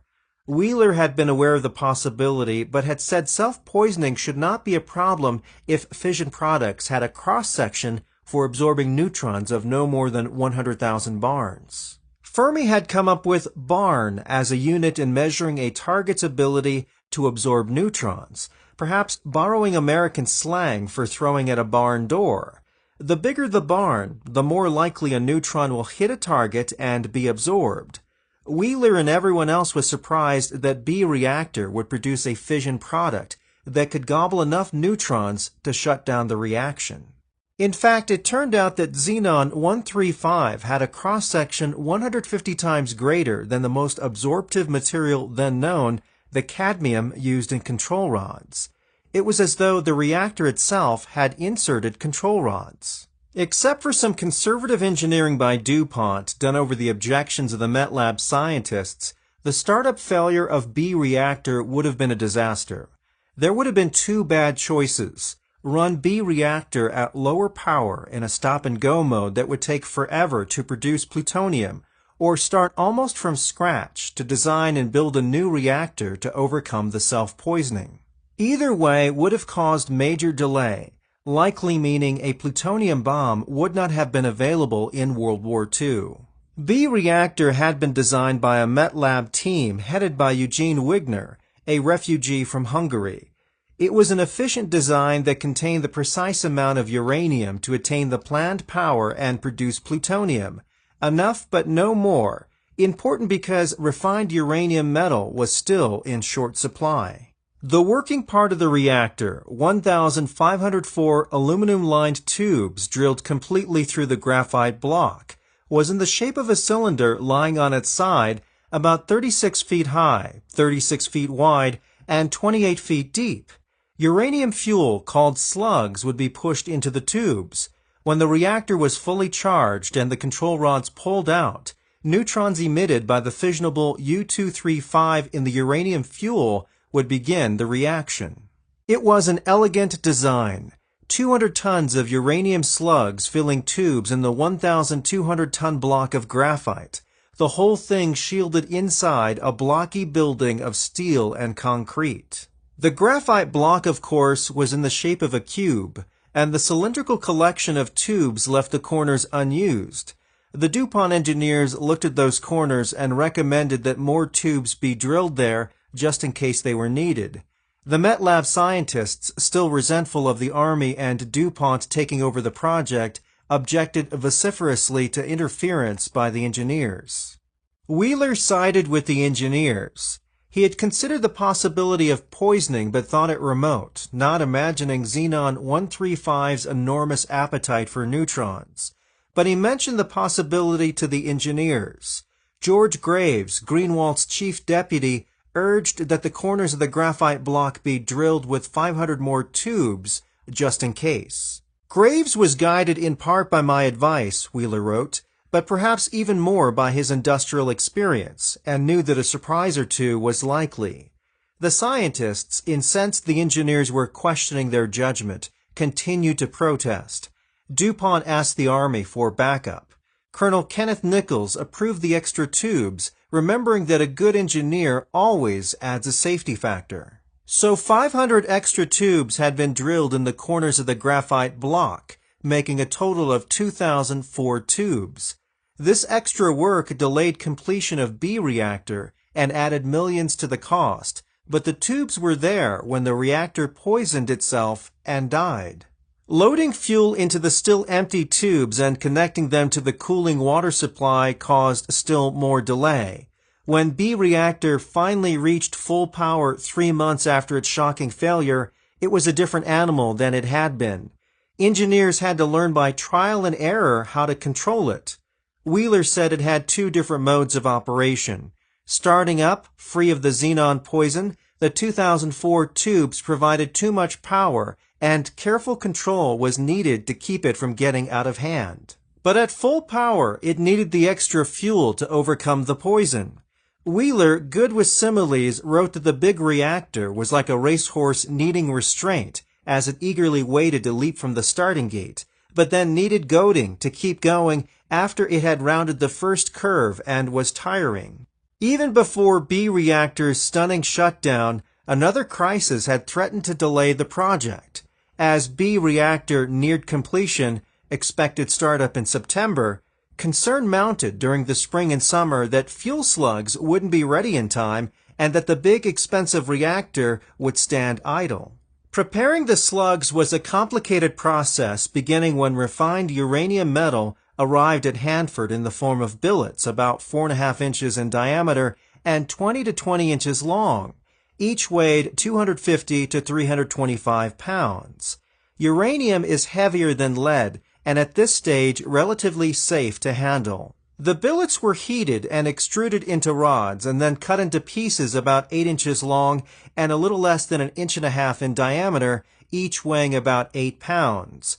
The slugs were then machined to precise size and turned on a lathe to the required diameter.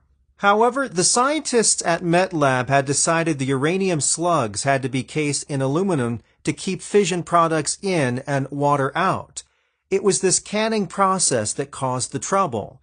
The can had to be in complete contact with the slug inside so heat from fission could be transmitted to cooling water. No bubbles or gaps inside. The can had to be sealed as nearly perfect as possible. Water leaking into the can could cause the uranium slug to swell, distorting and possibly bursting the can and releasing dangerously radioactive fission products into the cooling water and into the Columbia River. The trouble was that the scientists who designed the can hadn't figured out how to actually do the job. Pressing a lid on the can crumpled the aluminum the thickness of a few sheets of paper. As weeks went by, DuPont's Greenwald finally decided that the MetLab scientists, as scientists sometimes do, were amassing a lot of data but not showing much progress. So in March 1944, only months before the hoped-for startup of B reactor, DuPont moved all canning work to Hanford. The problem was finally solved by the people on the ground at Hanford. Engineers and workmen who applied ingenuity and skills learned from other jobs to the first ever task of making fuel for the largest nuclear pile ever assembled. The first loading of B reactor required 70,000 uranium slugs.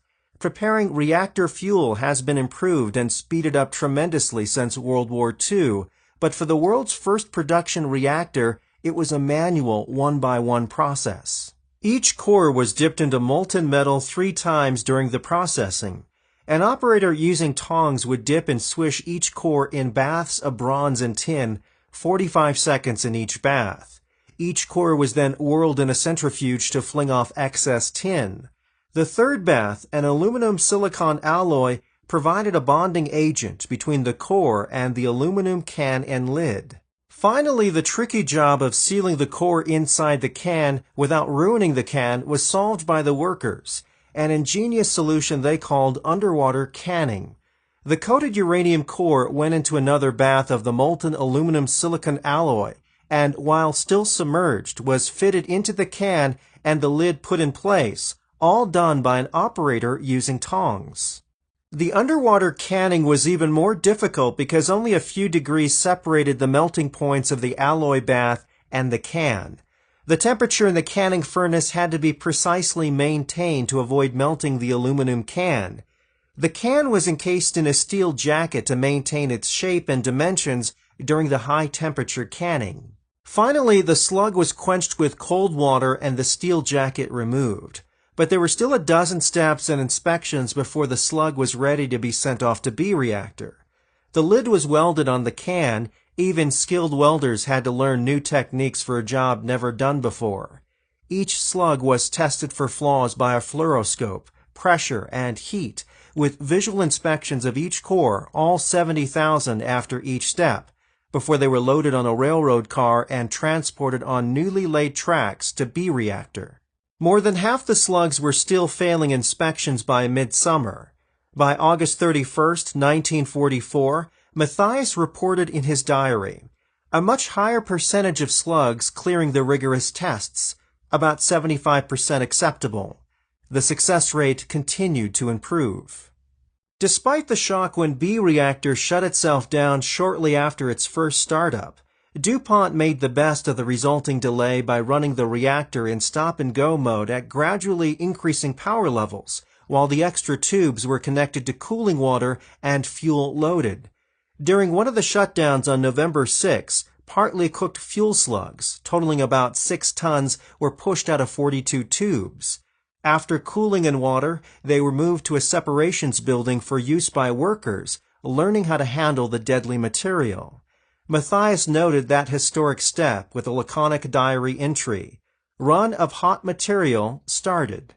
B-reactor, with all 2004 tubes loaded, finally reached and maintained full power, about 250 million watts, on December 28th, 3 months after its shocking shutdown. Cooking time for the uranium fuel, usually about 100 days, was critical. Fuel near the center of the reactor was subjected to a higher neutron flux and required less time.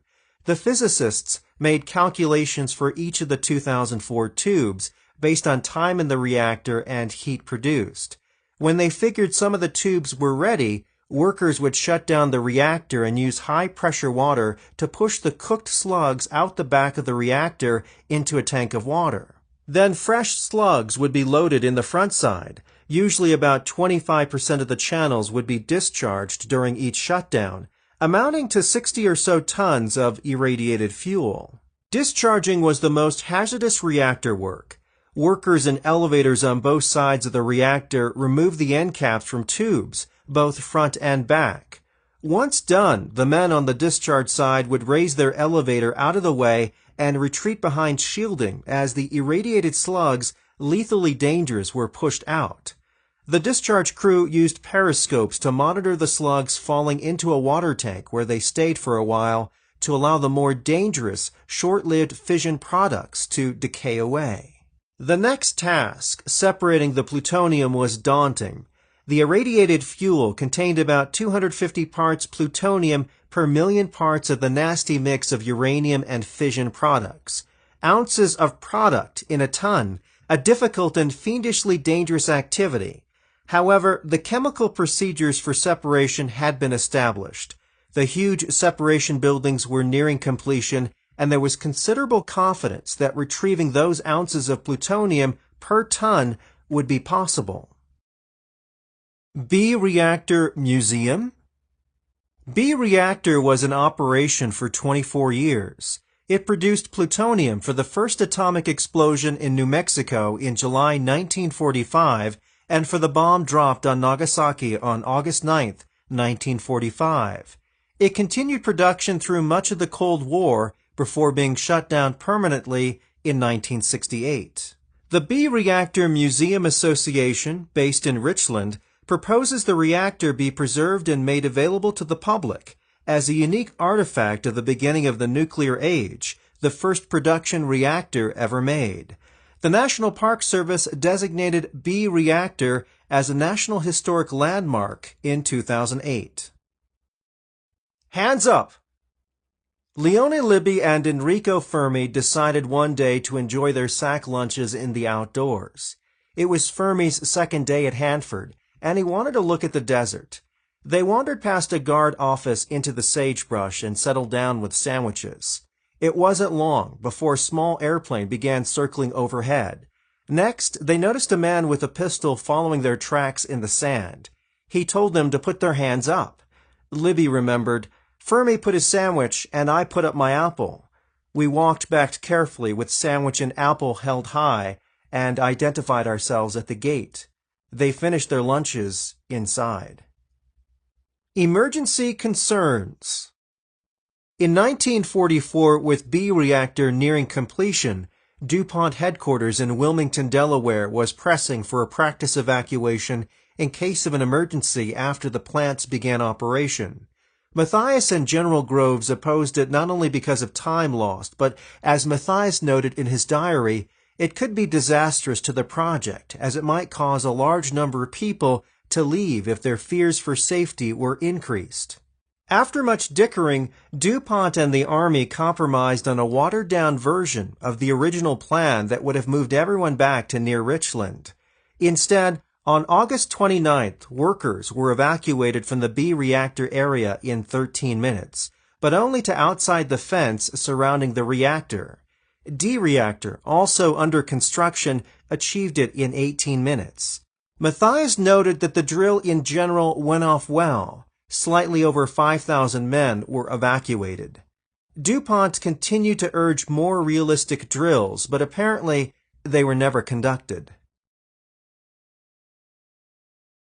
Chapter 9. Consequences of Nuclear Reactions. When cooling water began running through Hanford's B reactor in late 1944, it marked the first time humans had intentionally released large quantities of radioactive material directly into the environment. Water from the Columbia River ran through the operating reactor just once, cooled a few hours in an open basin, and then flowed back into the river. A few weeks later, about 10 miles from B reactor, the complicated process of extracting plutonium from irradiated fuel slugs began, sending great brown clouds containing radioactive contaminants out smokestacks. The discharges to the atmosphere were unfiltered, uncleansed. The only mitigation was extra air pumped into the stacks to dilute the gas, with the assumption it would be further diluted and dispersed by the wind. Today, such releases to river and air would be unacceptable, even unthinkable, but in 1944, there was relentless pressure to build an atomic bomb as quickly as possible in hopes it would end the war. President Franklin D. Roosevelt himself, the commander-in-chief, had approved an all-out effort. The pressure for speed as well as the newness of the technology led to safety measures that, if considered at all, were assumed to be temporary. Admittedly, public attitudes were different in the 1940s. Many cities used rivers as sewers. Industries dumped untreated waste in rivers and lakes and sent toxic clouds of smoke toward the sky. Hanford was different in that the pollutant, radiation, was largely unfamiliar to the general public. Radiation's effects, whether harmful or useful, were only partly known even to scientists who had worked with it, and because of the project's secrecy, the discharges to river and atmosphere were without the usual public or government scrutiny. Recognizing the unknowns, the Army Corps of Engineers began arranging some of the first studies of effects of radioactive pollutants more than a year before B reactor started up. In the summer of 1943, a 40-year-old assistant professor of fisheries at the University of Washington received what must have been a puzzling request, that he study the effects of radiation on fish, particularly salmon. He certainly knew about salmon, but had never worked with radiation. He was told that the study related to the Columbia River, but secrecy required his work be done on campus. Neither he nor his employer, the university, was to know why he was doing it, except that it was of great importance to America's war effort. A less determined man than Lorne R. Donaldson might have been intimidated at the assignment. Almost nothing was known about radiation effects on aquatic animals, including fish. Some research had been done on dry land animals that had the advantage of remaining in one place. Donaldson's research would involve radiating salmon eggs or young fish, and then having them disappear to sea for several years before they could be studied, and probably doing it for generation after generation of fish. The aim was to learn what, if any, effects there would be on fish exposed to river water that had cooled a nuclear chain reaction. Donaldson began his work more than a year before the first Hanford reactor started, so reactor coolant was not available. Instead, he used equipment that in today's high-tech world would seem ridiculous. He scrounged an X-ray machine designed for hospital use and, in a meticulously planned program, began delivering measured amounts of X-ray to salmon eggs, fingerlings, and spawning adults. About the time Donaldson was searching for the old X-ray machine in Seattle, the Army was seeking information on the impact of the pollutants released from Hanford's tall smokestacks. To study wind patterns, workers at Hanford burned oil at the processing plant construction site to generate smoke and traced it for miles across the desert. They even built temporary stacks to release sulfur dioxide gas to trace air currents. That was not successful. The gas was hard to trace and threatened to asphyxiate workers. By January 1944, Lieutenant Colonel Mathias was asking Phil E. Church about wind dispersion of gases. Church, among other things, taught meteorology to classes of young Navy sailors and Marines at the University of Washington. I was a sailor in one of his classes. He was at Hanford the next month urging construction of a 300-foot meteorological tower to study wind patterns that would control the dispersal of the contaminants. Illustrating how little was still known about the separation process, Mathias noted in a February 21, 1944 diary entry that Church did not know, and apparently no one else knows, what opportunities there will be to control the discharge from the stacks at the separation plants. If it were possible to hold the discharges and wait for favorable winds, Mathias could see the need for precise studies. But if the discharges were not controllable, what was the point of spending money on a tower? As it turned out, plutonium separation was done batch by batch, and it was possible to control discharges, which was done several times.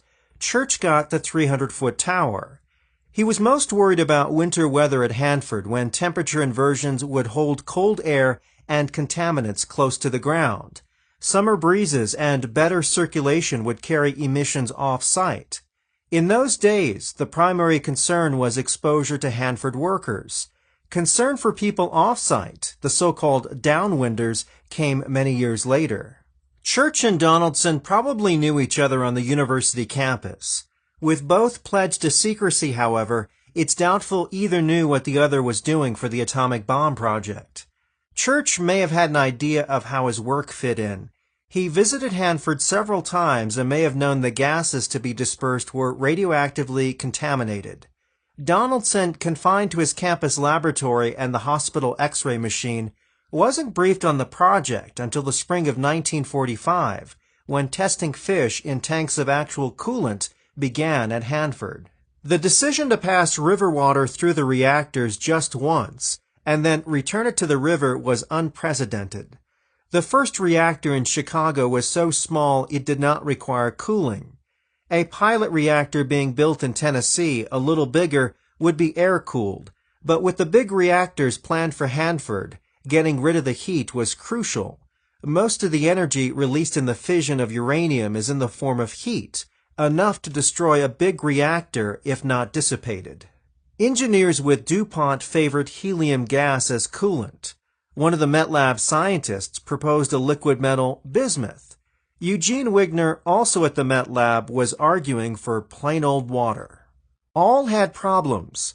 Bismuth and helium would be hard to obtain quickly in the needed quantities.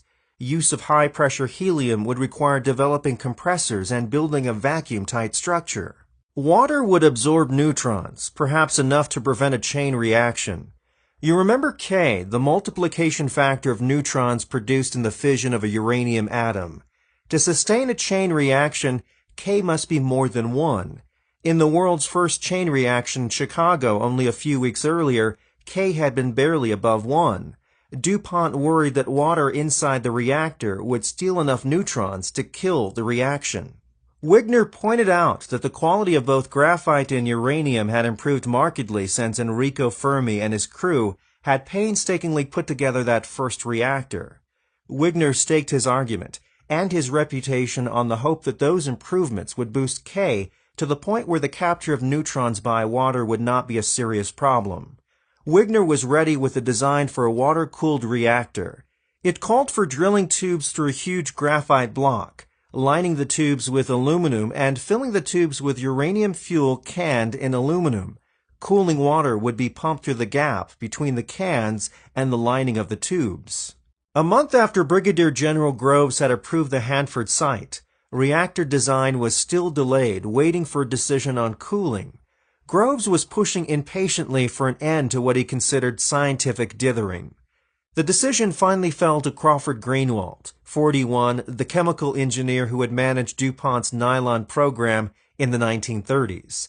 As DuPont's technical director for the Hanford project, he was in the often uncomfortable spot of keeping peace among unhappy METLAB scientists, DuPont engineers, and the Army. Greenwald was worried that water might leak through the cans and corrode the uranium or might flash to steam in a plugged tube, causing explosions. But he worried more about the problems with helium, so finally in late February 1943, he decided on water cooling, a curiously old-fashioned method in this first-of-a-kind device. Water cools a lot of machines in everyday life, such as automobile engines where water heated by the engine cools as it passes through the radiator and then returns to cool the engine again. Greenwald's decision, approved by the Army, was to run the cooling water through the reactor just once, retain it for a few hours in an open-air basin, and then return it to the river. The cooling stay in the basin, initially about 6 hours, would allow shorter-lived fission products to decay, lessening total radioactivity to about 1/20th of what it had been. But there would still be activity in the water, and it would still be much warmer than river water when it was released from pipelines in the deepest part of the river. The Army probably was genuinely concerned about salmon, but the overriding concern was to keep the reactors from overheating. The term meltdown was not yet in common use, but that is what could have happened to a Hanford reactor if cooling had somehow failed. The reactor could not have exploded like a bomb, but runaway heat could melt the uranium fuel and steam explosions could breach the building, blowing dangerously radioactive debris across the countryside. Unlike modern power reactors, Hanford's wartime reactors did not have containment shells to prevent release of radioactive debris in case of accident. DuPont's engineers were understandably super cautious. They designed 3 cooling systems, the primary system and 2 backups. One of the backup systems was used at least once. The cooling systems turned out to be among the biggest expenses of Hanford construction. The primary system was pumps driven by electric motors, making Hanford the biggest consumer of electricity flowing from Grand Coulee and Bonneville dams. The system drew water from the river and pumped it to holding tanks, then through thousands of pipes and valves, and finally through the tubes in the reactor core. If the electrical supply should fail, the first backup relied on steam power to generate electricity to run the pumps. That entailed maintaining steam pressure in boilers heated by coal fires when the reactors were operating, and it kept Mathias searching for coal, also needed to heat temporary living quarters for construction workers at Hanford. In a November 17, 1943 diary entry while B reactor was still in the early stages of construction, Mathias estimated the project would need 500,000 tons of coal over the next 20 months. That mention of 20 months, probably just an estimate for planning purposes, seems eerily predictive. 20 months from late 1943 would take it to August 1945, the month atomic bombs fell on Japan and the war ended. On February 23, 1944, he noted, "Still looking for sources of coal nearby." He personally checked coal mines in Washington state, but decided none of the deposits could produce as much as Hanford needed. Coal eventually arrived by rail from out of state. The second cooling backup method, called the last-ditch cooling system by the engineers, consisted of elevated storage tanks, the water towers you see in old photographs of the wartime reactors. The idea was that if all else failed, Gravity would send water through the reactor as the tanks drained. Pipelines connected the tanks, spaced 6 miles apart to each other and to each reactor so that all the tanks could be used for one stricken reactor if necessary. As far as I know, the last-ditch cooling system was never needed, but the coal-fired steam-driven generators were used at least once. That story involves one of the stranger weapons of the war in the Pacific, the fire balloons released in Japan to drift to America. The Japanese began releasing the balloons in November 1944 from the east coast of Honshu Island. The balloons, made of tough, impermeable paper, were hydrogen-filled and 30 feet in diameter. The Japanese were among the first to recognize the high-altitude river of air that flows eastward across the Pacific, now called the jet stream. When the balloons began arriving along the west coast, Americans, unaware of the jet stream, assumed they must have been launched by submarines offshore. Of about 9,000 fire balloons launched, 300 were found in North America, one as far east as the outskirts of Detroit. A control system fired a charge of gunpowder to drop a bomb after 3 days, the Japanese estimate for the cross-Pacific trip. Some were incendiary, some high explosive. On March 10, 1945, one of the balloons hit a power line about 35 miles south of the reactors, briefly interrupting power to the cooling pumps and shutting down a reactor. Steam-generated power automatically restarted the pumps, almost immediately to cool the reactor, still dangerously hot. Years later, Mathias recalled that the power interruption, less than a second, was enough to shut down the one reactor we had operating that day. The backup we put in took over. We were delighted. We'd never tested it before. I used to say we were shut down by direct enemy action. The balloons did take a tragic toll a couple of months later. On May 5, 1945, one of the last firebombs launched by Japan killed a woman and 5 children during a church outing near Klamath Falls, Oregon. They were the only known casualties of this strange weapon. While the radioactive materials in the cooling water being returned to the Columbia River were not visible, the complicated job of extracting plutonium from irradiated uranium slugs produced highly visible gases pouring from 200-foot-high stacks. It blew with the wind, or on cold days settled to the ground. Leona Marshall-Libby described how great plumes of brown fumes blossomed above the concrete canyons, the strange-looking buildings where plutonium was extracted chemically from the dangerous, highly radioactive mix of uranium and fission products. The first concrete canyon was the T plant, 870 feet long, about 90 feet wide, and about 100 feet from top to bottom, although about 20 feet was below ground level. Construction workers who had no idea what this odd-shaped building would be used for nicknamed it the Queen Mary for the British ocean liner that by 1944 had been converted to a troop ship. T-Plant resembled a long, narrow canyon with a roof. It was windowless and contained a series of cells mostly below ground level, separated by thick concrete walls. Operators in the gallery above the cells used remotely controlled tools to perform the tedious step-by-step chemical extraction of plutonium developed by Glenn Seaborg's group in 1943, a stupendous billion times scale up from laboratory procedures in test tubes. Operators pumped the mix from cell to cell, the plutonium concentration increasing with each step. Workers who kidded about the Queen Mary would have been incredulous if they had known that each ton of irradiated uranium that went in one end of the Queen Mary contained only about 8 ounces of plutonium, the objective of the whole Hanford project. Seaborg wrote later that for a while, at least tons and tons of material were shipped into Hanford, but nothing ever seemed to come out. The fact that everything worked in the Queen Mary should have been viewed as a near miracle of engineering. The chemical process of coaxing bits of plutonium from tons of irradiated fuel slugs had been gleaned from experiments using less than a milligram, 0.00003 ounce of plutonium back in the Met Lab, yet it did work. However, because of strict secrecy, hardly anyone knew about it until the bomb ended the war.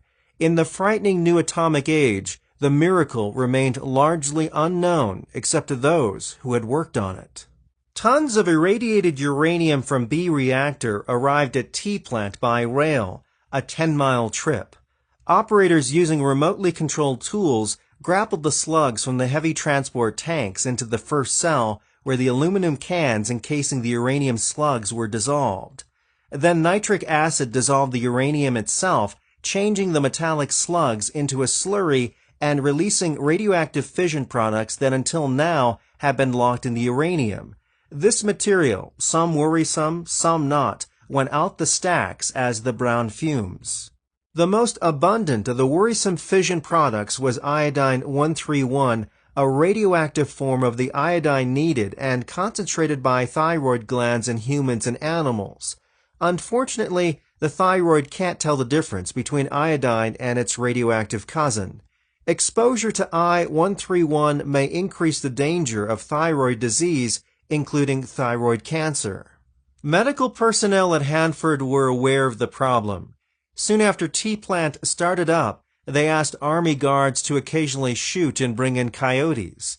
Sure enough, I-131 concentrations were increasing in coyote thyroids. The iodine-131 was settling on the foliage of sagebrush, which was eaten by rabbits, and the coyotes ate the rabbits. Iodine-131 was soon recognized as the most critical airborne contaminant released at Hanford. It could enter the bloodstream of either humans or animals by inhalation or ingestion of contaminated food. The biggest worry was that I-131 could enter the human food chain in milk if cows grazed on contaminated pasture. Children younger than 10 at the time of exposure are considered the most vulnerable. Secrecy of the project and concern about alarming the public led to some unusual and secret methods. At one point, Hanford volunteers used jeeps to chase cows in farmlands downwind from the project, trying unsuccessfully to lasso them. When the exhausted cows finally stopped running, the cowboys would hold a radiation monitor against the thyroid in the animal's neck. Even this primitive test showed I-131 concentrations. In a more methodical approach, DuPont technicians began installing monitors throughout the Hanford project and in the surrounding towns and farms. Measurements showed detectable levels of I-131 soon after plutonium separation began. The best way to reduce I-131 in the emissions was to increase the cooling time for the uranium slugs after they were removed from the reactor and before they went to the T-plant. The longer the slugs cooled, the greater the drop in radioactivity due to decay of shorter-lived fission products, including I-131. The extended cooling time, however, conflicted with the relentless pressure for production speed.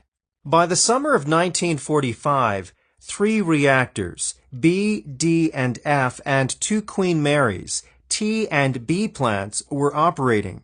The Queen Marys could process the uranium slugs faster than the reactors could produce them, so plutonium separation sometimes had to stop, adding to the pressure to shorten cooling times.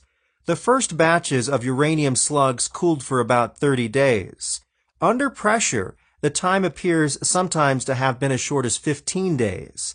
With less pressure after the war ended, cooling time was as long as 90 days. The cooling took advantage of the half-life of radioactive materials. Each fission product has a distinct half-life.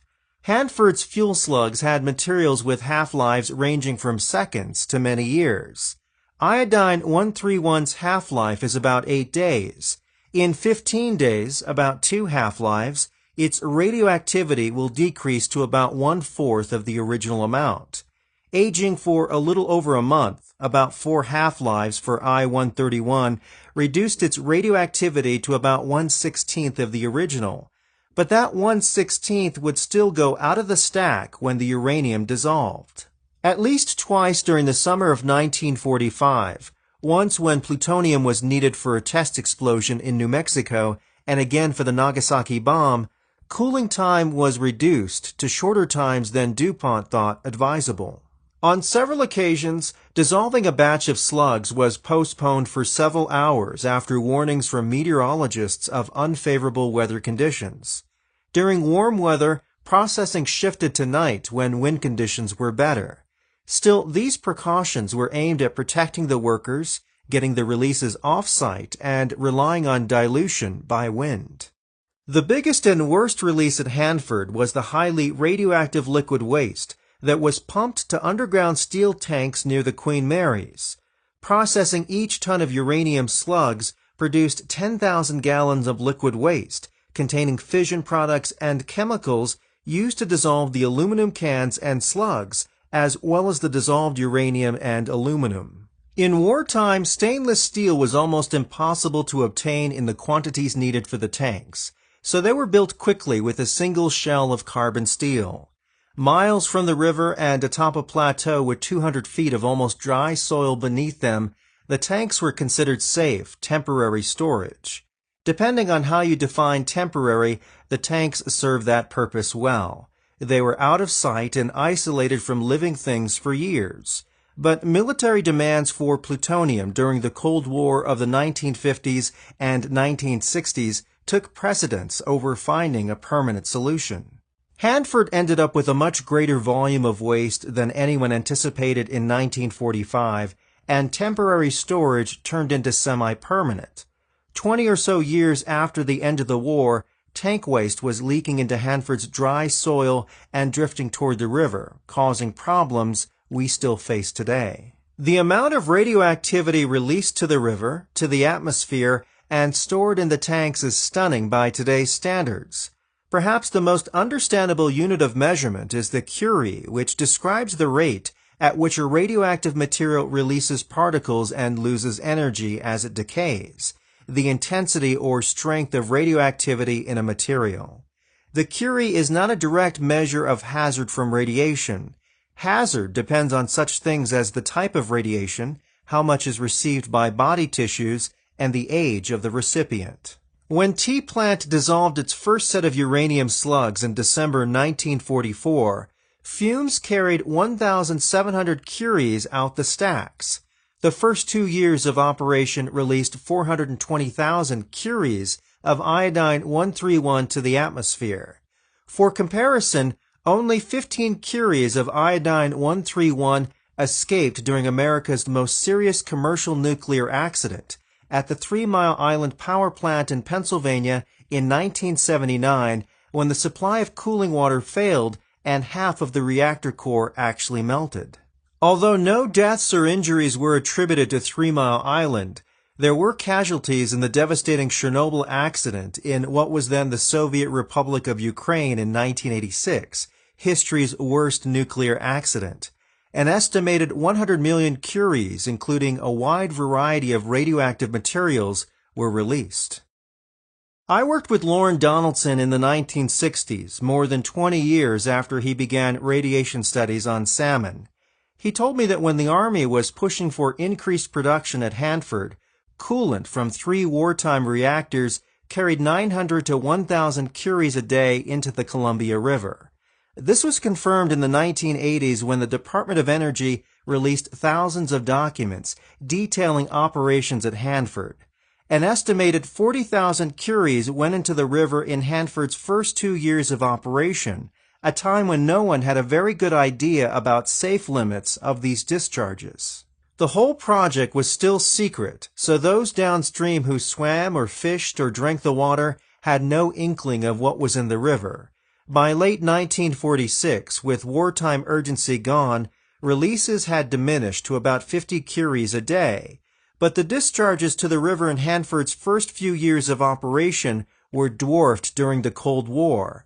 During 1956 to 1965, with as many as 8 reactors operating at Hanford, an average of 10,000 to 12,000 curies a day were released into the river. There was a wide variety of radioactive material in the coolant. Minerals that occur naturally in river water may capture a neutron while passing through the reactor, forming unstable radioactive forms. Neutrons could also activate chemicals used to treat the water before it went through the reactor. and uranium slugs in the reactor occasionally ruptured and released hazardous fission products into the cooling water and the river. Months after Hanford's reactors began discharging coolant into the river, Donaldson was still radiating fish with the antiquated X-ray machine in his University of Washington lab. In May 1945, Mathias showed up to discuss moving the research to Hanford to study fish swimming in tanks of actual reactor coolant. On that visit, Mathias told Donaldson why the fish studies were needed, apparently the first that Donaldson knew about the atom bomb program or that the Army was involved. His contract was with the Office of Scientific Research and Development. They agreed Donaldson would continue to direct the project, and Richard F. Foster, a member of Donaldson's team at the University of Washington, would join DuPont to run the studies at Hanford. There was unhappiness at the university about Donaldson's mysterious project. Mathias had received an irate call from University of Washington's Director of Fisheries, who had just found out about the project. Mathias's diary noted that Donaldson asked for a letter to the university because the president of the university and other people concerned have no idea what he was doing or why. A month or so after the war ended, Mathias visited the university again to explain the work more fully to Leopold Sigg, university president. Mathias's diary noted that Sigg seemed appreciative, as they have felt for a long time that the work was being done with little regard for administrative needs. Sigg and William F. Thompson, director of the School of Fisheries, asked that we permit Donaldson to devote at least half his time to teaching. We agreed, Mathias noted. As Foster set up his work at Hanford, he began following the health of fish in tanks containing various concentrations of reactor coolant. Almost all the fish in warm, undiluted coolant from reactors died, but almost all survived in water diluted to what was believed to be the average concentration and temperature in the river downstream from the reactor's outlets. There were also problems with parasites and disease, probably caused by elevated temperatures of the coolant. Foster issued almost daily bulletins for workers at Hanford. Leona Marshall-Libby, working at B Reactor and apparently amused by the reports, wrote that the bulletins might read, "The fish spent a good night and appear to be feeling well," or "The fish are doing somewhat poorly today," or "The fish are much better and are even jumping out of the water." As a reporter for the Tri-City Herald in 1951, I visited Foster's testing station at Hanford. He told me his group had not been able to detect any harmful effects on the river itself, although fish near the reactors had picked up radioactive traces, but were still safe to eat. He said most of the radioactivity was in the fish kidneys and livers, parts not usually consumed. Foster told me that harmful effects did not appear in salmon fingerlings until the concentration in the tanks increased to 1 part coolant to 20 parts river water, a 5 times greater concentration than found in the river. The story I wrote seems a bit innocent today. It was picked up by the Associated Press and published by several papers in the region, an indication of strong interest in Hanford's effect on the river. Foster was limited in what he could tell me because of the strict secrecy the Atomic Energy Commission, AEC, still clamped on almost everything about the Hanford project, 6 years after the end of the war and 2 years after the Soviets had exploded their own atomic bomb. As was customary in those years, I was escorted on the Hanford reservation by an AEC representative. A scientific paper by another biologist at Hanford about that time reported that concentrations of radioactivity in fish in the river were many times greater than in the water itself. This was due to traces of radioactivity in algae eaten by the fish, which then became concentrated in fish tissue. The principle is well known today, but was a surprise at the time, indicating the early stage of knowledge of radiation effects on aquatic animals. That report, like others, remained secret for many years. The Cold War's increased demand for weapons plutonium added greatly to Hanford's total radioactive releases to both the river and the atmosphere. An estimated 32 million curies went out the stacks of the plutonium separation plants from 1944 to 1971, despite improvements that reduced releases. Most of the airborne releases were not particularly hazardous to living things. Iodine-131, representing only about 2% of total airborne releases, accounted for almost all of the radiation dose potentially received by downwinders. Today, after more than 1,000 half-lives, the I-131 is essentially gone. As many as 8 reactors with single-pass cooling were operating simultaneously at Hanford during much of the Cold War. An estimated 113 million curies of ionizing radiation went into the river from 1944 through 1971 when the old reactors were shut down. There were even traces of radioactivity in shellfish harvested along the coast near the mouth of the Columbia River. Thankfully, the days of near-feverish production at Hanford are long gone, and the river has largely recovered. The Washington State Health Department says radioactivity in the river today is predominantly from natural sources, although sediment along the shoreline near Hanford still contains detectable levels of several radioactive materials. The water downstream is safe for drinking, swimming, and fishing. Interestingly, the river preserves a record of Hanford's Cold War contamination buried in the sediment behind McNary Dam, about 65 miles downstream from the reactors. The dam was completed in 1954 while all 8 reactors were still operating at Hanford. Sediment washing into the Columbia River from the Yakima, Snake, and Walla Walla rivers accumulates about a foot a year behind the dam. Geologists from the University of Washington in the 1970s analyzed cores retrieved from that sediment. Short-lived radiation was gone, but several radionuclides with half-lives of 30 or more years provide a record of Hanford's Cold War activity. General Groves had grown up in Seattle and was aware of the near-sacred status of salmon. Soon after he had selected the Hanford site, Groves talked with the Army officer who had been in charge of building fish ladders at Bonneville Dam in the 1930s. The officer, apparently remembering the ferocity of aroused salmon fishermen, told Groves, "Whatever you may accomplish, you will incur the everlasting enmity of the entire Northwest if you harm a single scale on a single salmon." The warning, Groves wrote, made a lasting impression on me. Chapter 10.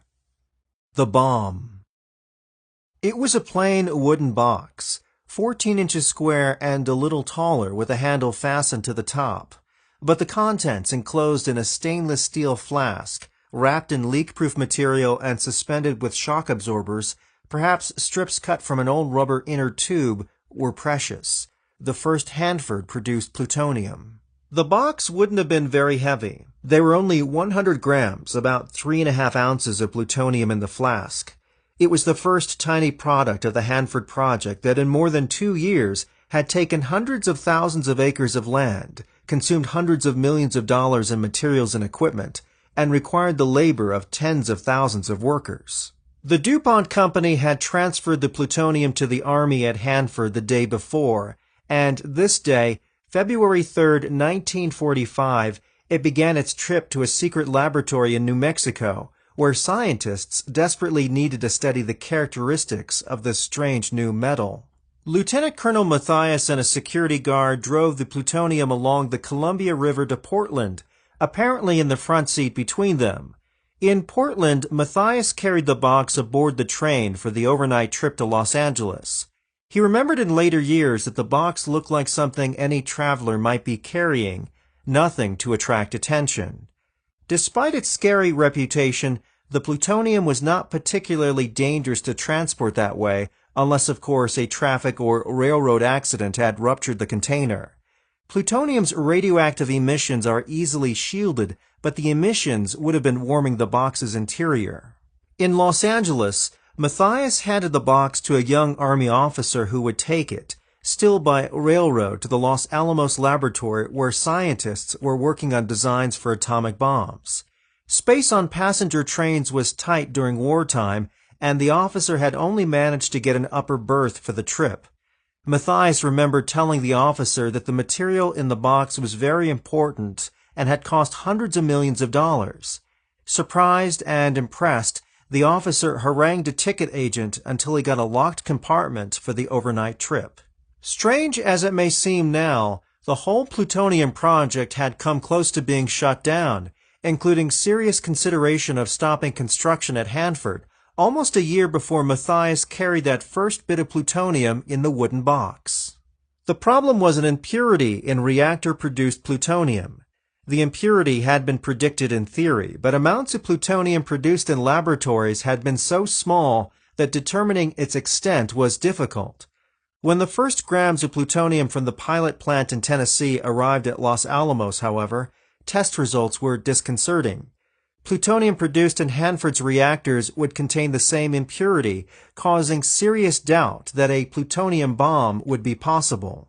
Design of the bomb itself, known as the gun assembly, was well along by this time. The basic idea was simple. Portions of fissile material, neither enough to form a critical mass, would be placed in each end of a gun barrel. Designers began working with an anti-aircraft gun barrel acquired from the Navy. Using conventional explosives, one portion, the bullet, would be fired down the barrel into the other, the target. As the two slammed together, they would form a critical mass, triggering an uncontrolled chain reaction and atomic explosion. Designers had assumed the gun assembly would work for both plutonium and highly enriched uranium, which was being manufactured at Oak Ridge, Tennessee. The impurity, plutonium-240, was an isotope of the desired bomb material, plutonium-239, and the inevitable byproduct of producing plutonium in a reactor. The problem was that plutonium-240 fissions spontaneously, posing the danger of starting a chain reaction prematurely, a fizzle. Admittedly, a fizzle would still be a nasty explosion, but nowhere near the power of an atomic bomb. By the summer of 1944, scientists at Los Alamos had decided the gun design could not slam portions of plutonium together fast enough, even at 3,000 feet per second, to prevent a fizzle. The two versions of plutonium were such close cousins that there was no feasible way to separate them. Brigadier General Groves called an emergency meeting in Chicago on July 17th. Both military and scientific brass were present to discuss the quandary. Should they continue construction at Hanford, taking the chance that a plutonium bomb was not possible? Or should Hanford be shut down, running the risk of not having plutonium if, seemingly against the odds, a new design for a plutonium bomb could be ready in time for use in the war? Groves knew of preliminary work at Los Alamos on a different design for a plutonium bomb. Instead of slamming two chunks of fissionable material together, the idea was to use conventional explosives to suddenly compress a sphere of plutonium into a critical mass. Work on the approach, implosion, had been low priority and to that point not particularly successful. Colonel Kenneth D. Nichols was at the meeting in Chicago and wrote that the summer and fall of 1944 marked the low point of our expectations. In fact, he said if the project had not been protected by super secrecy, it could have been killed by Congress. Charges that a plutonium bomb was impossible would have been hard to disprove as our troubles continued during the third quarter of 1944. The decision fell to Groves. He decided that construction would continue at Hanford at the same urgent pace. He ordered more men and resources poured into the project at Los Alamos to design an implosion bomb, an idea with almost no engineering experience behind it. If he worried about the possible waste of millions of dollars at Hanford and of a post-war scandal, he didn't show it or admit it in later years. Instead of joining two subcritical masses as in the gun design, the implosion idea was to crush a subcritical mass of plutonium metal so quickly and violently that its density doubled almost instantly. The mass would still contain the same number of atoms, but crowded in half the volume, making it supercritical. The idea was sound in theory, but actually building an implosion bomb was an engineering nightmare. The core of plutonium would be spherical because a sphere, presenting the least surface for a given volume, would best minimize the escape of neutrons as the core imploded. The crushing force exerted on the sphere had to be almost perfectly uniform, exerted simultaneously over the entire exterior surface of the sphere, and it had to be a powerful, almost instantaneous jolt. Experiments detonating conventional explosives wrapped around spheres, common metals were substituted for plutonium disturbed the quiet in an isolated canyon at Los Alamos early in 1945 as scientists studied implosion. For a while, the experiments were consuming up to a ton a day of high-performance explosives. The problem was that a typical TNT explosion creates a convex pressure wave. When the wave impinges a sphere, its leading edge strikes a part of the sphere's surface before the rest of the surface is affected, spoiling a uniform compression. Somehow, they needed to apply pressure to the entire sphere's surface at precisely the same time. The answer was shaped explosives developed earlier in the war to penetrate armor on tanks. Instead of focusing pressure waves to penetrate armor, the aim here was to shape them to exert pressure on the entire surface of the plutonium sphere simultaneously. By combining fast-burning high explosives with slower-burning explosives, the pressure wave could be manipulated, somewhat similar to a way a lens bends light waves.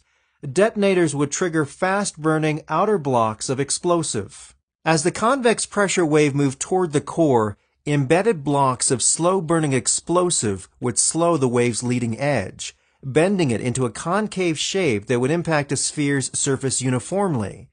To reduce loss of neutrons as the plutonium core imploded, it was wrapped in a layer of natural uranium to act as a neutron reflector. Additionally, rather than depend on stray neutrons to begin a chain reaction when the sphere imploded, the design included an initiator to provide a sudden flood of neutrons to jumpstart the reaction. Ideas for the initiator reached back a few years. In 1932, when James Chadwick was trying to identify the mystery radiation produced by a mixture of polonium and beryllium, he identified the radiation as neutrons. Chadwick was at Los Alamos in 1944 and 1945 and helped design an initiator that would provide a burst of neutrons from a mixture of polonium and beryllium. The initiator was embedded in a hollowed-out section of the plutonium sphere, which was actually two hemispheres fitted together with the polonium and beryllium separated. At the point of maximum squeeze, the two would mix to release the flood of neutrons, providing the jumpstart. In theory, the complicated device should work, but it included so many innovations and inventions that Groves ordered a full-scale test, an atomic explosion. It was a tough decision because Hanford was only beginning to produce plutonium and a test would require a bomb-sized quantity of the precious material. In the meantime, Groves decided there was no need to test the gun designed for the uranium-235 bomb.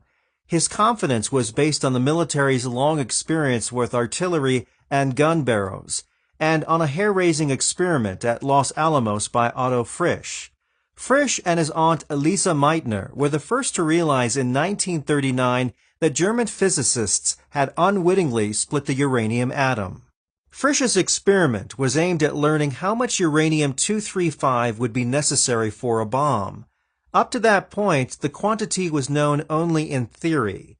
Using uranium-235 delivered from the Tennessee plants by late 1944, Frisch arranged the uranium so that the central portion was missing, leaving a hole in the middle. The missing material kept the uranium subcritical. Then, in a structure 10 feet high that looked like a guillotine, the uranium from the hole was suspended above the rest of the uranium. Utilizing gravity, he dropped the uranium through the hole. In the split second that it passed through the hole, instruments detected a flood of neutrons and a burst of heat in what Frisch described as a sort of stifled explosion. The experiment, nicknamed Tickling the Dragon's Tail by Frisch's fellow scientists, not only provided valuable information on the necessary quantity for a uranium bomb, but boosted confidence in the gun design. Groves's decision against a test of the gun design, meaning the first uranium bomb would be used in war, probably was influenced by the fact that a test would have used up the uranium-235 on hand. It would have taken at least a couple of months to make enough for another bomb. With Groves's ultra-strict compartmentalization of information, Mathias had no official word about the upcoming test of the plutonium bomb. But in the summer of 1945, he had plenty of hints it was imminent. Colonel John Lansdale, Chief of Security for the Manhattan Project, had asked Mathias to help write a cover story about an explosion in the New Mexico desert. The proposed news release reported the explosion of an ammunition dump, noting there were no injuries or damage outside the dump. The phony story, as Matthias called it, was actually released after the test. On July 12th, Groves and two top civilian officials of the Manhattan Project, Vannevar Bush and James Conant, were at Hanford to tour the facilities before continuing to Los Alamos. Matthias had little doubt they were on their way to a test.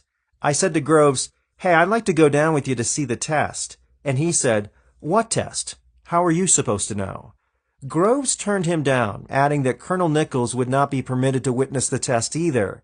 He told Matthias, "I'm not going to let you or Nichols go because you are running production. If we lost you, it would be a lot worse for the program than if I got killed." At the Los Alamos lab, after months of near-frantic work, worries, failed trials, and dead ends, even doubts whether the implosion design would work, a core of Hanford-made plutonium was ready for the test. On July 12th, the day Groves was visiting Hanford, Philip Morrison, 29, helped insert two hemispheres of plutonium into separate carrying cases. He and Paul C. Abersold, 35, loaded the cases into the back seat of an Army sedan. Then, with Morrison and Abersold seated on each side of the historic cargo, with a driver and guard in the front seat and escorted by armed soldiers, they began the 210-mile trip from Los Alamos to the test site, a corner of the Army's Alamogordo bombing range. Morrison was a physics instructor recruited to the atomic bomb project from the University of Illinois. In later years, he was a prominent critic of the Cold War nuclear arms race and worked to control and eliminate nuclear weapons. Abersold, responsible at Los Alamos for radiation safety, became an authority on peaceful uses of nuclear energy. During that trip, however, they were most likely concerned with the steps of putting the device together, joining the core with high explosives, detonators, the initiator, and the shell to enclose it, all of which were arriving separately at the test site. Years of hard work, inventions, hopes, and doubts all came together with a successful test at 5:30 a.m. on July 16, 1945. In fact, the explosive yield from 13 pounds of plutonium was the equivalent of about 20,000 tons of TNT, more powerful than expected. The flash at dawn was seen for 150 miles, the sound heard for 200 miles, and the shockwave rattled windows 100 miles away. The Alamogordo Air Base, answering inquiries, issued the news release Matthias had helped write. The story was used widely in the Southwest, but largely ignored in the rest of the country. Matthias's personal diary on that day did not mention the test. Almost 7 years later, as a young reporter for the Tri-City Herald, I witnessed a nuclear explosion at the Nevada test site. Unlike that first trial, full of uncertainty whether the bomb would work and what unexpected damage it might cause, atomic testing had become as routine as possible for a device that had destroyed 2 Japanese cities. This one, on April 22, 1952, was a full-scale media event. The Atomic Energy Commission, which had assumed responsibility for nuclear weapons from the Army, invited more than 200 newspaper, radio, newsreel, and television reporters. The following is an excerpt from the story I wrote that day. The calm voice coming over the loudspeaker said, "-1 minute. Put on goggles or face away from the target area." Sitting about halfway up an outcrop of lava rocks, christened News Knob for the test, I squinted up to see the B-50 bomber making its final run and pulled on the dark goggles. It was totally black inside. I tilted back to look directly at the sun and saw only a dull orange blob. The loudspeaker again. "Remember that the flash of an atomic explosion will cause total and permanent blindness to unprotected eyes." The strap on the goggles was too loose, so I pushed it against my face. Remembering the warning about blindness, I almost broke my nose snugging up the goggles. 30 seconds. Bombs away. I noticed with surprise I was breathing faster. I could hear my heart thumping as a deathly quiet settled over News Knob. 5 seconds. Cameras started whirring. As the voice said 0, the blackness inside the thick glasses was pierced by a dazzling bright glare. I saw a fiery ball which almost instantaneously was flanked by 2 horizontal sheets of flame. At the same instant, a wave of heat struck my face. The heat was frightening. I hadn't expected it. It was as definite as if you opened a hot oven and stuck your face right up to the door. I counted to 3 slowly as instructed, but the fiery ball was still so bright even through the goggles that I threw in another count. Then I yanked them off and reached for my camera. The explosion, writhing in silence 3,000 feet above the ground and 10 miles away, was still so bright I had to squint. As I shot the first pictures, the loudspeaker blared. The shockwave will arrive in approximately 30 seconds. Please remain in your places until the shockwave has passed. But I was so interested shooting pictures that I forgot about the warning and almost had my camera whipped from my hand. The shock had the effect of rocking me backwards. With the shock came a tremendously loud bang, sounding as though a giant firecracker had gone off 6 inches from my head in a closed room. The shockwave felt like someone had whacked me hard on the chest with his fist. The cloud turned pink, then amber with white edges. As it gained altitude, it formed a perfect donut shape with a boiling turbulence continuing, with a column of dust and debris pulled up from the ground reaching toward the donut. It made a beautiful, if awesome, picture against the dark blue sky. Again, in silence. I looked around to see how other reporters had taken it. One fellow was trying to change the roll film in his camera. His hands were shaking, so he was having a hard time of it. I was just as glad I didn't have to change film. Those who had chosen to look away from the explosion said the flash, for a few seconds 50 times brighter than the sun, threw shadows the wrong way. That was my first atomic explosion. It wasn't a disappointment, and I pray to God I'll never see one fired to kill. The bomb dropped that day in Nevada from 33,000 feet was pretty much the same design as the test device at Alamogordo and the plutonium bomb dropped on Nagasaki. It weighed about 5 tons, was 5 feet in diameter, and 10 feet long. Design improvements in the years since have greatly reduced the size of plutonium warheads. After the blast, William L. Lawrence, the New York Times reporter who had been drafted by Groves to be historian for the Manhattan Project, estimated the yield at 15,000 to 20,000 tons of TNT. Lawrence had witnessed the Nagasaki bombing from a plane accompanying the B-29 that delivered the bomb. His estimate proved accurate. The test that day was about the same size as the Hiroshima and Nagasaki bombs. The test I witnessed was one of 8 announced tests that spring, 4 airdrops and 4 shot from towers. The United States conducted 928 announced tests in Nevada, most of them underground from 1951 to 1992. Lieutenant General Joseph Swing, then 6th Army commander, had been in a foxhole with troops several miles closer to ground zero than we were. He joined us an hour or so after the blast and cheerfully reported that his only injury had been a mouthful of dust when the shockwave hit. That offhand comment seems almost unbelievable now, as does the fact that we calmly watched the radioactive cloud drift off to the northeast without thinking of the people who lived beneath its path. The initial Hanford shipment was plutonium nitrate, a syrupy semi-liquid that looked a little like brown molasses. It was converted to solid metal at Los Alamos. Subsequent wartime shipments of plutonium nitrate from Hanford to Los Alamos were partly dried, sealed in special cans, and rode in Army ambulances in armed convoys. The route went through Boise to Salt Lake City, where the precious material was transferred at Fort Douglas to another convoy to complete the trip. A plutonium finishing plant began operating at Hanford in 1949 and produced plutonium metal during the Cold War. Mathias arranged a lunch at the Pasco Naval Air Station while Groves, Conant, president of Harvard University, and Bush were at Hanford. They were introduced by the code names they used for the atomic bomb project. Mathias remembered, "I was sitting next to a young Air Corps officer who kept looking at Conant and finally said to me, 'You know, I swear to God that guy was my professor at Harvard.' I said, 'Heck no, of course not.' He was convinced he recognized Conant, but we never told him." If you hold a lump of metallic plutonium in your hand, it's not only surprisingly heavy, but feels warm. As plutonium slowly decays, its atoms emit alpha particles that lose energy rapidly as they collide with other particles.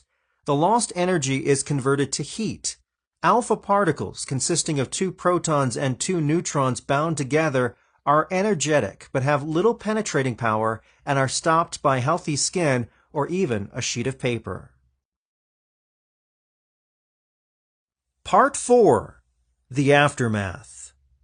The people of Bikini, a coral atoll in the west central Pacific Ocean, may have heard news on the radio of new terrible bombs that had fallen on Japanese cities. If they did, they couldn't have dreamed how the news would change their world, and very quickly. February 10th, 1946. Chapter 11.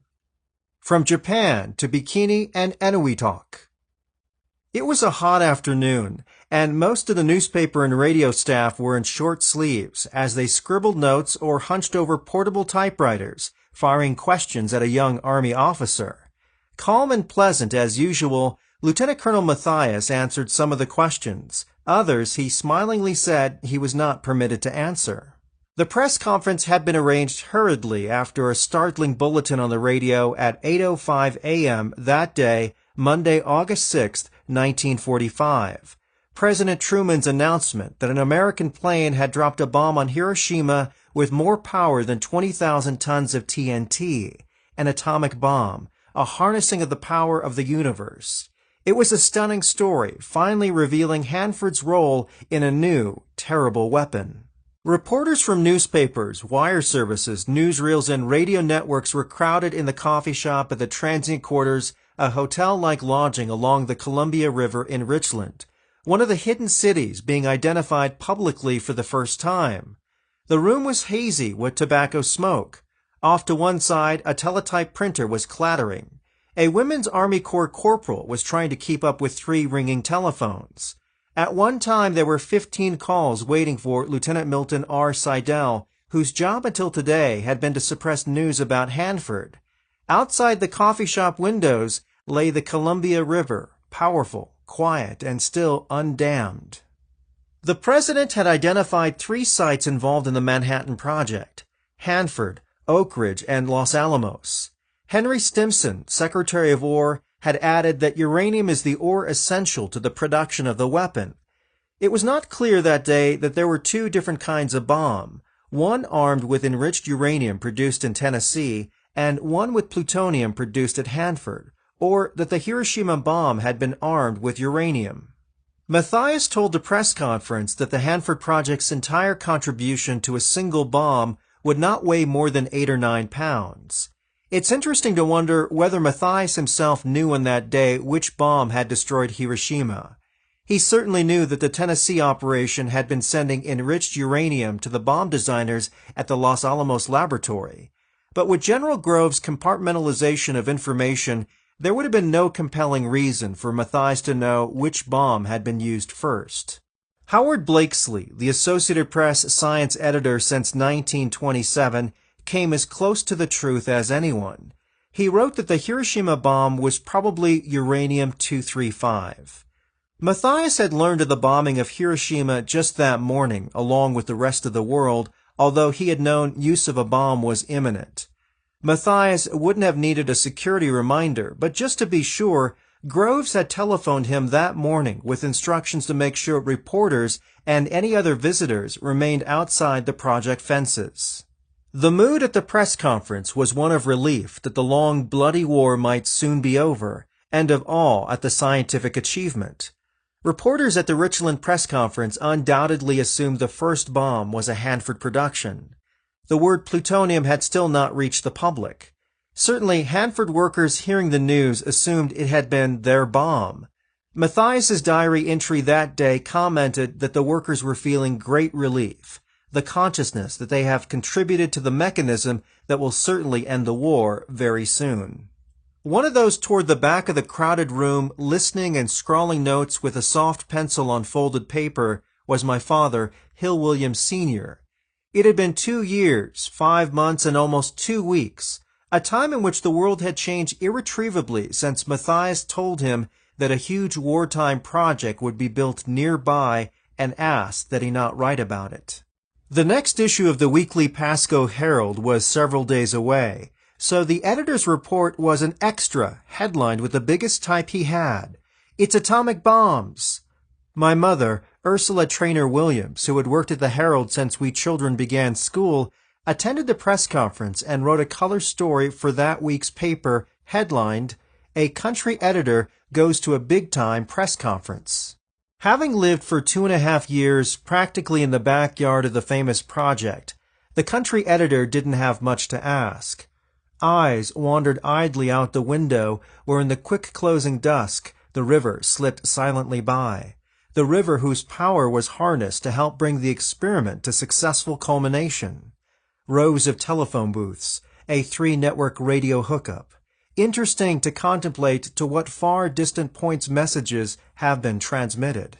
Odd to the country editor who had known Richland but a few years back, when John Dam's store, Ed Petticord in the little print shop, the post office, and a fine new high school comprised the town. The story won a state journalism prize. News stories reflected continuing secrecy. The next day, the New York Times described Hanford's reactors only as 3 enormous structures where material is produced, and the separation plants as huge chemical plants where material is purified.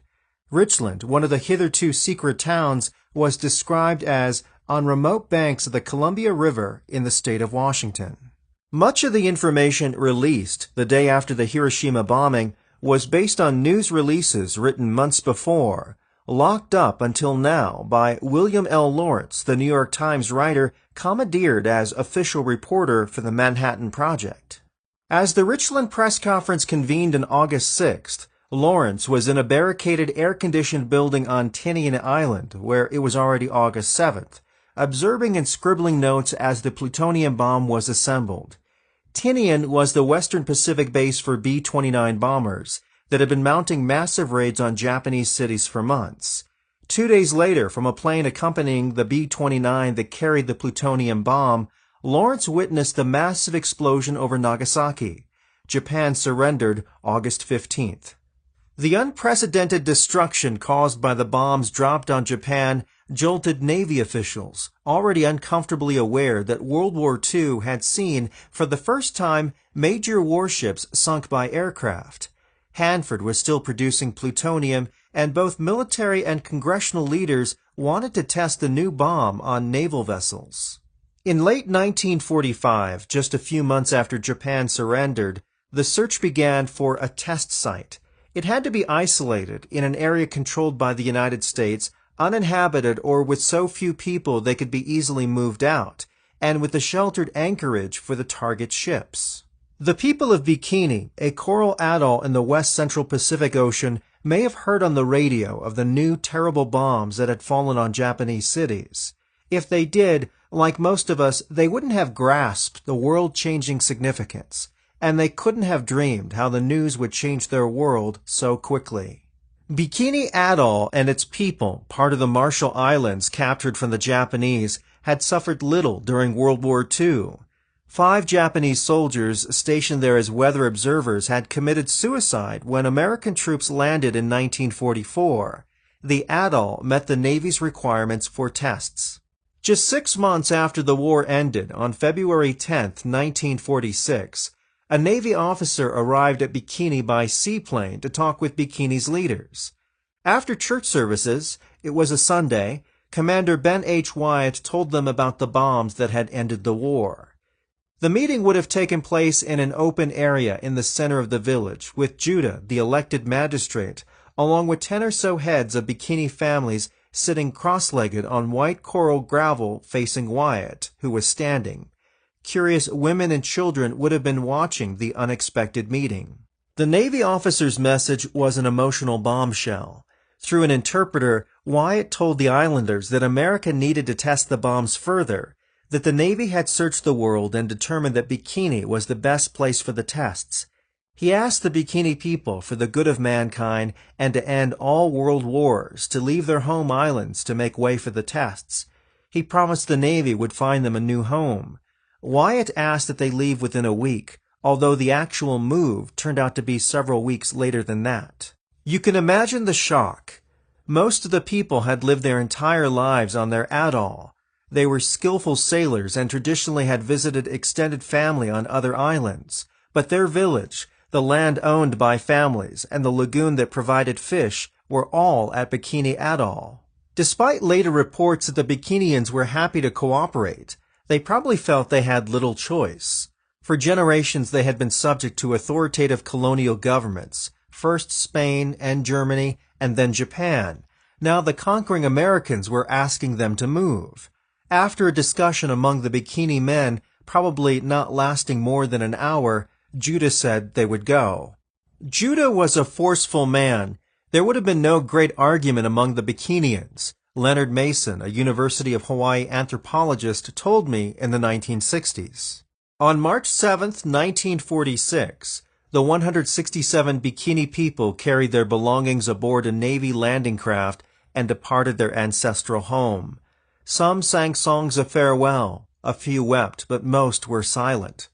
The people were taken 125 miles eastward to an uninhabited atoll known as Rongerik, where a work party of Navy Seabees and Bikini workers had prepared a new village. Even as the people were preparing to leave Bikini, American ships began arriving with military and scientific personnel to begin test preparations. Operation Crossroads, a name selected by the Navy, opened on July 1, 1946, with an atomic bomb dropped from a B-29 exploding 520 feet above the target ships in Bikini's lagoon.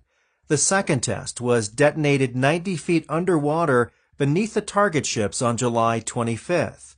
Both were about the yield of the bombs dropped on Japan. They were the fourth and fifth nuclear explosions in history after the New Mexico test, Hiroshima, and Nagasaki. The underwater test was an eye-opener for both scientists and the military. They had assumed tidal flow would clear the lagoon of radioactive contamination fairly quickly.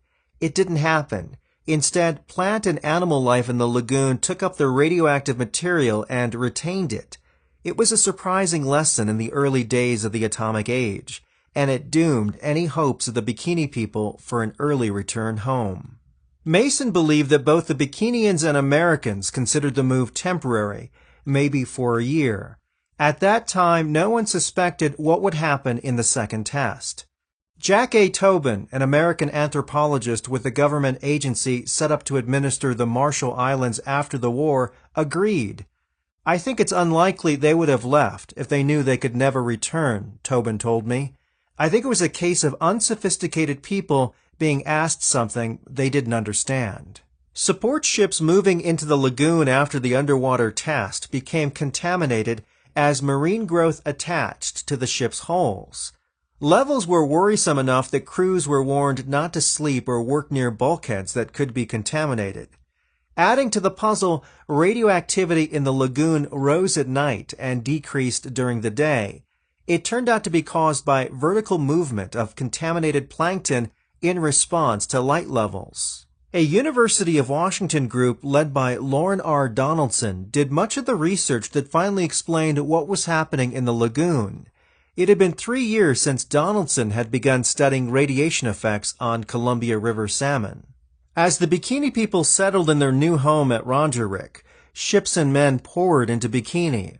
Operation Crossroads was not only a mammoth undertaking, eventually involving 42,000 military and scientific personnel, members of Congress, hundreds of ships and planes, and thousands of experimental animals, but also a media show for 114 newspaper and broadcast representatives from all over the world.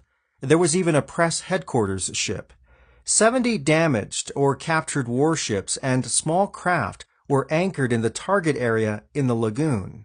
The Bikini people, 125 miles away, heard the blast of the aerial explosion.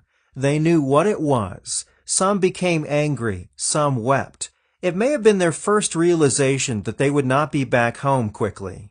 Both Bikini leaders and Navy officers had doubts about the suitability of Rongerik as a new home. Much smaller than Bikini, its 10 islands comprise less than a third of the dry land of Bikini's 26 islands. The lagoon, important for fishing, was less than a quarter the size of Bikini's. Less than a year after the move, it became obvious why Rongerik had not been inhabited. It simply could not produce enough food for even a small population. Alarmed Navy officers asked Mason to visit Rongerik. He immediately radioed word of a critical food shortage. The Navy dispatched food supplies as a doctor reported the people were actually nearing starvation. Navy officials previously had discussed moving the people to another atoll, Ujilang, bigger and uninhabited, and the Bikini leaders, although hesitant about moving so far from Bikini, finally agreed and even sent some men to help Navy Seabees prepare a village there. But events thousands of miles away scuttled that plan. America's weapons designers were pressing for more tests, prompting the new Atomic Energy Commission, which took over the nation's nuclear program from the Army on January 1, 1947, to look for a site better suited than Bikini for a long series of tests. The search focused on Eniwetok Atoll, also part of the Marshall Islands. Unlike at Bikini, the Japanese had fortified Eniwetok and defended it in a fierce but short battle in February 1944, forcing the people to flee to the atoll's smaller outlying islands for safety. The Japanese had built an airstrip on the atoll's biggest island that, with some work, would support traffic for a series of tests. The Atomic Energy Commission abruptly told the Navy that Eniwetok was needed for tests, and its people would be moved immediately to Ujilang, the village prepared for the Bikini people. So the Navy, desperate by this time and feeling the sting of adverse publicity back home, took the Bikini population to Kwajalein, one of the largest atolls in the Pacific Ocean and the site of a major Navy base. Even on Kwajalein, the islanders had been moved from the biggest island to smaller islands to make room for the military base. On Kwajalein, the Bikini people housed in tents got plenty of food, but it was only another stop in their exile from Bikini. Within 2 months, the Bikinians had agreed to move again to Kili Island in the southern Marshall Islands. During the German colonial period, Kili had been used to produce copra, the oil-bearing meat of the coconut.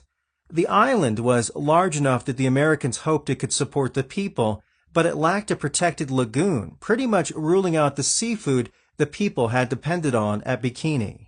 Dwight Heine, the first Marshallese-appointed district administrator, told me that the stay on Kwajalein was the worst thing that could have happened to the Bikinians. The remorseful Americans fed them steak and showed them American movies every night, Heine said, making their adjustment to Kili even more difficult. The Bikini people are still not home. Most are on Kili and on islands at Majuro Atoll, still largely dependent on food from the outside, and still dreaming of an atoll only the older ones remember, but one that has changed drastically. Judah's strong leadership helped hold the community together during years of relocating from Bikini and eventual settlement on Kili Island.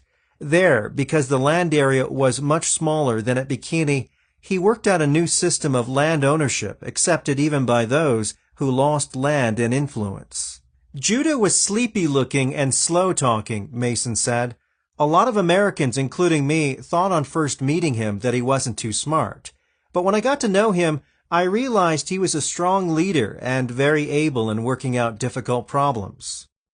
The Eniwetok people's notice that they would be moved from their homes apparently was even more abrupt than at Bikini. The Navy officer told them that they would be given a new island and took several leaders to Ujilang Atoll for an inspection. The 120 Eniwetok people were moved to Ujilang in December 1947, occupying the village originally intended for the Bikini people. Ships, construction workers, scientists, and equipment were already heading for Eniwetok. Unlike the public spectacle at Bikini, the Eniwetok tests, beginning in April 1948, were kept secret until the first series of 3 shots was completed.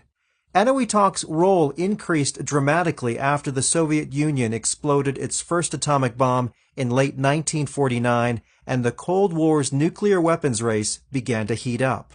Some of the atoll's islands, once cultivated by the islanders to produce food and copra, were bulldozed for construction of laboratories, offices, barracks, warehouses, mess halls, even 2 chapels, and a dock to accommodate ocean-going ships.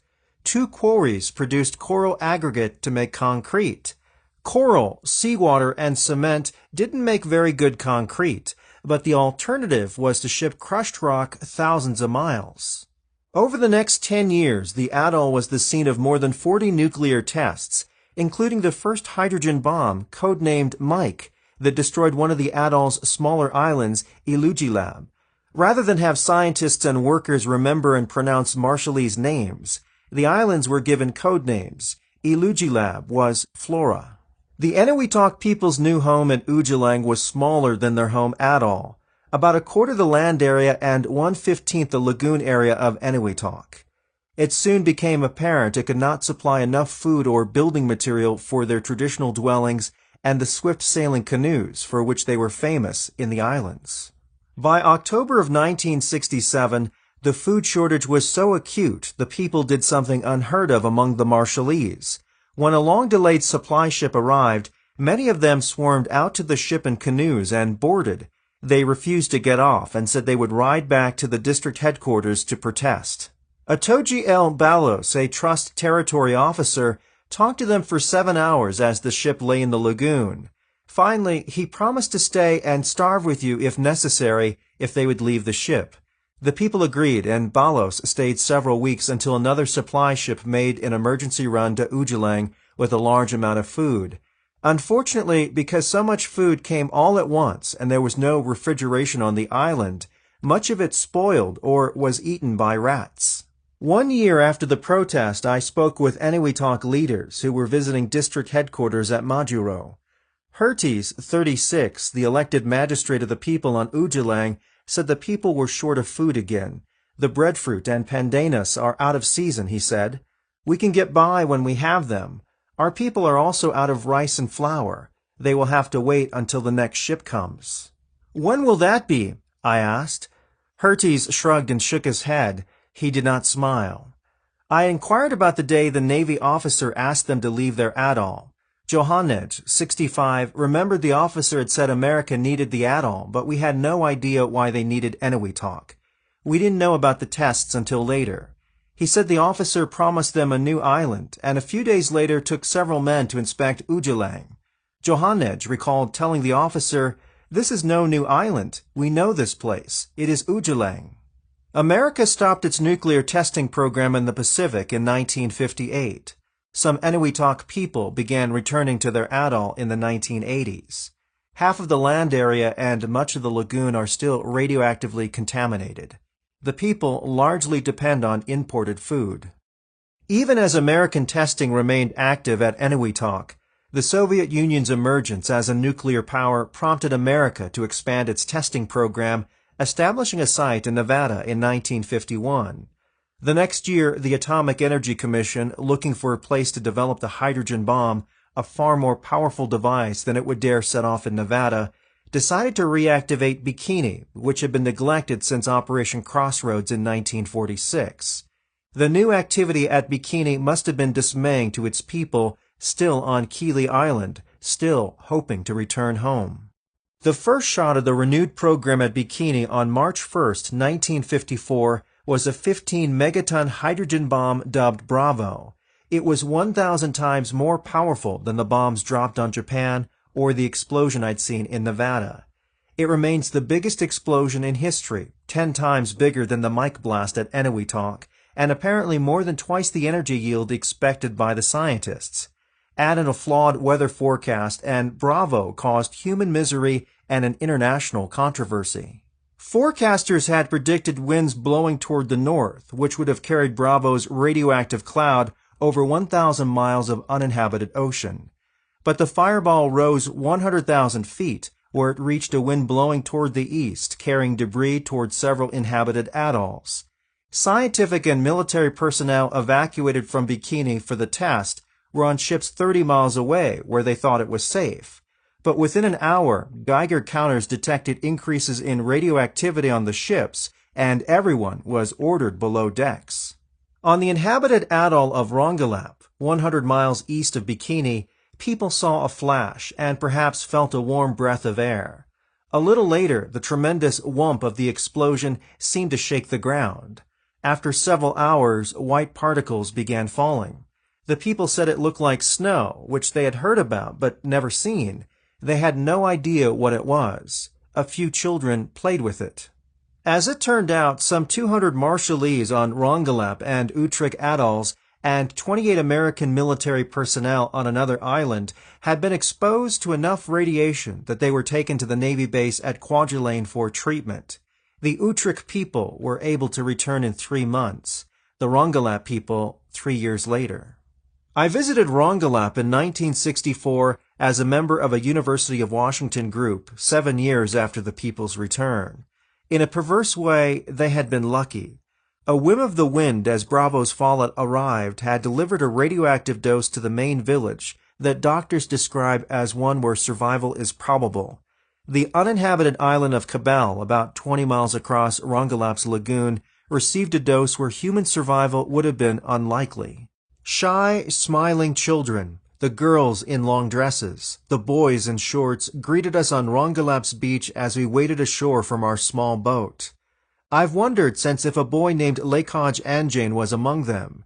He would have been about 10, the age of some who clustered around us. He was the son of John Anjane, magistrate of Rongelap at the time.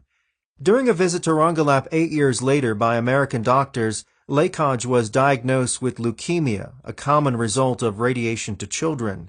He would have been 1 year old when radioactive fallout from the Bravo shot fell at Rongelap. He was taken to America for treatment and died within 2 months at age 19.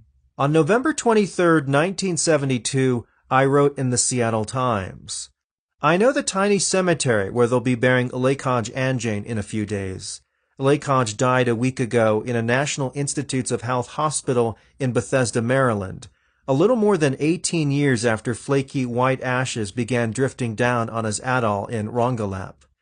During treatment, he developed pneumonia, which proved fatal. It's beside the point that Lekaj didn't actually die of leukemia. He still had the tragic distinction of being the world's first victim of H-bomb fallout to develop leukemia. Lekaj's family in their peaceful island home has one thing to be thankful for. We're not shooting off any more of those things at Bikini.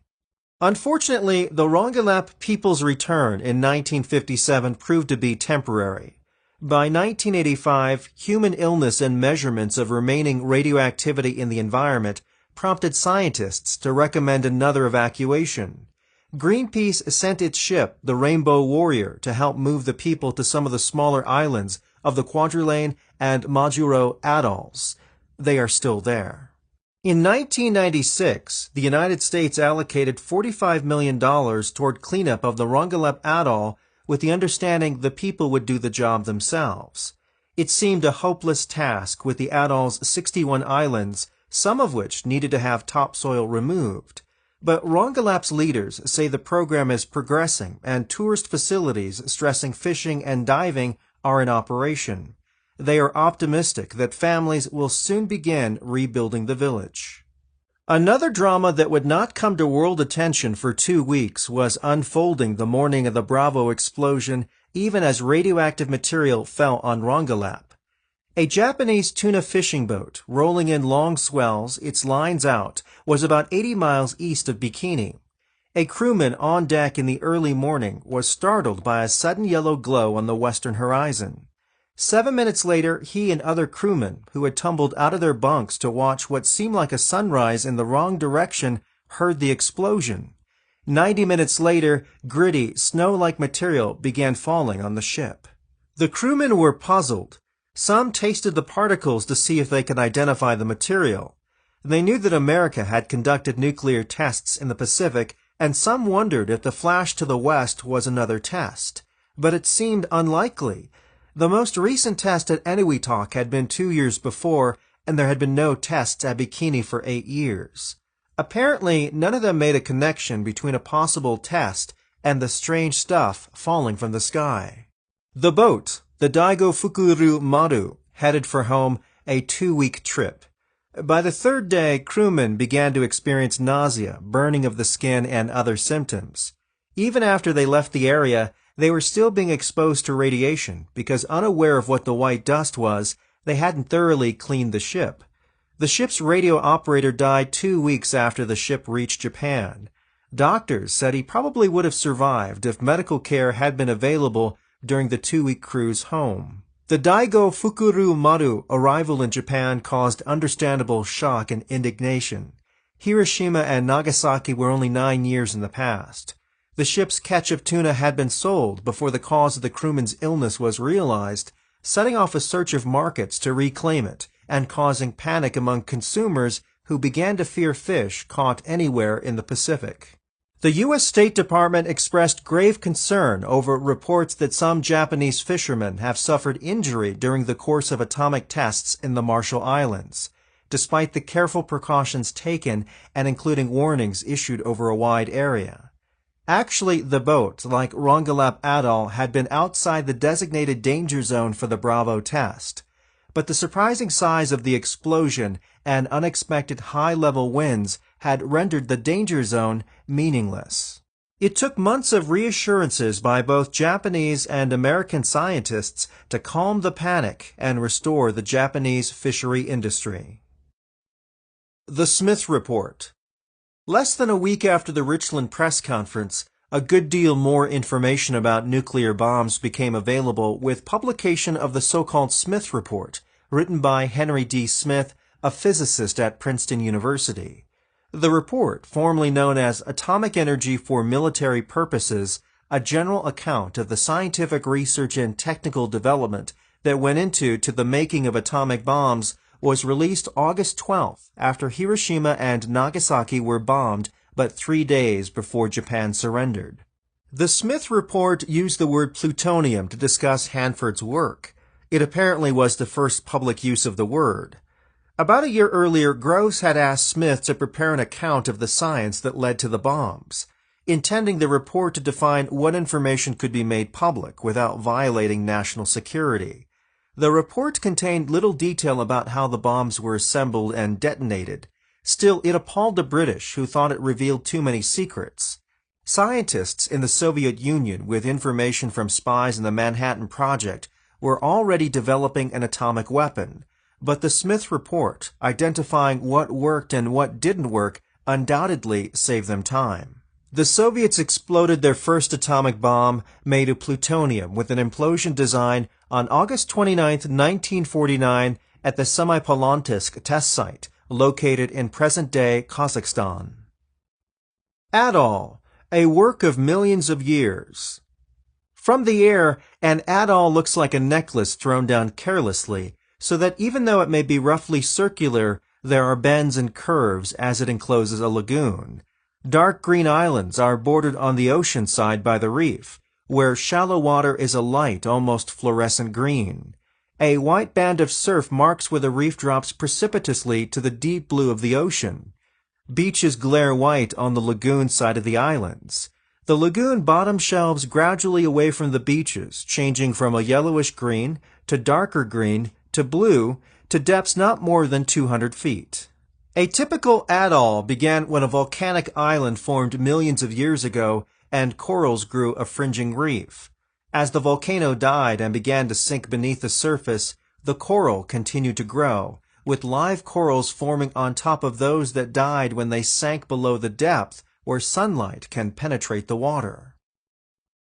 The Navy flew Judah and 3 other bikini leaders to Bikini on August 6th, a couple of weeks after Operation Crossroads' second test. They were escorted around the atoll for 6 days. Judah's oldest son, Ruban, recalled that when his father returned to Rongerik, he told his people that Bikini wasn't gone, it was still there.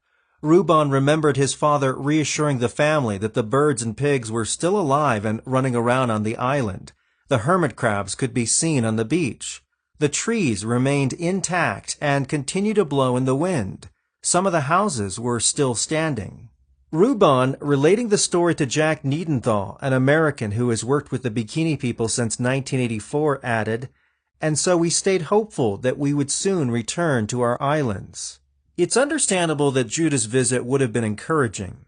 The first 2 shots were near the center of the lagoon, miles from the islands, so there would not have been a lot of visible damage. The islands were still there, coconut trees still standing. The lingering radioactivity in the atoll's plant and animal life was not apparent to Judah and only beginning to be understood by the Americans. The real battering of the Bikini Atoll was still in the future, when it was reactivated as a test site for the Bravo hydrogen bomb blast. Chapter 12. Lasting Effects. News the Bikini people had been hoping for came in June 1968. Scientists believe Bikini Atoll, battered by 23 nuclear explosions, is now safe for the people to return.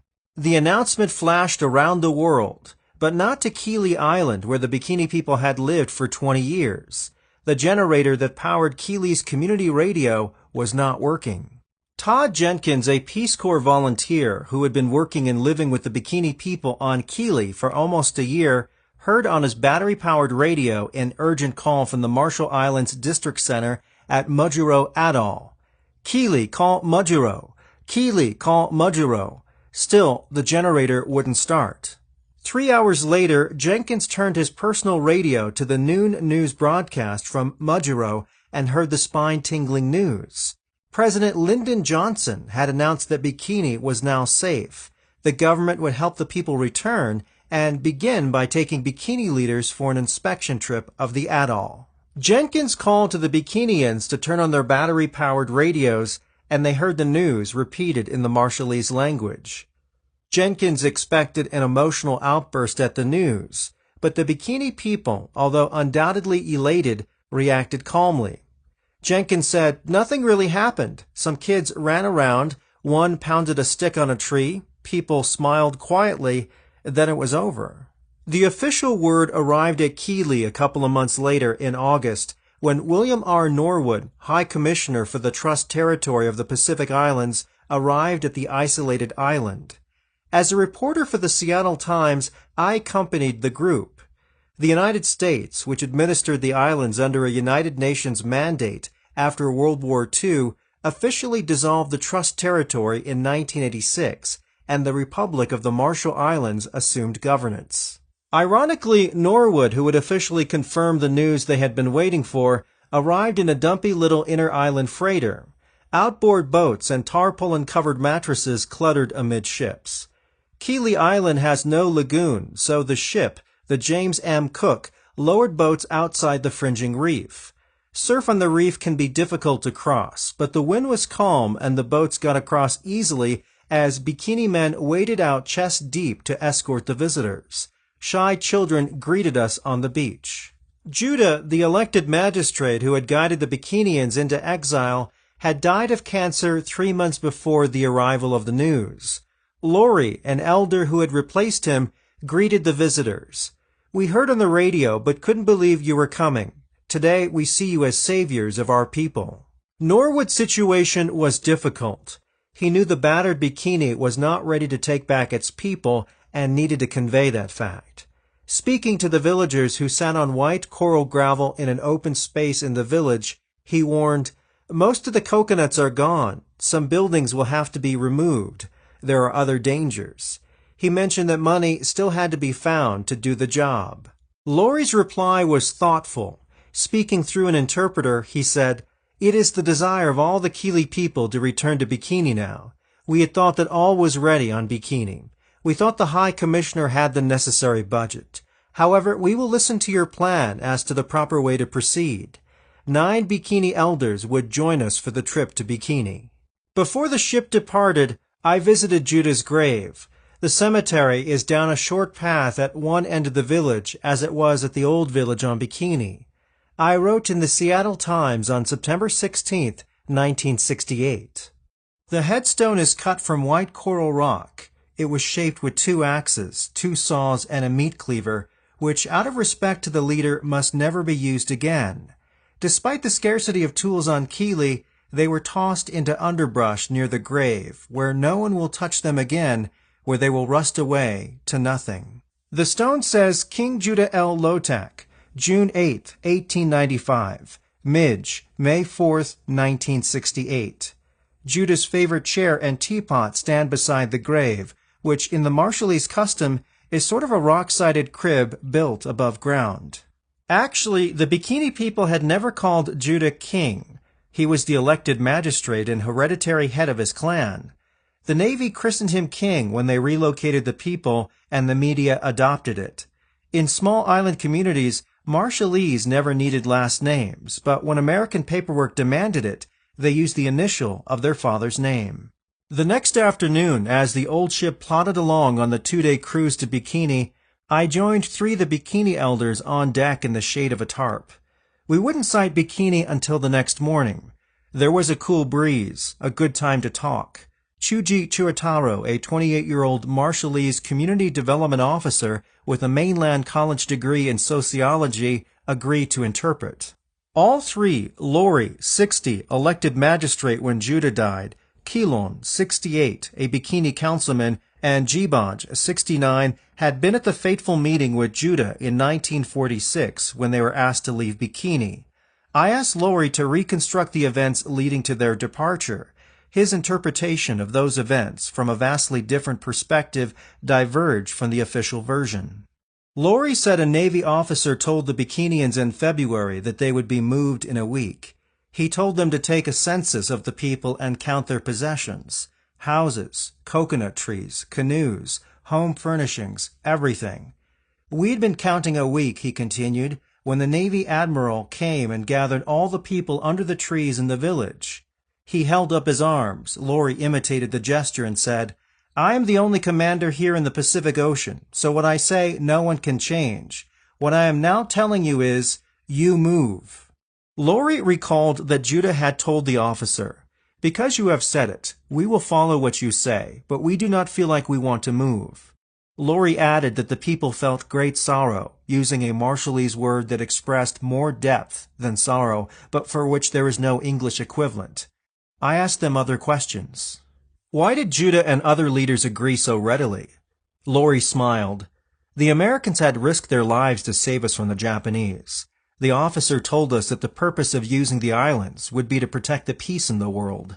Besides, according to Marshallese custom, when someone asks you for something, you can't say no. Did you have any idea how long you would be gone? Kilon. We didn't know, but they told us that right after the bomb test, we would be returned, either from a ship far away or from an island. Did you know how big the bomb would be? Lori. They told us that the islands would be changed, that they might melt like a bottle. We heard it and we believed it because the Americans said so, but our minds could not absorb it. Jibaj added that several months after the Bikini people had been moved to Rongerik Atoll, the Navy sent a landing craft, loaded the people and took them to the middle of the lagoon. They heard a blast and knew what it was. We became very angry, Jibaj said, and then the tears came. We wept because we were afraid it would destroy Bikini. Then, as the Marshallese do when especially sad or lonely, they began to sing. The blast they heard was the first test on July 1st, 1946, the aerial explosion from 125 miles away. Jibaj didn't know why the Navy took the people out in the lagoon. It may have been a safety measure. As I began to thank the elders for sharing memories, Chuji nudged me. Lori has more to say. The Navy officer had told them something else, Lori said. It went something like this. We thank Judah and his people for your kindness in offering your land and neglecting your own sorrow. You are standing like men, giving the United States your land for the purpose of improving the knowledge of peace in the world. You are like the 5 virgins in the Bible. You today are the children of the American people. You will be in the book of our generation. You will be the most fortunate human souls on this planet. Lori paused and then added, These are the words that Bikinians want to find the answer to. The next morning, hours before Bikini came in sight, Lijo, 69, was at the ship's bow, his eyes glued to the horizon, the wind whipping his white hair. Lori and several others soon joined him in the watch for Bikini. I dreaded the moment they would get a good look at their islands. I had been there several years before and knew what a mess the testing had left. But these men had not seen Bikini for 22 years, not since the nuclear tests, and must have been remembering it the way it had always been. The passage through the reef at the south end of the atoll is shallow, not more than 30 or 40 feet deep. As our ship left the long Pacific Ocean swells and coasted slowly through the channel, The sandy bottom studded with coral was visible through the clear water. The island on the starboard side was Enu, the atoll's second biggest after Bikini. Abandoned equipment rusted on the beaches. A 300-foot instrument tower rose above the underbrush. Tall metal buildings still stood where the bombs had been assembled, and open spaces, now overgrown, had been bulldozed through once were groves of coconut trees. What had been smaller islands were now connected to Enu by causeways bulldozed over the reef. But if I expected emotion, I was wrong. Their faces were impassive as they stared silently. Several hours later, we landed on Bikini Island's long sandy beach, so white it is almost blinding in the midday sun. On the way in from the ship, in a small boat, the men had directed the helmsman to the village site with the Marshallese equivalent of, "A little to the right, too far, back a little, there, you're right on." The bikini men had dressed up for the occasion, white shirts, ties, and long trousers. Some carried their shoes in their hands, wading ashore from the small boat. Again, if I expected drama, I was wrong. Outwardly, they gave no sign of emotion that their bare feet were sinking into ancestral land for the first time after such a long hiatus. They walked silently in single file the short distance up the beach to where the village had been, now overgrown. Norwood had brought 2 flagpoles to be erected for American and Marshallese flags. The Bikinians wanted them at the village cemetery, which could have been a problem because Americans had been unable to find the overgrown graveyard in previous visits over the years. But the Bikini men almost immediately pointed out coral headstones. It must have been a sentimental moment, but instead of showing it, they fell to with machetes, clearing a space for the flagpoles. The flags went up, but perhaps more significantly, a few sprouted coconuts were planted near the poles. Coconuts, an economic mainstay of the islands, had been all but wiped out by the testing. 3 of us hacked our way through underbrush from the lagoon side to the ocean reef and sat down to rest in the oppressive heat.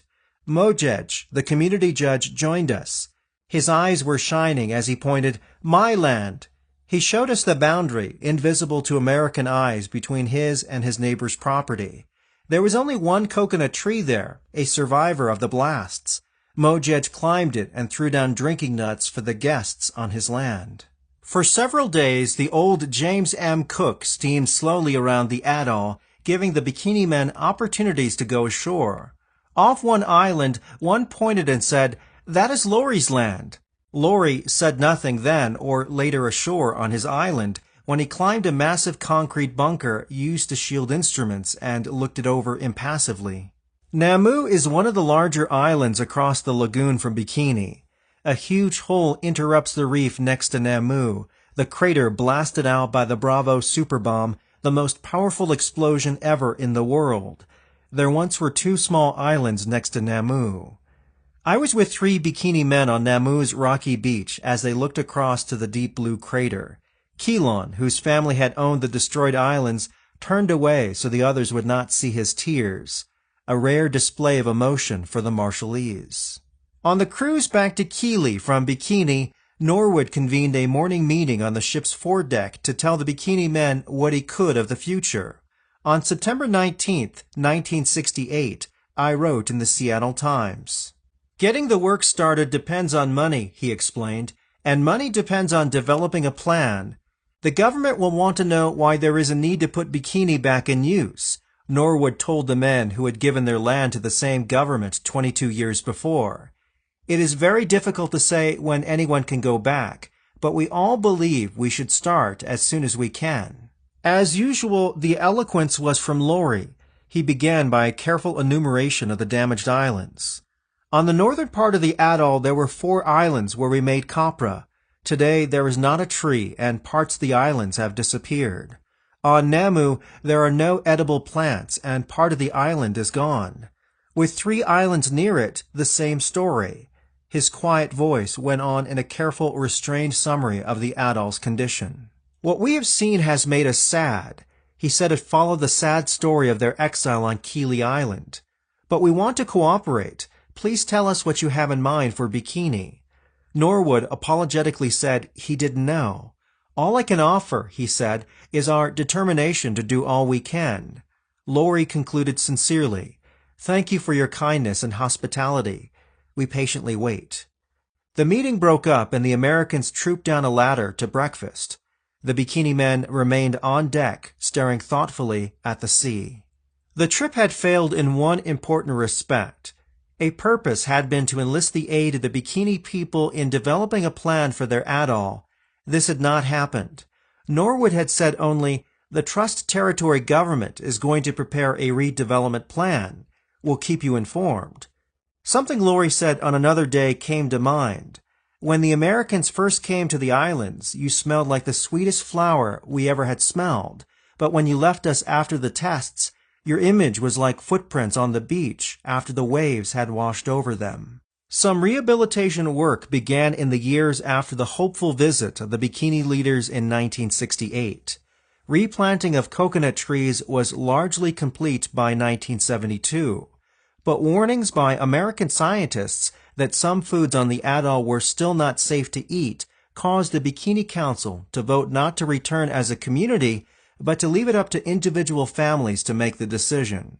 Several extended families moved back to Bikini in 1972, along with a crew of Marshallese workmen who continued rehabilitation of the islands. Unfortunately, by 1975, radioactivity levels in food and water caused concern, and the families left Bikini again.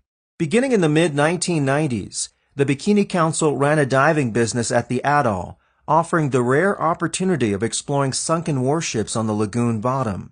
The diving received rave reviews, the accommodations were comfortable, and the food was imported and safe. But the activity was suspended after a year or so because of rising fuel costs and unpredictable airline transportation to the atoll. A few maintenance workers were the only inhabitants in 2010. Nuclear testing ended in 1958 at both Bikini and Eniwetok atolls. Before it ended, America crowded an astounding 20-plus nuclear tests at or near Eniwetok in less than 4 months in 1958. Today, such an intense program, averaging more than one shot a week, is almost unbelievable. But we should remember, the United States was in a nuclear arms race with the Soviet Union in those years. Undoubtedly contributing to the rush to perform as many tests as possible was the imminence of a testing moratorium, put in place because of increasing public concern over health hazards of atmospheric fallout. Indeed, on October 31, 1958, the Eisenhower administration announced a unilateral cessation of nuclear tests. This moratorium by the United States, although suspended off and on a few times in the first years, eventually led to the situation today, where nuclear tests are rare rather than routine.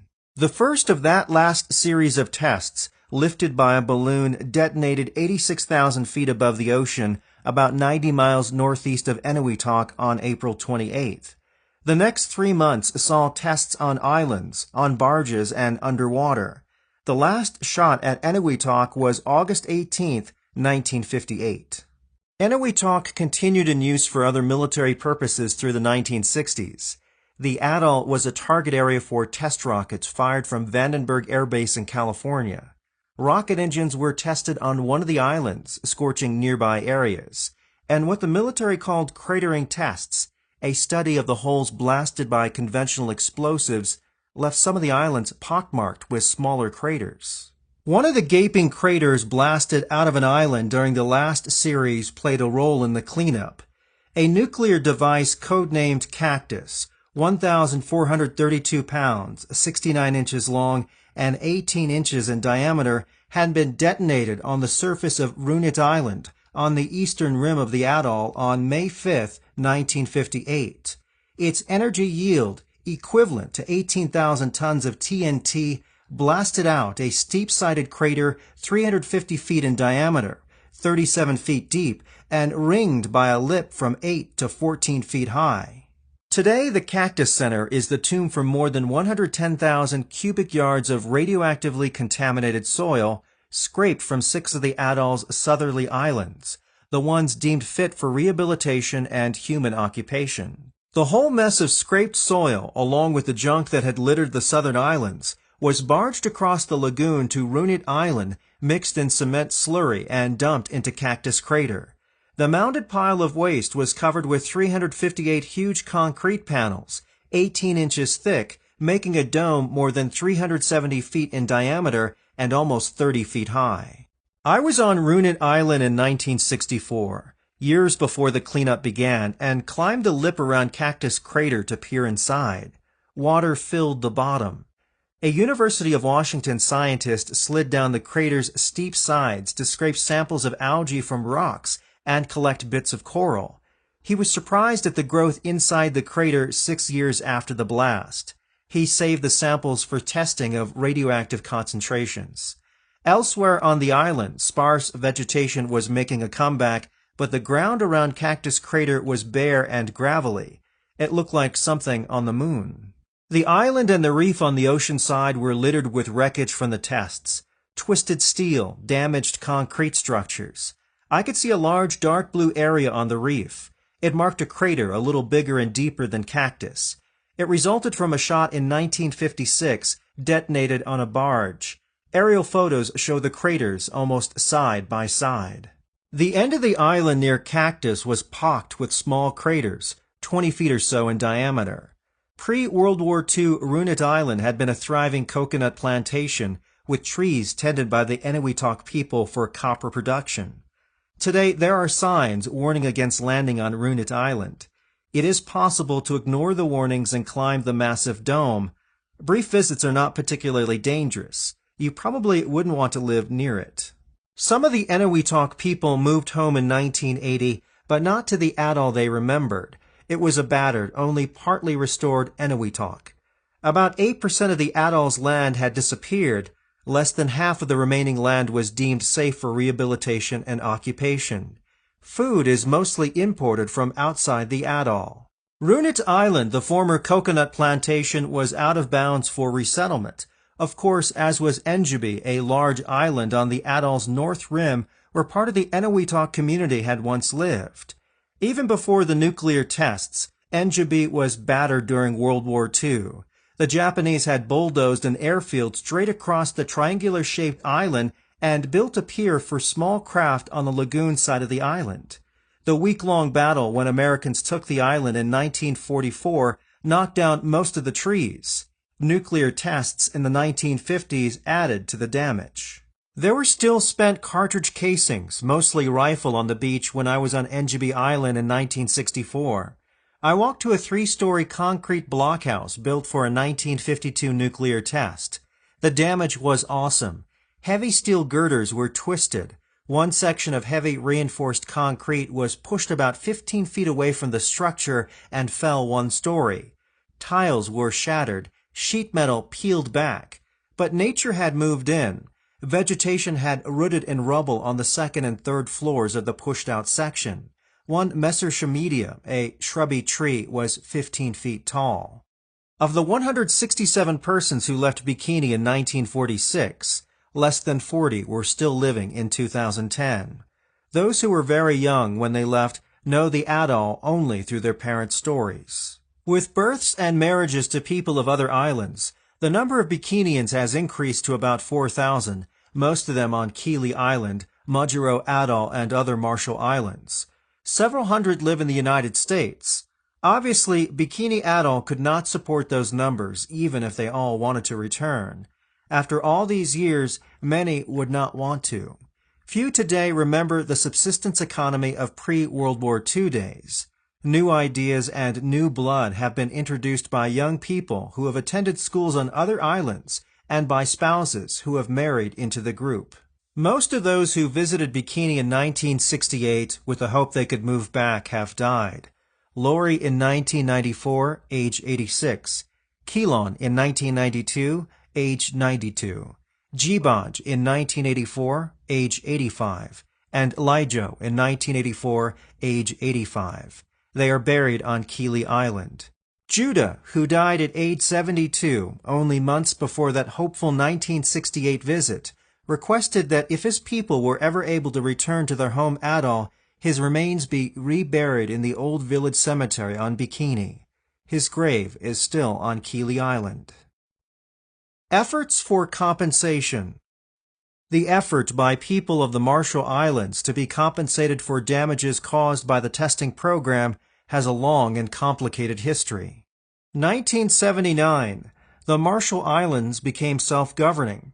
3 years later, it adopted the name Republic of the Marshall Islands. 1982, the peoples of Bikini, Eniwetok, Rongelap, and Utrik Atolls filed claims with the U.S. Court of Federal Claims for compensation of damages, loss of use of their land, and the hardships of evacuation. 1983, Marshall Island voters approved a Compact of Free Association with the United States, a pact approved by the U.S. Congress in 1986. The compact established a nuclear claims tribunal with jurisdiction to render final determination upon all claims, past, present, and future, related to the nuclear testing program. This meant the claimants had to start over. The U.S. Court of Federal Claims ruled it no longer had jurisdiction because the tribunal was responsible for deciding compensation amounts and awarding funds. The U.S. Court of Appeals upheld the ruling, but importantly, neither ruling disputed U.S. obligations to compensate for damages from the tests. The compact also established a $150 million trust fund, money provided by the United States, with proceeds to be used for rehabilitation of the atolls over 15 years. During that time, the Nuclear Claims Tribunal awarded more than $1 billion in claims, mostly for property damage and some for personal injury. But the awards, far exceeding available funds, were largely meaningless. 2000. The Marshall Islands government requested the U.S. Congress cover unpaid tribunal claims. 2001. The compact expired. The Marshall Islands' request to negotiate a compact extension was rejected because the funding issue was before Congress. 2006. The people of Bikini and Eniwetok returned to the U.S. Court of Federal Claims. The claims were dismissed as premature because the 2000 request was still before Congress. 2007. Senate Bill 1756 was introduced in the U.S. Senate. It would have provided $4.5 million annually through 2023 to provide health care and monitoring for people of the 4 affected atolls, provide funds for monitoring radioactivity in the soil, water, and marine life near the Runit Island Dome, and make Marshallese who worked as contract employees of the U.S. Department of Energy at the Bikini and Eniwetok sites eligible for the same benefits as U.S. citizens who work at nuclear cleanup sites. 2008. Senate Bill 1756 died. 2010. The Republic of the Marshall Islands asked that a bill similar to S. 1756 be introduced in the U.S. Congress. The Marshallese say their claims are a tiny fraction of the billions of dollars the United States spent on the tests and more billions being spent on nuclear cleanup sites in the United States. Epilogue. After the bomb. Niels Bohr organized the first Atoms for Peace conference in Geneva in 1955. He died in Copenhagen in 1962 at age 77. Volta Bolta shared the Nobel Prize in Physics in 1954. He died in Heidelberg in 1957 at age 66. Vannevar Bush continued as president of the Carnegie Institute until 1955. He served on several government boards and from 1957 to 1962 was chairman of the pharmaceutical firm Merck & Company. He died in Massachusetts in 1974 at age 84. James Chadwick returned to England and was elected Master of Gonville and King's College, Cambridge, retiring in 1959. He was a member of the United Kingdom Atomic Energy Authority from 1957 to 1962. He died in 1974 at age 82. Arthur H. Compton was Chancellor of Washington University in St. Louis from 1946 until 1953, but remained on the faculty until 1961. He died in California in 1962 at age 69.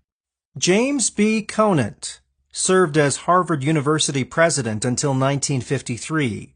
He was ambassador to Germany from 1953 until 1957 and served as advisor to the National Science Foundation and the Atomic Energy Commission. He died in New Hampshire in 1978 at age 84. Lauren R. Donaldson directed the University of Washington's Laboratory of Radiation Biology, which monitored radiation levels at the Pacific testing sites, and continued as professor of fisheries. He died in Seattle in 1998 at age 95. Enrico Fermi became an American citizen in 1944, and 2 years later joined the University of Chicago's Institute for Nuclear Studies. He died in Chicago in 1954 at age 53. James Franck was named Professor Emeritus at the University of Chicago in 1947, but continued as head of the university's photosynthesis research group until 1956. He died in 1964 at age 71 during a visit to the University of Göttingen in Germany, where he had taught in the 1920s and 1930s. Otto Frisch returned to England in 1946 to join the Atomic Energy Research Establishment. He taught at Cambridge until 1972 and died there in 1979 at age 74. Crawford H. Greenwald was president of DuPont from 1948 to 1962. Combining his interests in photography and birds, he published books on hummingbirds in 1960 and 1968. He died in Delaware in 1993 at age 91. Brigadier General Leslie R. Groves retired from the Army in 1949 and was a vice president of the Sperry Rand Corporation until 1961. He died in Washington, D.C. in 1970 at age 73. William L. Lawrence was born Leib W. Shesh in Lithuania, then part of Russia, and changed his name when he moved to the United States in 1905. As science writer for the New York Times, he was drafted to be the historian for the Manhattan Project and was the only journalist to witness the nuclear test in New Mexico and the bombing of Nagasaki. He returned to the Times after the war and retired in 1964. He died in 1977 in Spain at age 89. Ernest O. Lawrence became active in efforts to halt testing of nuclear bombs and was attending a 1958 conference on that subject in Geneva when he became ill and returned home. He died in California a month later at age 57. Leona Woods Marshall Libby returned to academics. After she and John Marshall divorced, she married Willard Libby, winner of a Nobel Prize in Chemistry. She was a defender of nuclear energy during controversy over its safety in the 1970s and 1980s. She died in California in 1986 at age 67. Leonard Mason continued working with the Bikini people and helped found the University of Hawaii's program in Pacific Island Studies. He headed the anthropology department for many years, retiring from the university in 1969. He died in 2005 at age 92. Lieutenant Colonel Franklin T. Matthias was awarded the Distinguished Service Medal for his work at Hanford. After construction work in Brazil and Canada, he joined Kaiser Engineers as a vice president in 1960 and retired in 1973. He died in California in 1993 at age 85. Lisa Meitner, Otto Hahn, and Fritz Strassmann shared the Enrico Fermi Award in 1966. Meitner died in England in 1968 at age 89. 29 years after her death, the man-made element 109 was named Meitnerium in her honor. Hahn died in 1968 at age 89, and Strassmann died in 1980 at age 78, both in Germany. Colonel Kenneth D. Nichols retired from the Army as a Major General in 1953 and served as General Manager of the Atomic Energy Commission until 1955.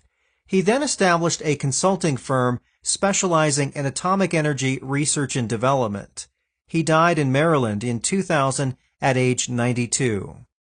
Jack Niedenthal, who grew up in Pennsylvania, went to the Marshall Islands as a Peace Corps volunteer in 1981. He has lived and worked with the people of Bikini since 1984. Ida Nodak, who continued research in chemistry in Germany until retiring in 1968, received the High Service Cross of the Federal Republic of Germany in 1966. She died in Germany in 1978 at age 82. J. Robert Oppenheimer, director of the Secret Laboratory in Los Alamos, New Mexico, became director of the Institute for Advanced Study in Princeton, New Jersey in 1947. Allegations of associations with communists during the war years resulted in his being stripped of his security clearance in 1953. 10 years later, in a gesture of rehabilitation, he was awarded the Enrico Fermi Award. He died in 1967 at age 62. Glenn T. Seaborg was Chancellor of the University of California at Berkeley from 1958 to 1961 and served as chairman of the Atomic Energy Commission, the predecessor of the Department of Energy from 1961 to 1971. He died in California in 1999 at age 86. Emilio Segre became a citizen in 1944 and remained at Berkeley after the war. He died in California in 1989 at age 84. Leo Szilard changed his research to molecular biology after the war and died in California in 1964 at age 66. John A. Wheeler was at Princeton University until he reached mandatory retirement age in 1976 and moved to the University of Texas. Active into his 90s, he coined the term black hole. He died in New Jersey in 2008 at age 96. Hill Williams Sr. was the editor and publisher of the weekly Pasco Herald during Hanford's construction years. Failing health prompted him to sell the business in 1946. He was manager of the Pasco Chamber of Commerce from then until his death in 1948 at age 54. His wife, Ursula Traynor Williams, worked at the Herald during the war years and later was women's editor of the daily Tri-City Herald. She retired in 1964 and died in 1967 at age 74. Appendix: Concerned Scientists, the Franck Report. By 1944, hard-nosed engineering was transforming esoteric nuclear theory into concrete and steel at Hanford. The B reactor, rising incongruously above the desert and nearby river, was nearing completion. Not surprisingly, the scientific workload at the metallurgical laboratory in Chicago had dropped significantly. Scientists, whose long hours and brain power had provided the wherewithal to convert theory into blueprints, had time to think about the future of atomic energy and how the bomb would be used. Defeat of the German Army's last major offensive in the Battle of the Bulge made Germany's surrender seem imminent. Discussions in the still-secret Met Lab turned to whether the bomb should be used against Japan. Arthur Compton, the lab director, perhaps recalling the near rebellion of the lab scientists when the Army and DuPont assumed leadership of the project, suggested the scientists put their ideas on paper.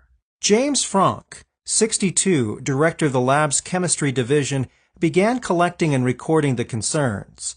Winner of a 1925 Nobel Prize, Franck was probably the most prestigious scientist at the lab.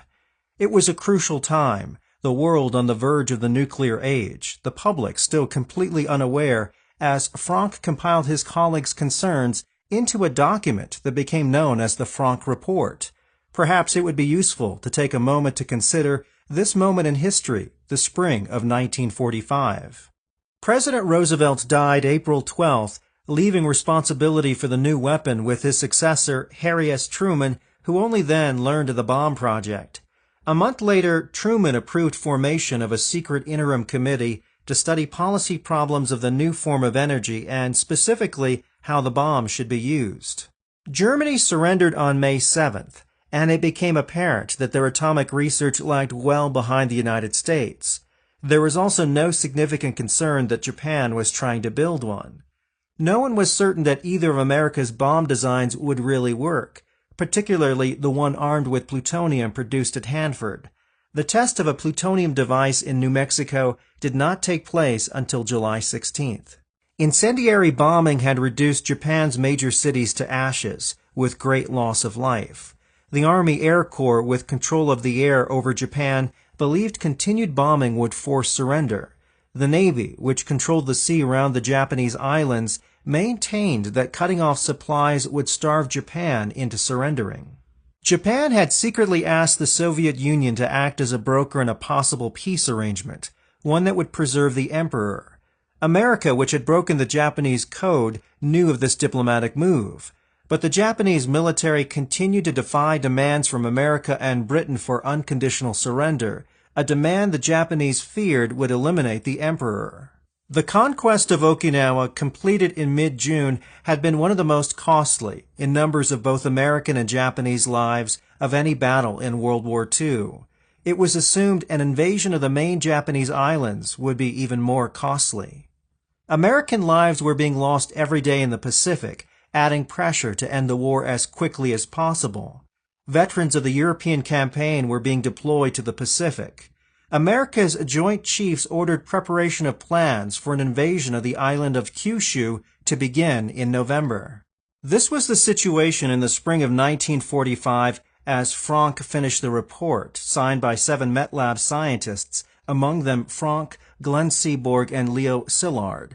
It is not at all certain, the report said, that American public opinion, if it could be enlightened as to the effect of atomic explosives, would approve of our own country being the first to introduce such an indiscriminate method of wholesale destruction of civilian life. The report urged that the first use of a bomb be announced in advance and be conducted as a public demonstration on a desert or barren island.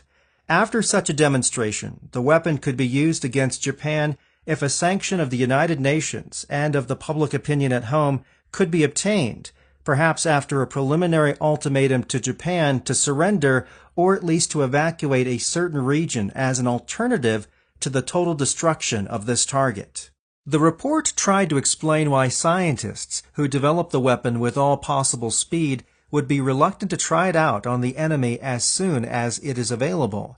Their motivation, the report continued, had been the certainty that German scientists were working on this weapon and that their government would certainly have no scruples against using it when available. METLAB scientists urged Franck to personally take the report to Washington, D.C.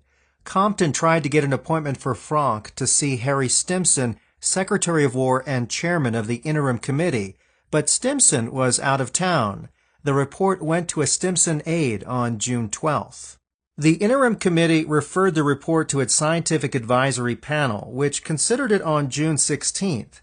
The panel concluded, "We can propose no technical demonstration likely to bring an end to the war. We see no acceptable alternative to direct military use." Panel members were Compton, Ernest O. Lawrence of Cowles Radiation Laboratory, Robert Oppenheimer, director of the Bomb Assembly Laboratory at Los Alamos, and Enrico Fermi. The scientific panel apparently did not reconsider the Franck report after the July 16th test of the plutonium bomb in New Mexico, when the enormity of its force was better understood. There were several arguments against a public bomb demonstration. If the Japanese knew the timing and location, they might try to shoot down the bomber, or move American prisoners of war into the target area. If the bomb was a dud, nuclear material might fall into Japanese hands. Not a very impressive demonstration.